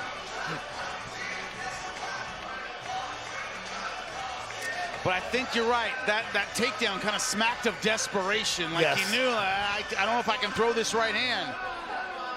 Yeah, kind of threw that Hail Mary. If I get this takedown, we'll keep this going. If not, it's called a night.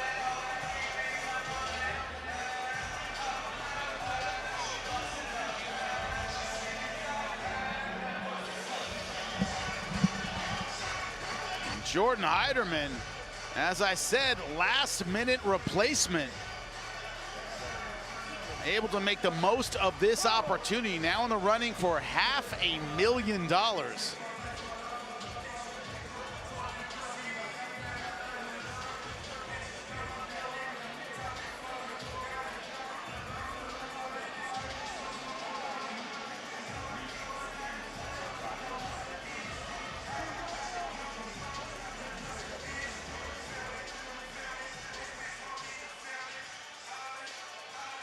All right, everybody, another amazing fight. This comes to a dramatic end at 1 minute and 3 seconds of the second round. Your winner by TKO due to strikes, Jordan Heiderman.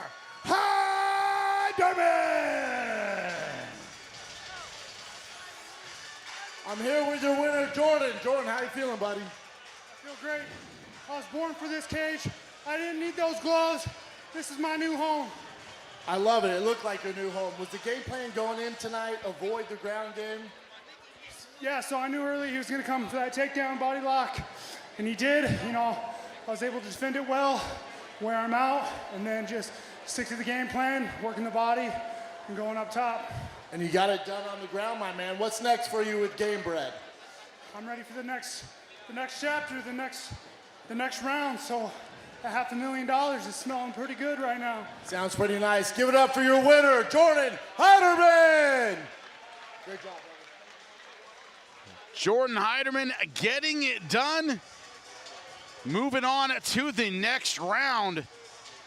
Incredible performance for the American fighter. Finish of the night from Trump Vodka. Look at this short knee.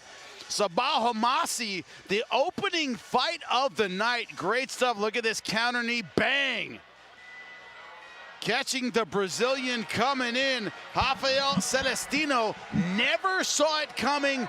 Great knee, great ground and pound finish. Finish of the night. Beautiful stuff from the young fighter from American Top Team. Started off the night in the right way for sure. Man, did we ever a timely knee there. Just a brutal knee. Great stuff. Very, very happy. Again, he's another guy built for this Gamebred FC platform. Certain people made for this. Have a few more of them ready to go. Carlos, take it away. All right, we continue our historic night with Gamebred Fighting Championship, and welcome our next two warriors into the cage. 3 fights remain, ladies and gentlemen. Let's welcome our first warrior. Out of the blue corner, from the USA, give it up for King Beauge!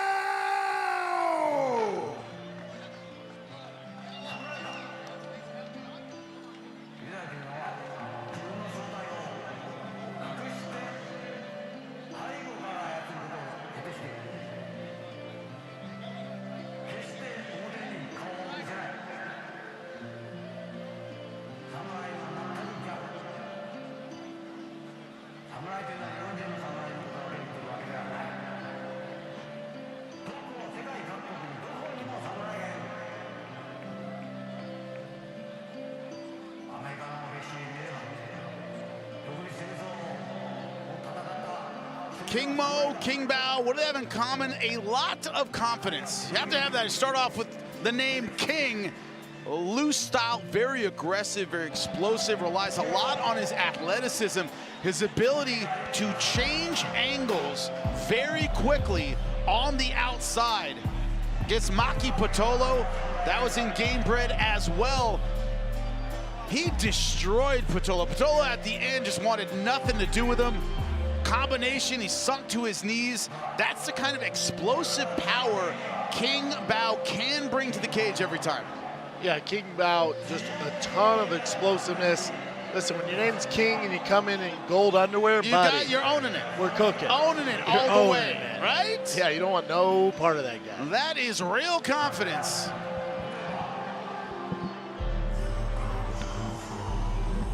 You're also the third fight of the night, coming in before the big boys. Right. So.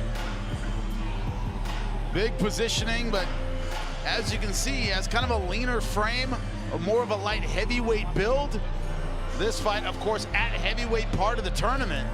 I think, did King come in about 213, 215? Yeah, came in a very, very light. So again, being that lighter fighter, you're gonna have a speed advantage, but the problem is, you know, the heavyweights, if you're about 213, you can probably land 2 or 3, but one of those is gonna end your night. Yes.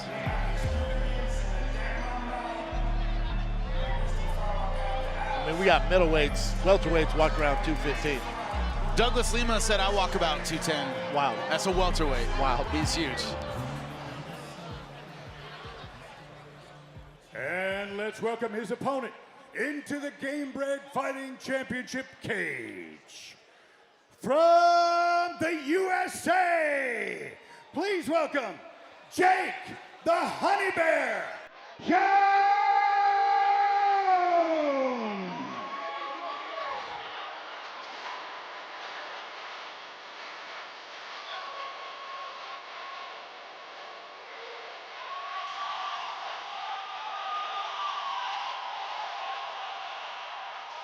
If fired up were a person, it would be Jake Hune. He looks ready to go. Oh my God. Can't wait to get in there. Emotionally peaking at the right time, one could say. You saw the package about his training, his preparation, mentally, physically. He believes that this is exactly where he belongs. Yeah, you'll hear guys like Jordan Giederman go, "This is my home. I found my home. This is where I'm meant to be. I feel like I found my place in combat sports. I don't need gloves. I love the fighting here. I love the distance. I love the feel of it with no gloves." You know, so there's a lot of, that's a theme tonight. These guys feel like they have a home here. This man fought under the rising flag in Japan, beat Satoshi Ishii his last time out. Before that, a loss to Yuri Prohaska, who's faced elite talent. Satoshi Ishii, you know him, a judoka, very, very strong. Wrecked him in Japan, where Ishii very, very popular. This guy who's not beaten by the moments, not beaten by the lights. Yeah, Ishii was a training partner of mine, gold medalist Yes. in judo. So he is a legend out there in Japan. So to beat him is no small task. Gamebred Fighting Championship, tail of the tape. King Bao in his picture wearing his rings. 7-4 for King Bao. Jake Hune, much more experienced, and also Hune, much heavier than his opponent. All right, ladies and gentlemen, let's meet our next warriors in our next epic battle. 3 5-minute rounds in the heavyweight division. Introducing your first warrior. Fighting out of the blue corner. This man's a mixed martial artist with a professional record of 7 wins and 4 losses. He stands 62 inches tall and weighs a ready 213.8 pounds. Representing Jackson Wink MMA and fighting out of USA, please welcome King Bao! And his opponent, fighting out of the red corner. This man's a mixed martial artist with a professional record of 15 wins and 10 losses. He stands 62 inches tall and weighs a ready 239.6 pounds. Representing MMA Science Academy and fighting out of the USA, please welcome Jake the Honey Bear Hune! For referee instructions, Christopher Minyuki. All right, gentlemen, this is our feature fight tonight. Let's have a good, clean fight. Protect yourself at all times. Obey my commands at all times. If you want to touch him up again, go ahead. Good luck to both of you. Jake just looked at the crowd and yelled, "Let's effing go." Yep, this is a man who is fired up. I think we're going to see a quick start from both of these gentlemen. Jake Hune, Okay, King round 1. Bao. Are you ready? Are you ready? Fight! Trying to get the next round of the Gamebred heavyweight tournament. Hune in the red wraps, Bao in the blue wraps. Gold shorts also give Bao away. Oh, so he's going to have a speed advantage. He's very quick. And that's what I mean by a loose kind of style. A bit unorthodox, likes to let his hands float. Very, looks like a large Michael Venom Page right now.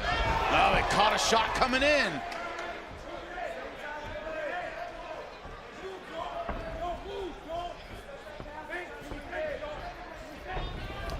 Oof.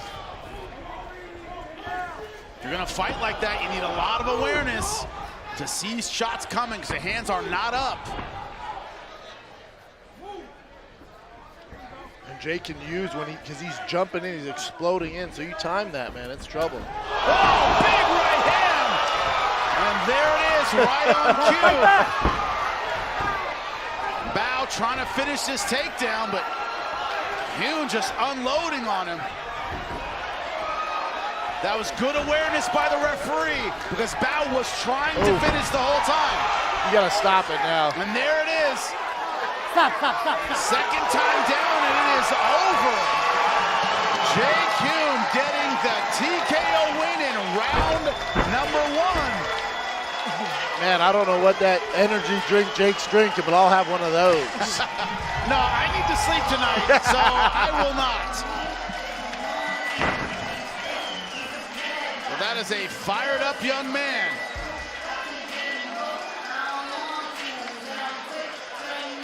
Bao played a dangerous game and it caught up with him. When you're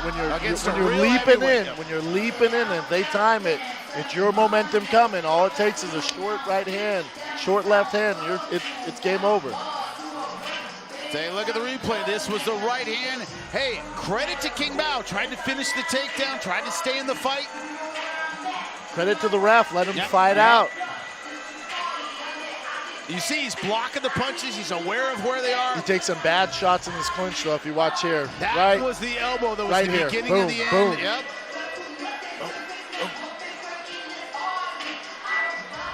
short ground and pound finish for Jake Hune. Boom.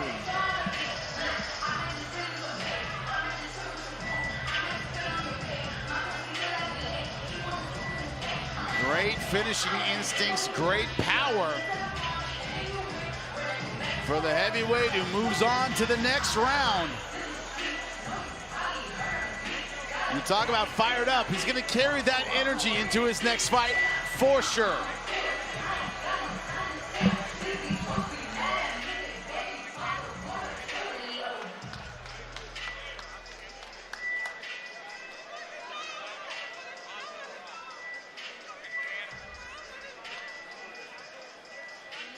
All right, Gamebred Fighting Championship with another epic battle.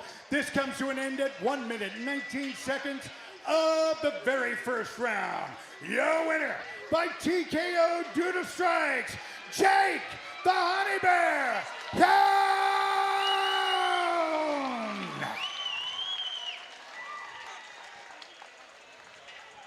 Mr. Hune, let me talk to you, brother. How you feeling, man? Hey, I tell you what, the strip club's gonna be a lot more fun tonight with 50 G's than it was gonna be with 25, baby. Let's go! Bro, you have so much energy. I was telling Jimmy on the broadcast, I said, man, I wish I could bottle up whatever he's drinking, man. Man, you might piss dirty. You gotta be fucking all the booze on that, do that like that shit. Hey, I got something I want to say. First of all, thank you to everybody who stuck behind me throughout this whole journey. And I want to give a big shout out to all my guys back in Australia that are still down, still locked up. I know you guys are watching this shit. That was for you. I love y'all. I love it. And Jake, what was the game plan tonight? You're fighting a lighter guy, and he has that footwork, he's flying in. Was it just to time that, get him out of here? Honestly, yeah, it was all about timing. It was about not rushing myself. He's a very unorthodox guy, very long, and as you can see, he clipped me early because I came in a little bit reckless, so we reset, reassessed, and when he got the damn job. You look fantastic. What's next, my man? Hey, next Gamebred, let's go. I'm trying to win this damn tournament. 500K in me is a dangerous thing to put together, man. Let's go. Ladies and gentlemen, give it up for your winner, Jake Hune! Thank y'all. Jake Hune understandably elated with a Jorge great Masvidal. performance. Jorge Masvidal, where are you, my brother? Jorge! No way. That's some Cuban shit that he's absent from his own fight. All right.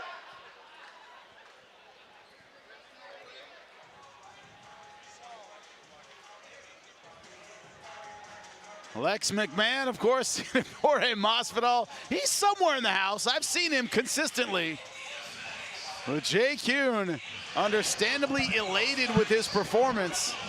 He's going to be a problem for anybody in the heavyweight division. He's going to be a problem just with his enthusiasm to get in there and fight. That guy just loves fighting. And, you know, we called it. He was just, spot on. It's just a timing thing. We're trying to time him, and he hit it. He hit it right on the nose there. I like what he had to say about his strategy. I was trying not to rush, trying to take my time. You know, got clipped early, being a little reckless. So he does know how to put the brakes on the sides. He's not going to come out there and just throw big punches and wait for a knockout. Does have a game plan, does know when he gets away from that game plan. Yeah, a guy with his experience, you would hope, would stick to a game plan, especially in a situation like that. Dangerous striker. You know, he's coming in lighter. He's going to be a lot faster, a lot quicker. So you got to be smart and believe in your skill set. No, you'll get it. You'll get it. And like he tagged him, because he tagged me early on. I felt it, and I just slowed it down, waited for him to load, and then boom, and it's over. That's a veteran. That's a veteran for you. All right, ladies and gentlemen of Gamebred Fighting Championship, it's time for our co-main event of the evening. Let's welcome our warriors into the Gamebred FC cage. Out of the blue corner, from the USA, please welcome Daryl Horcher.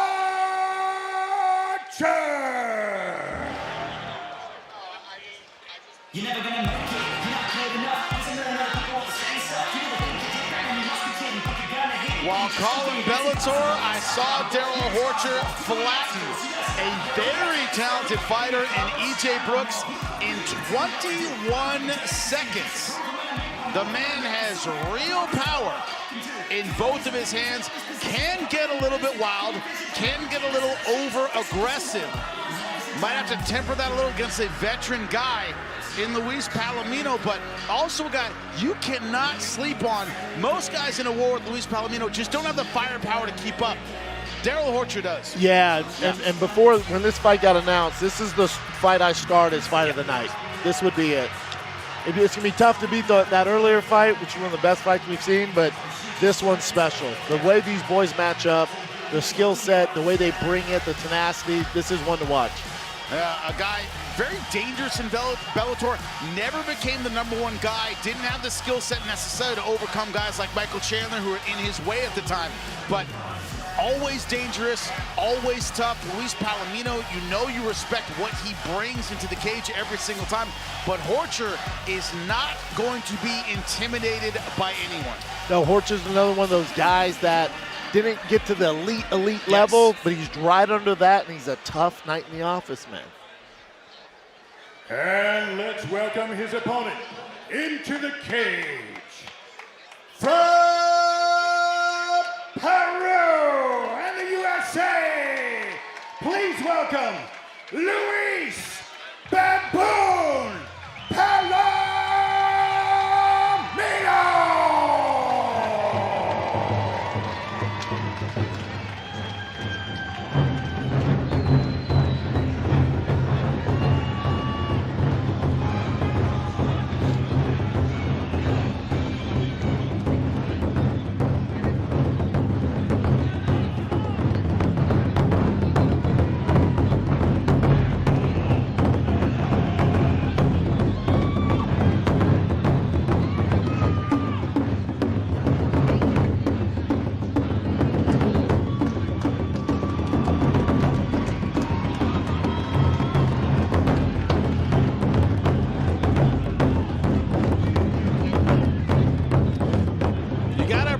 A legend getting his due, Brendan. And this is a guy, an OG in the sport, just engaging. Faced him twice. Pat Curran in Bellator. Jay-Z Cavalcanti has fought everyone, everywhere. Also, bare knuckle. You talk about certain guys, his style just clicks for him.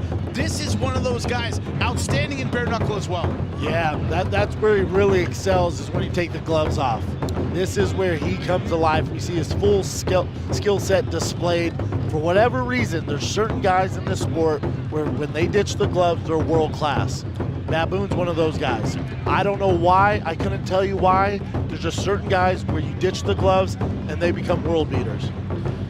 Paulie Malignaggi, I'm calling his fight BKB in a couple of weeks. I asked him about the transition to bare knuckle. He goes, can't care about your hands, can't care about your face. Correct. And certain guys just don't. And I've seen better fighters technically, who can't make the transition. They think too much about it. Luis Palomino, Baboon, does not do that. Does not do that, and is one of the guys where two-time divisional champion in BKFC. Yes. You get rid of the gloves, and his skill set comes out, and he is not scared to get hit in the face. He's not scared of the cuts. He encourages the blood. It's going to be a fun fight.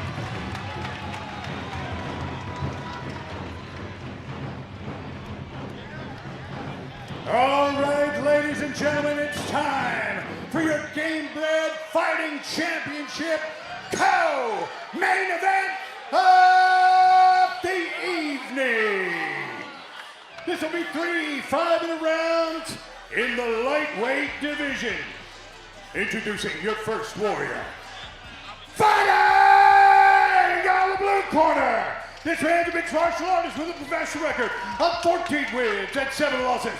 He stands 5 feet, 10 inches tall, and weighs a ready 154.8 pounds. Representing 3G MMA, Forum BJJ, Rose Boxing, and Marquez MMA. Give it up for Daryl Horcher!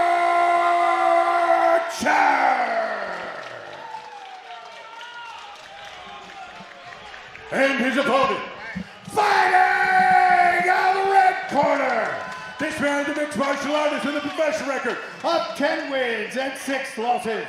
He stands 5 feet, 8 inches tall, and weighs a ready 155.8 pounds. Representing boxer gym, and fighting out of the USA by way of Peru. Give it up for Luis Palomino.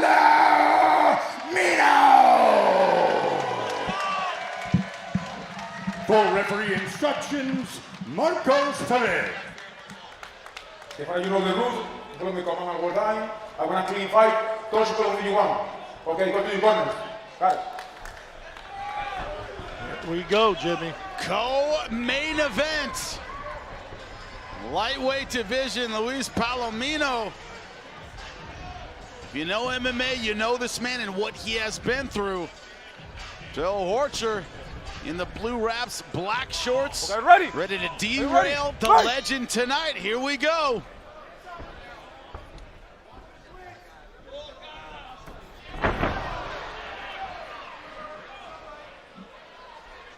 Already some talking going on. Oh, caught him there.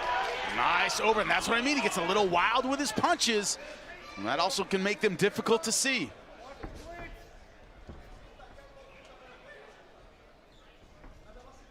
Horcher, a veteran in his own right, not about to fight intimidated.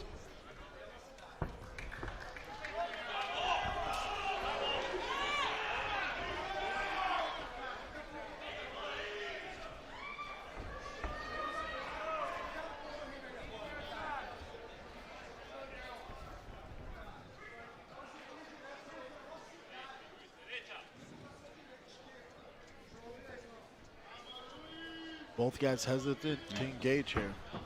Well, the flip side of being a veteran is you set it up, make sure your entry's correct. Don't expect either one of these guys to make a mistake. Horcher in the southpaw stance. Luis Palomino, you heard his interview earlier. He said, I respect Horcher. I know what he brings. I know he's well trained. Yeah, that's far from a walk in the park for Baboon, if you're thinking that. A lot of support here in Miami. Another good overhand from Horcher.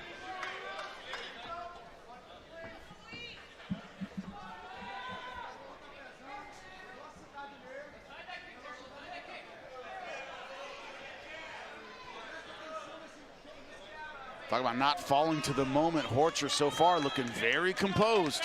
Very composed. Kind of waiting on Baboon. Oh, nice time on the head kick. A good left hand counter. Two good left hands there. Man, those were fast.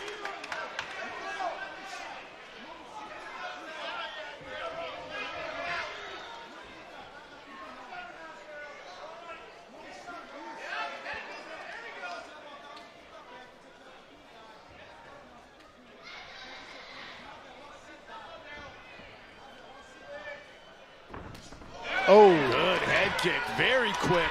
And Horcher keeps blocking that head kick with one arm up. You know, they'll still get through. Good job, just bullying Palomino to the ground.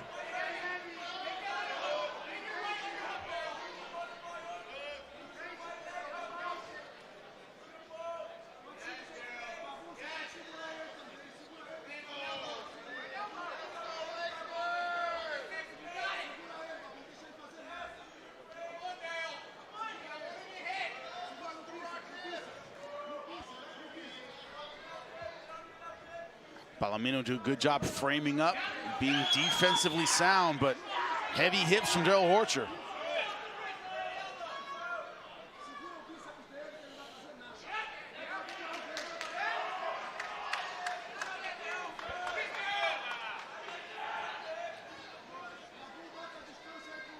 Luis doing a good job controlling his hands there, so he can't really posture up and land big shots.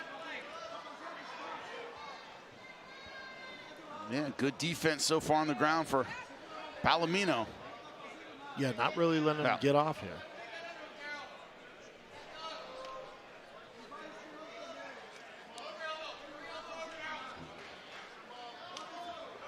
Horcher, though, taking the energy out of Palomino.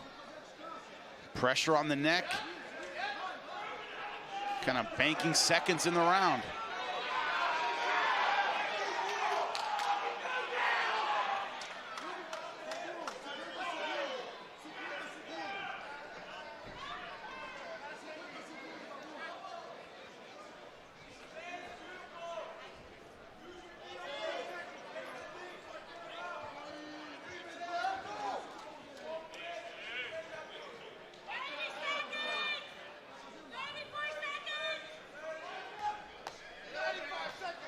Yeah, a couple of short punches, but Horcher right now not willing to really open up and try to posture and do big damage. I think he's content with ending the round here.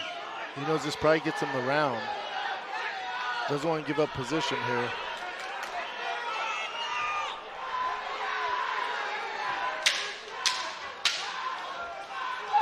Palomino doing a great job kind of negating the offense there, Horcher. The crowd is happy with Daryl Horcher's performance in round 1.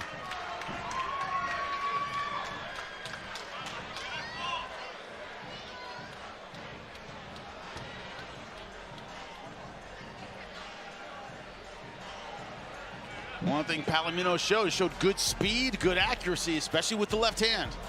Yeah, especially on that counter. Boom. Yep. Good job taking advantage of the aggression of Horcher, but that head kick land, but Horcher paid for it there with 2 left hands. Trouble. At one arm block. Trouble. But Horcher getting the takedown, finishing round number 1 on top. Yeah, if you're Horcher's corner, you're pretty stoked about that first round.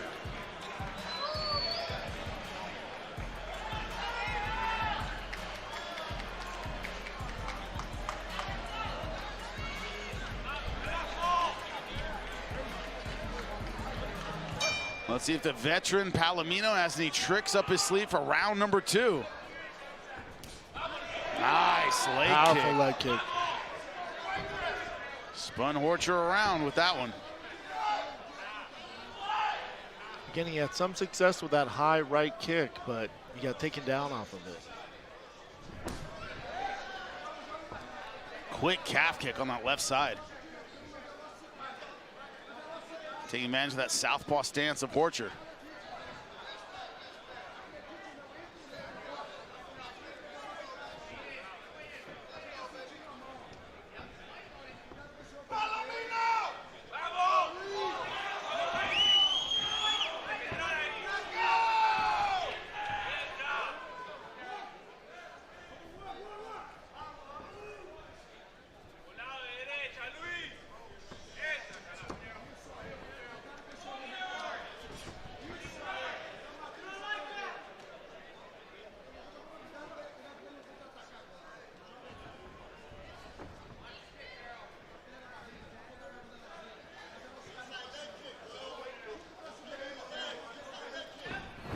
Reaching takedown from Horcher. Good job from Palomino.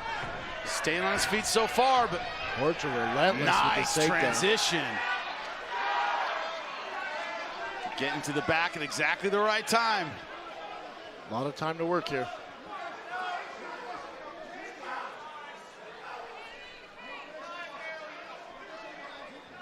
Oh, don't grab it, don't grab it. Now, referee caught that one, gave him a warning.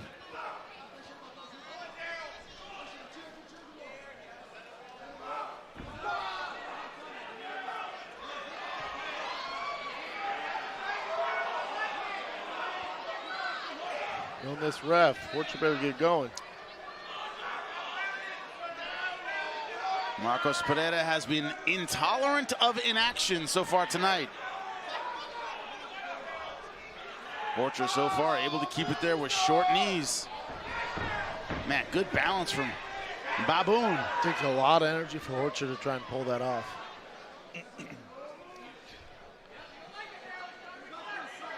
Again, he's winning this round.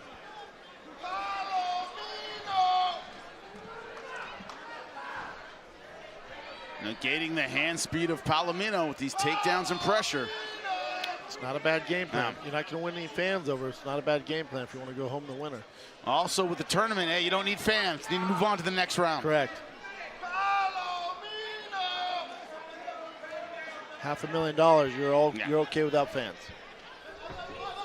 Good switch by Palomino. But Horcher staying tenacious with that under-over position.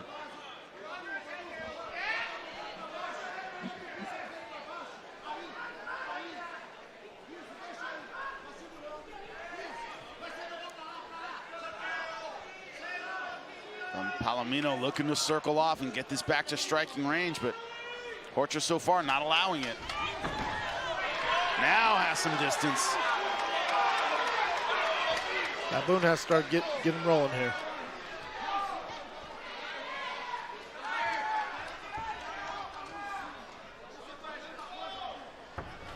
Oh.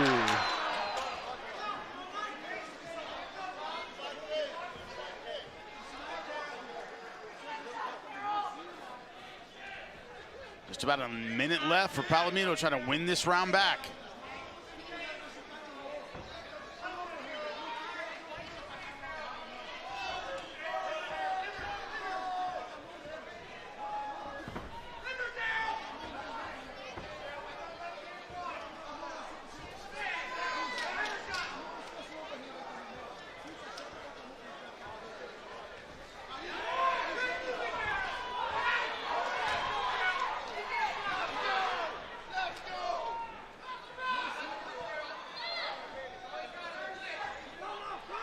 Palomino really looking for that left hook counter. Hesitant with it too. Yep.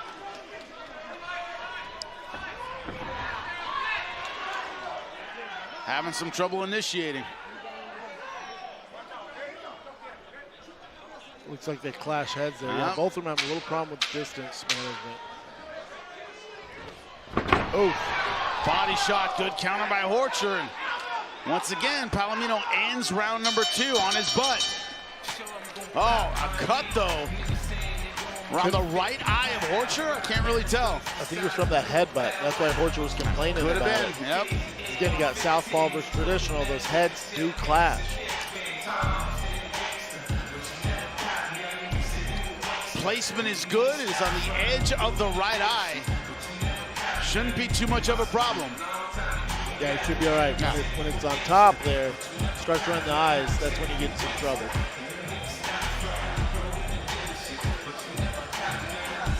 Again, if you're Horcher's corner, you're going, another good round, bud. Keep it going. Give me one more of those. You don't need to get crazy here. You got this in the bag.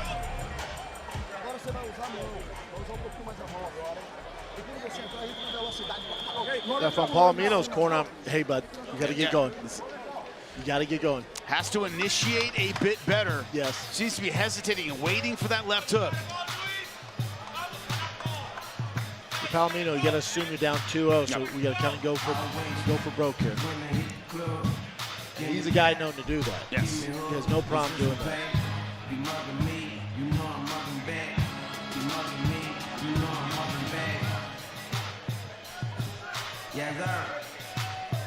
Check me out, look, 26 inches. Some respect shown before round number 3, but Luis Baboon Palomino needs to turn it up. I happen to agree with you, Brendan. I think he might be down 2 rounds to none in front of his hometown crowd. You have a hard time finding a round for Palomino right now. But again, I've seen crazy judging.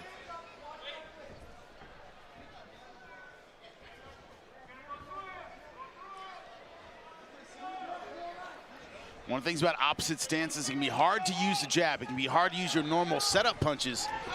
You tend to overcommit to the power. Yeah, for Palomino, you know, he had some success with the high leg kick. I'd like to see him go to the body. Especially when you're fighting a southpaw.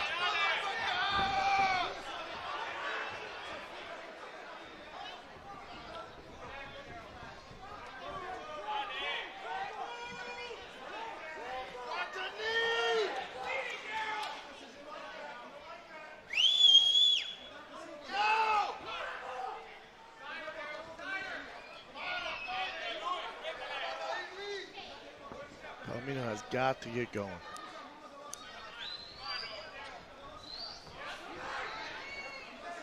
There it is, that left hook again, trying to counter on Horcher, but Horcher doing a good job so far of seeing it.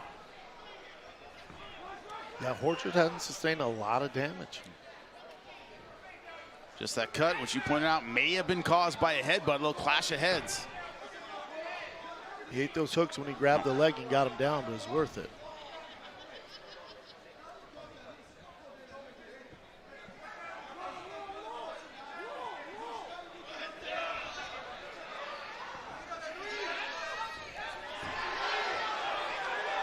Yeah, finally in punching range. Can he stay there? Horcher diving for the takedown. Oh, Palomino giving it everything he's got. Just under 3 minutes left in round number 3.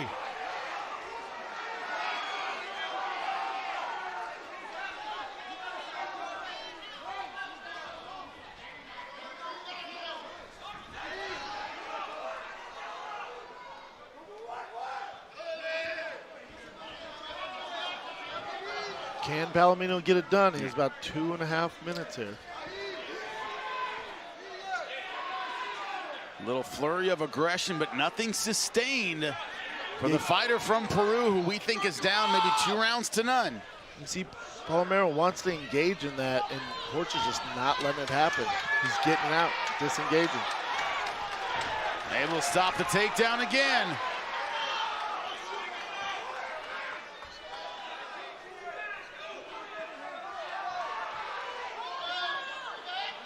Something on the The mat. heck was that? I don't know. Good sportsmanship, letting him pick that up.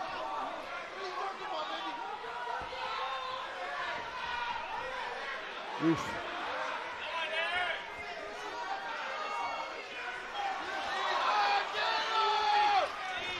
$130 for Baboon. Blood around the mouth of Daryl Horcher. Another good left hook. And now committing to the right hand. Another good right. Baboon starting to open up. Just over a minute left.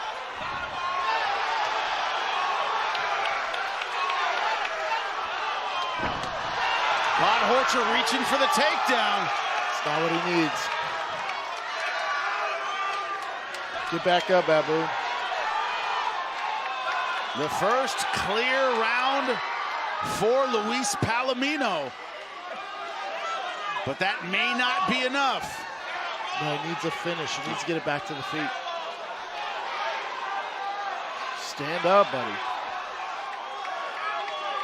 Horcher's exhausted. Stand up.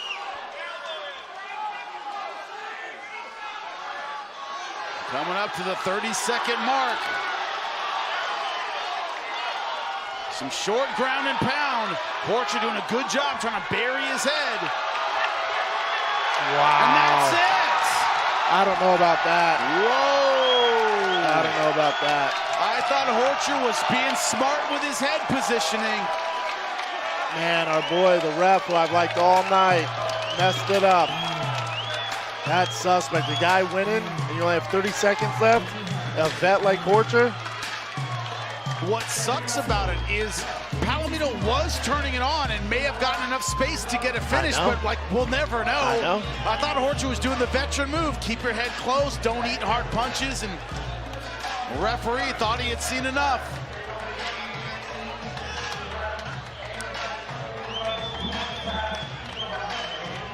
Now, if you're Horcher, you can't be happy. Yeah. He looks very upset. Looked to me like he was, by definition, intelligently defending himself. He was in the right position to avoid big damage. He was aware of what was coming at him. Regardless, a great round for Luis Palomino. Great round. Yeah. Definitely took that round. Yeah, he covers up for a second, but you see here, he sees the punches coming. He's got his left arm up. I wonder if the ref was telling him, hey, fight back. They usually say defend yourself, which he was that's doing, what he was doing. You know. Yeah, I don't.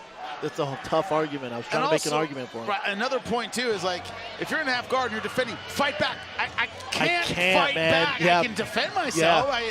What do you want me to do? I can't answer back from here.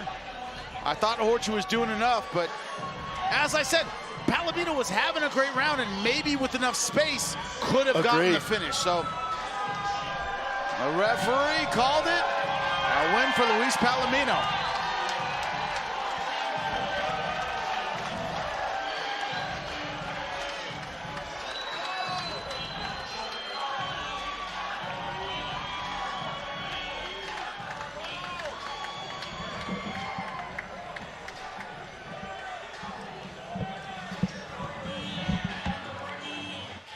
All right, ladies and gentlemen, What an incredible co-main event we had at Gamebred Fighting Championship. This comes to a dramatic end at 2 minutes and 44 seconds of the third round. Your winner by TKO due to strikes, Luis Baboon Palomino!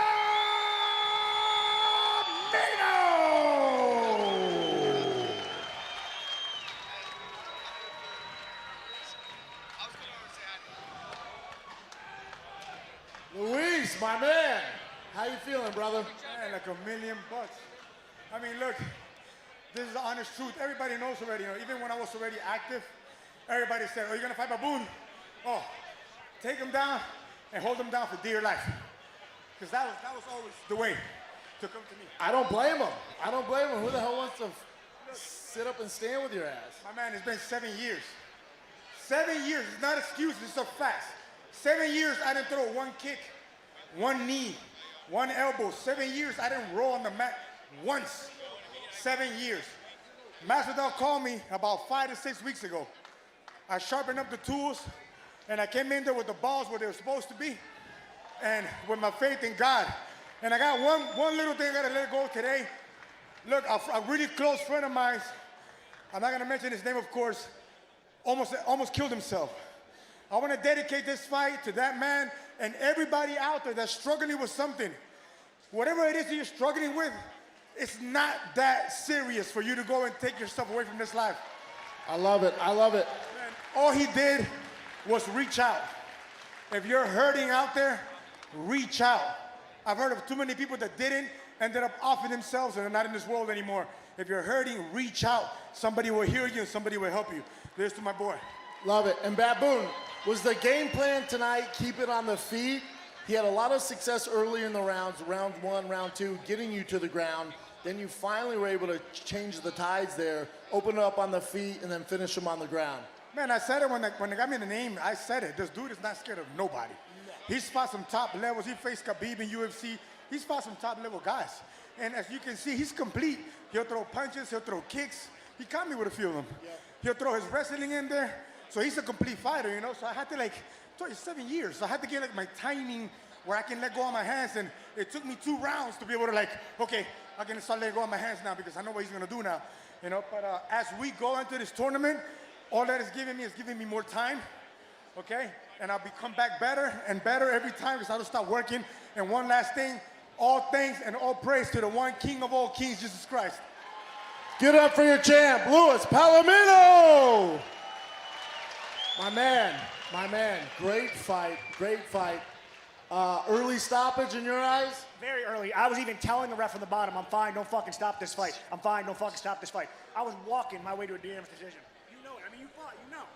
Yeah, me and Jimmy saw it the same way. We were surprised with the stoppage. You were up 2 rounds, especially as a vet. You got to kind of let that go, especially with 30 seconds left. Yeah, I mean, literally all he landed, so nothing but respect to him as a man. Well, I even gave my product, my cooch to him between 2 and 3. He does what he's told. Ref stopped it, it's not his fault. He landed 1 elbow. 1 elbow and you stopped the fight. I landed 7. Where were you? I know they brought me in because I'm supposed to, like, be fed to him. He's a hometown hero. There's a difference between him earning it, and again, nothing but respect. There's a difference between him earning it and a ref handing it to him. That ref handed him that fight. I had that fight 9.7 out of 10 times. I got to agree with you, my man. Good luck, good effort. And anytime he wants to rematch, I'm here for that. And Jorge, you get an opening for that $500,000, I'm in. Give it up for your champ, the Baboon, Luis Palomino! You heard it from Daryl Horcher. Had a chance to say his piece, giving respect to Luis Palomino. But seeing what we saw, that defense looked good. Did eat some good elbows, but Luis Palomino finishing strong in round number 3. Moving on in the tournament, that is a dangerous man at 155 pounds. No other way to say it. We roll on here in Miami. The main event brought to you by Trump Vodka. Yoel Romero, you see the hometown love he has been getting all night. Everyone has picked him to win this main event. That is love, that is respect. that is also pressure in a very dangerous main event tonight. Ageless at 49 years old, but a guy that is stepping in against a very dangerous man in Alex Nicholson. Let's go. These guys put it all on the line, took their gloves off, give us a great night. So let's go. Let's put our hands together for all the guys that fought. And our main event, Joel Romero versus Alex Nicholson. Joel Romero is basically from here, so let's give him a warm welcome, each one of these fighters. And also, we're coming back September. So buy your tables now over there. Now, buy your tables now, for real. Thank you, everybody. Enjoy the main event.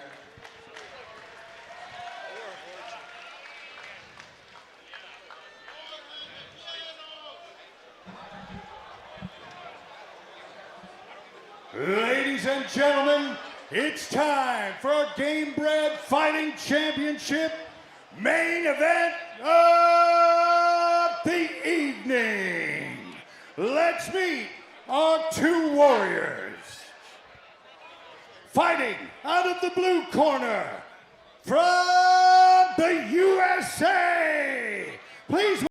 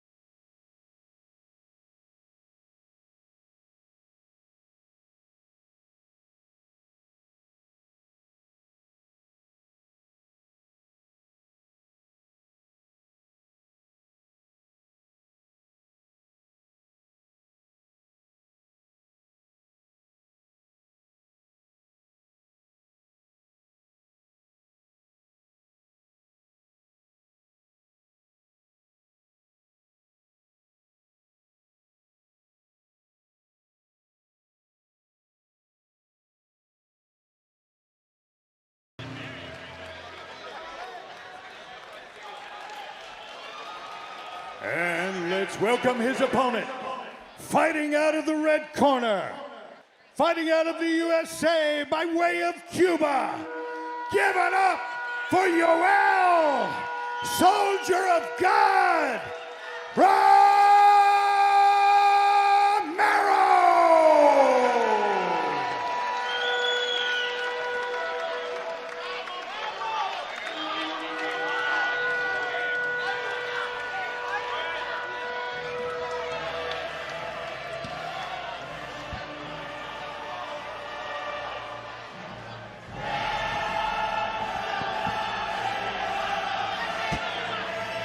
Good God. I'm so scared, Jimmy. I'm here for you, Brendan. Don't worry about it. Thanks, brother. It's two of us. We're in it together. That's a scary man. That is a scary dude. His coach, Mike Thomas Brown at American Top Team. We were discussing, my first fight I called for the UFC was his showdown with Luke Rockhold in Perth, Australia. And I talked to Mike Brown. I go, tell me about him. He goes, freak. That's all he said. He looked at me, he goes, freak. He can do things guys half his age can't do. He's explosive, he's physical, he's made of iron, he's got an incredible gas tank. There's nothing this guy can't do. That guy just took his shirt off. That guy is older than I am. And as I said, I have difficulties, you open up your refrigerator, you do it too fast, and you hurt your shoulder. Yeah. Stuff like that happens to me. This guy's still competing. This guy's still competing at a high level and just staying active. And at his age, and we don't know how old he is. He's Cuban. We're I was guessing listening to him on Njokuani's show, and they go, man, I wish you a happy birthday. He goes, my birthday's not today. They go, when is it? He goes, last month. But you can tell he doesn't know. Yeah. We have no clue. Yeah. He's either 61, 31, 51.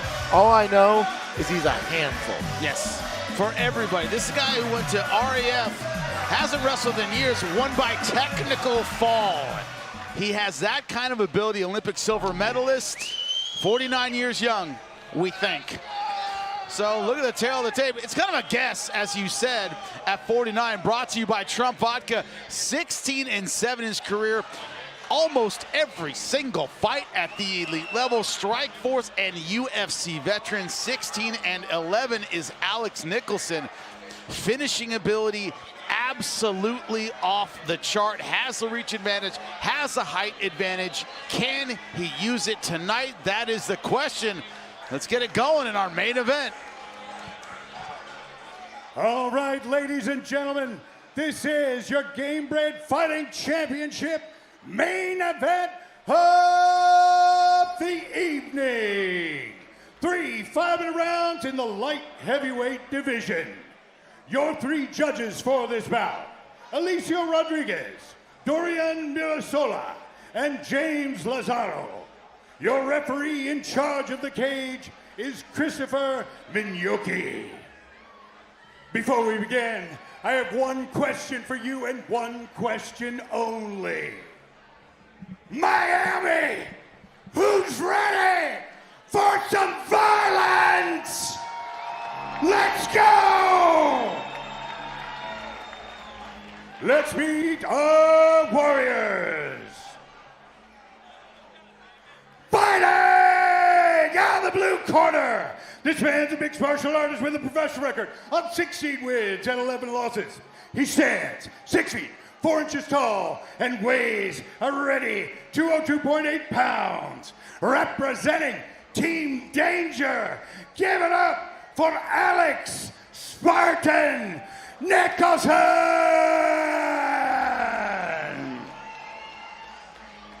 And his opponent, fighting out of the red corner. This man's a mixed martial artist with a professional record of 16 wins and 7 losses. He stands 6 feet tall and weighs a ready 204.8 pounds.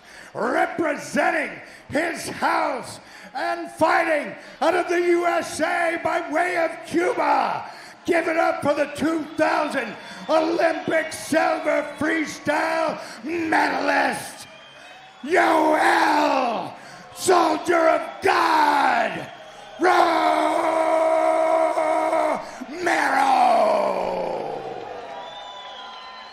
For referee instructions, Christopher Minyoki. All right, gentlemen, this is our main event tonight. Let's protect ourselves at all times and obey my commands at all times. If you want to touch gloves again, go ahead. Good luck to the both of you.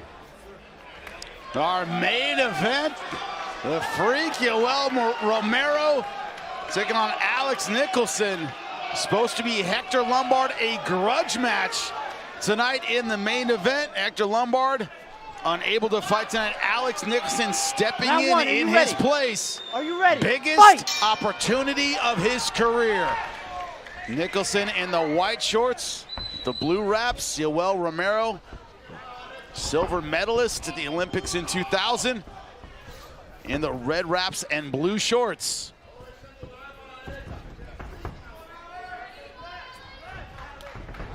If you're Alex, you just gotta control the explosive storm of Yoel Romero.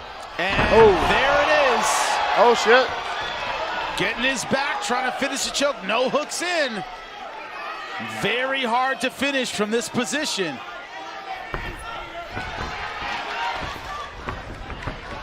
Nicholson doing a good job going right after Romero. Alex's game, man. Yeah.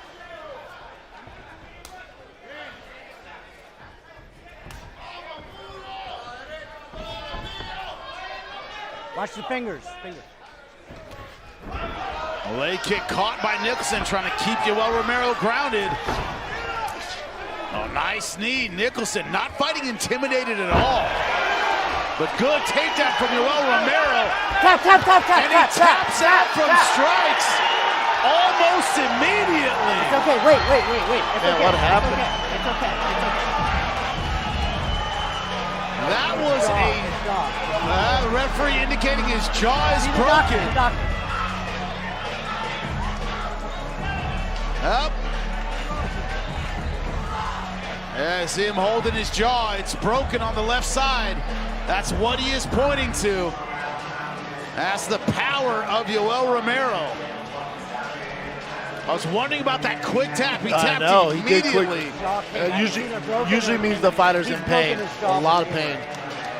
Here the referee saying his jaw is broken, telling the ringside doctor. TKO, he tapped his strikes. TKO. But man, Yoel Romero. Didn't take much. Didn't take much. Short range power. Definitely in effect. Bare knuckle suits this man well. Now the question is, and I'll ask Yoel, So technically a submission. is Hector Lombard next? Like broken, so give him the TKO. That's a fight he has wanted for a long time.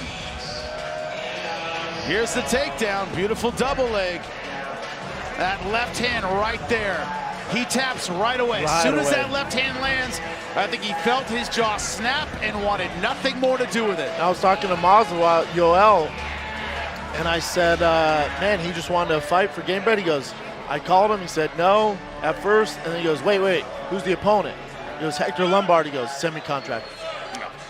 He goes, that's what got him to do this. The semi-contract. Will he come back, or will it take Hector Lombard to get him back in the Gamebred cage? That is the question, ladies and gentlemen. Because when it comes to physical talent, this guy can still do it.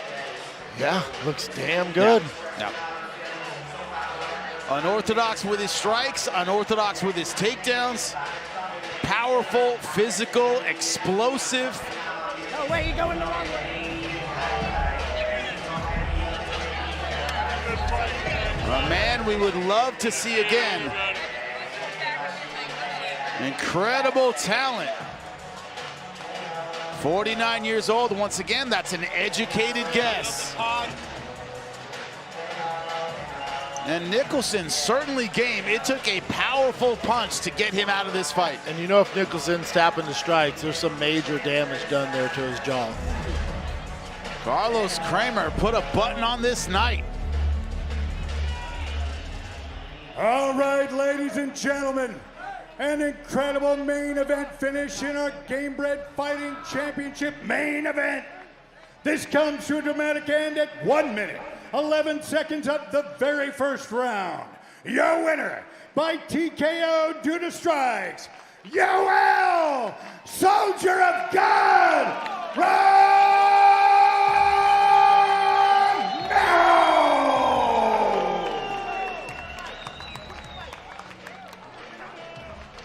Mr. Yoel Romero, first of all, congratulations, brother.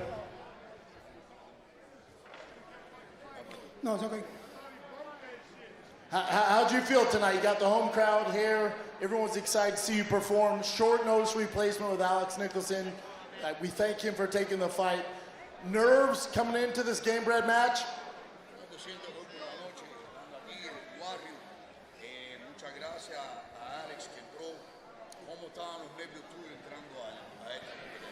Bueno, primeramente, darle las primicias, o sea, las gracias al Rey de Reyes, al King of the King, Jesus Christ. First of all, I want to say thank you to the King of Kings, Jesus Christ. Segundo, a esta fanaticada tan linda que me ha acogido hoy acá en Miami, primera vez que peleo acá en Miami, y para mí es más que un honor, un placer. It's an honor for all my fans, seeing all my fans here in Miami. It's an honor to be here in Miami, fighting in Miami. A la promoción, Gamebred, muchísimas gracias por haberme tenido en cuenta y llamarme en tan poco tiempo. Y le respondí y aquí estoy. Muchísimas gracias. Big thanks to Gamebred FC, great promotion, called me, brought me into this game. I recognized it, and I'm here fighting for them. So yeah, we're all wondering, is Hector Lombard next? Is that what's next for you? Todos queremos saber, Hector Lombard es el que viene ahora. Todo es posible cuando tú lo crees, siempre lo he dicho. Everything is possible when you believe. I've always said it. Hay que ver ahora cómo se manejan los números, cómo se manejan las cosas, y dependiendo cómo vengan las cosas, yo el Romero está aquí. We got to see now how the numbers are ran, how everything is managed, and when the next step comes, Yoel Romero will be here. Well, you look fantastic tonight. Ladies and gentlemen, give it up for your winner, Yoel Romero! He is ready for anything, Yoel Romero. Could it be Hector Lombard? There is a beef that goes back years between those two fighters. Love to put that together. Love to see it in the Gamebred cage. A ready, dynamic fight of the night. No surprise here. John Teixeira versus Brandon Girtz.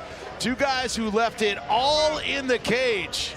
Brandon Girtz with will, heart, determination, moving forward with powerful punches. John Teixeira doing a great job catching him coming in with counter shots. And it was Brandon Girtz who got the decision in what can only be described as an all-out war. Brandon Girtz, a pit bull tonight. Oh. He moves on to the next round, and it seemed like every punch that landed, we were making that noise right here in the Man, booth. what a fight. Yeah. What a fight. Fight of the night by far, easily. Alex Nicholson just told me, he goes, man, they popped my jaw back into place.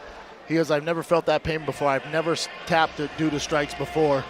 He goes, it was just so much force on my jaw. And KO of the night, look at this. Daniel James, Timothy Johnson. It's a left hand, bang, dropping the heavyweight right on his butt. Great job from the referee, saving Timothy Johnson from any more damage. But this is the power of Daniel James. Talking about his slow starts, but man, he finishes fast. Finishes fast. You give him an inch, he's going to shut your lights out. He proved it tonight. Slow starter, though. Incredible ability from the massive heavyweight, but Yoel Romero showing that age is just a number when you have that physical talent, the ability, the explosiveness he has. Really, still at this age, sky's the limit. Sky's the limit. You know, I asked him in there if Hector Lombard's next. He said, it's up to God. So hopefully God makes it happen. Hector, let's go. Well, the crowd today was absolutely fantastic. Miami, you were incredible. The celebrities came out. Great seeing Shaquille O'Neal, but more than that, great seeing aggressive fighters give it everything they had. The 155-pound tournament, the heavyweight tournament. Moving on to the next round, the winners, they felt it tonight. Everyone tonight is going to know they were in an incredible fight. It was about the ability, the heart, the guts, the determination, the timing, the skill. Bare knuckle brings something special out of everyone who does it. Luis Palomino getting the finish late in a fight in which he was behind. And Nicholson, a great finisher, did not fight intimidated, but Yoel Romero proven to be a bit too much. For everyone behind the scenes, Jimmy Smith, Brendan Shaw, Bubba Jenkins, thank you so much for joining us. We'll see you next time.